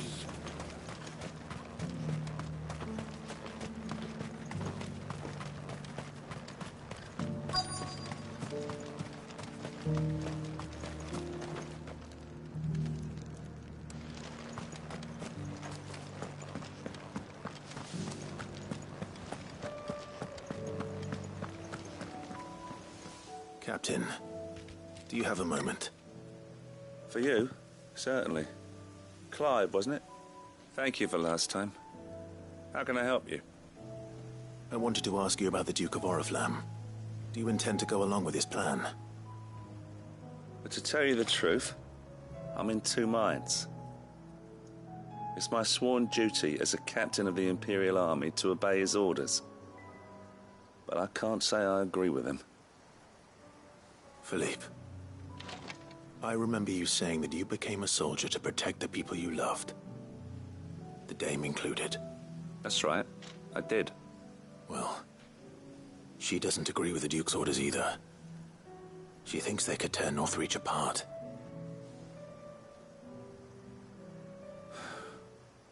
And she's probably right. Thank you, Clive. I know what I need to do now. Protecting the people I love is what matters. Doesn't matter how. Well, duty calls, so I better go. Thanks again.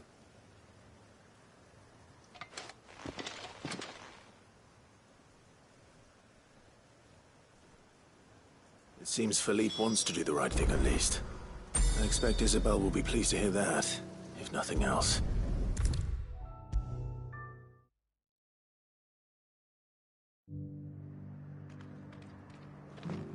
Ah, Clive. How did you fare? Were you able to speak with the Duke? I was, but...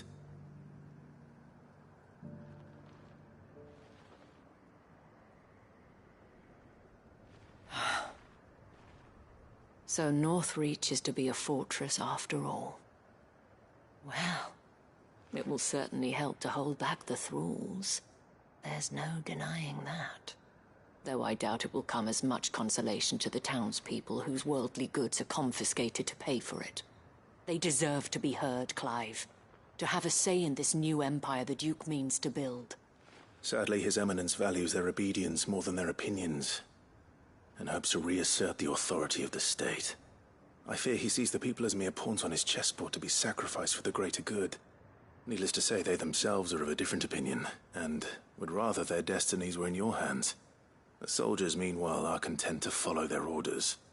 And not just because of the Duke's rank, but because of his vision. I thought as much. Had I sworn to protect Sanbreque, I dare say I too would want nothing more than to see it rise from the ashes. Thank you for trying. But the battle is lost. I don't know about that. What happened to your uniform? I handed it in, along with my resignation. Told the lads I wished them well, but that I owe it to those I love to call it a day. But why? Because I realize what really matters to me. Not following some nobleman's orders for the sake of it, but protecting what I care about. Protecting Northreach. I honestly don't know when those monsters will return, but I'm certain they're not finished with us yet. And when they do come back, we need to be ready for them. We need to stand together, all of us. And with you to lead us, milady, I reckon we can do it. It was you who finally convinced me, Clive. There's no point following orders if they go against everything you believe. Indeed. All of us, standing together. That has always been Northreach's best hope, and one which still lies within our grasp. We have only to turn our attentions to the true enemy. Thank you, Philippe, for showing me what I must do. Anything for you, milady. Speaking of standing together, would you mind if I borrowed a few of the lads from the Vale to help keep watch around the town? I fear His Eminence has loftier tasks in mind for the guard. Not at all. Be my guest. Wouldn't be the first time.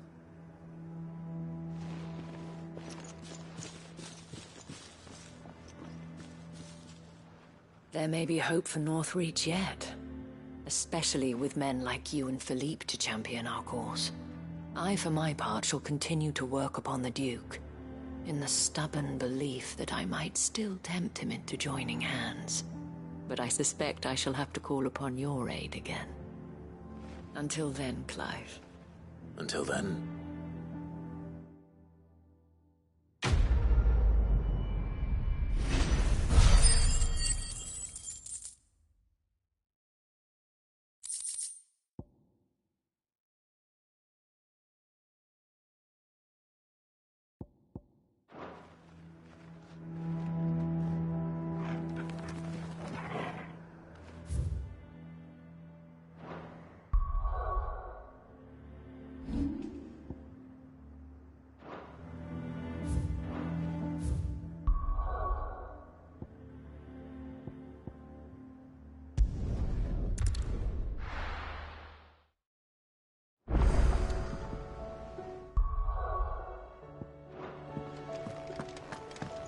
Come back.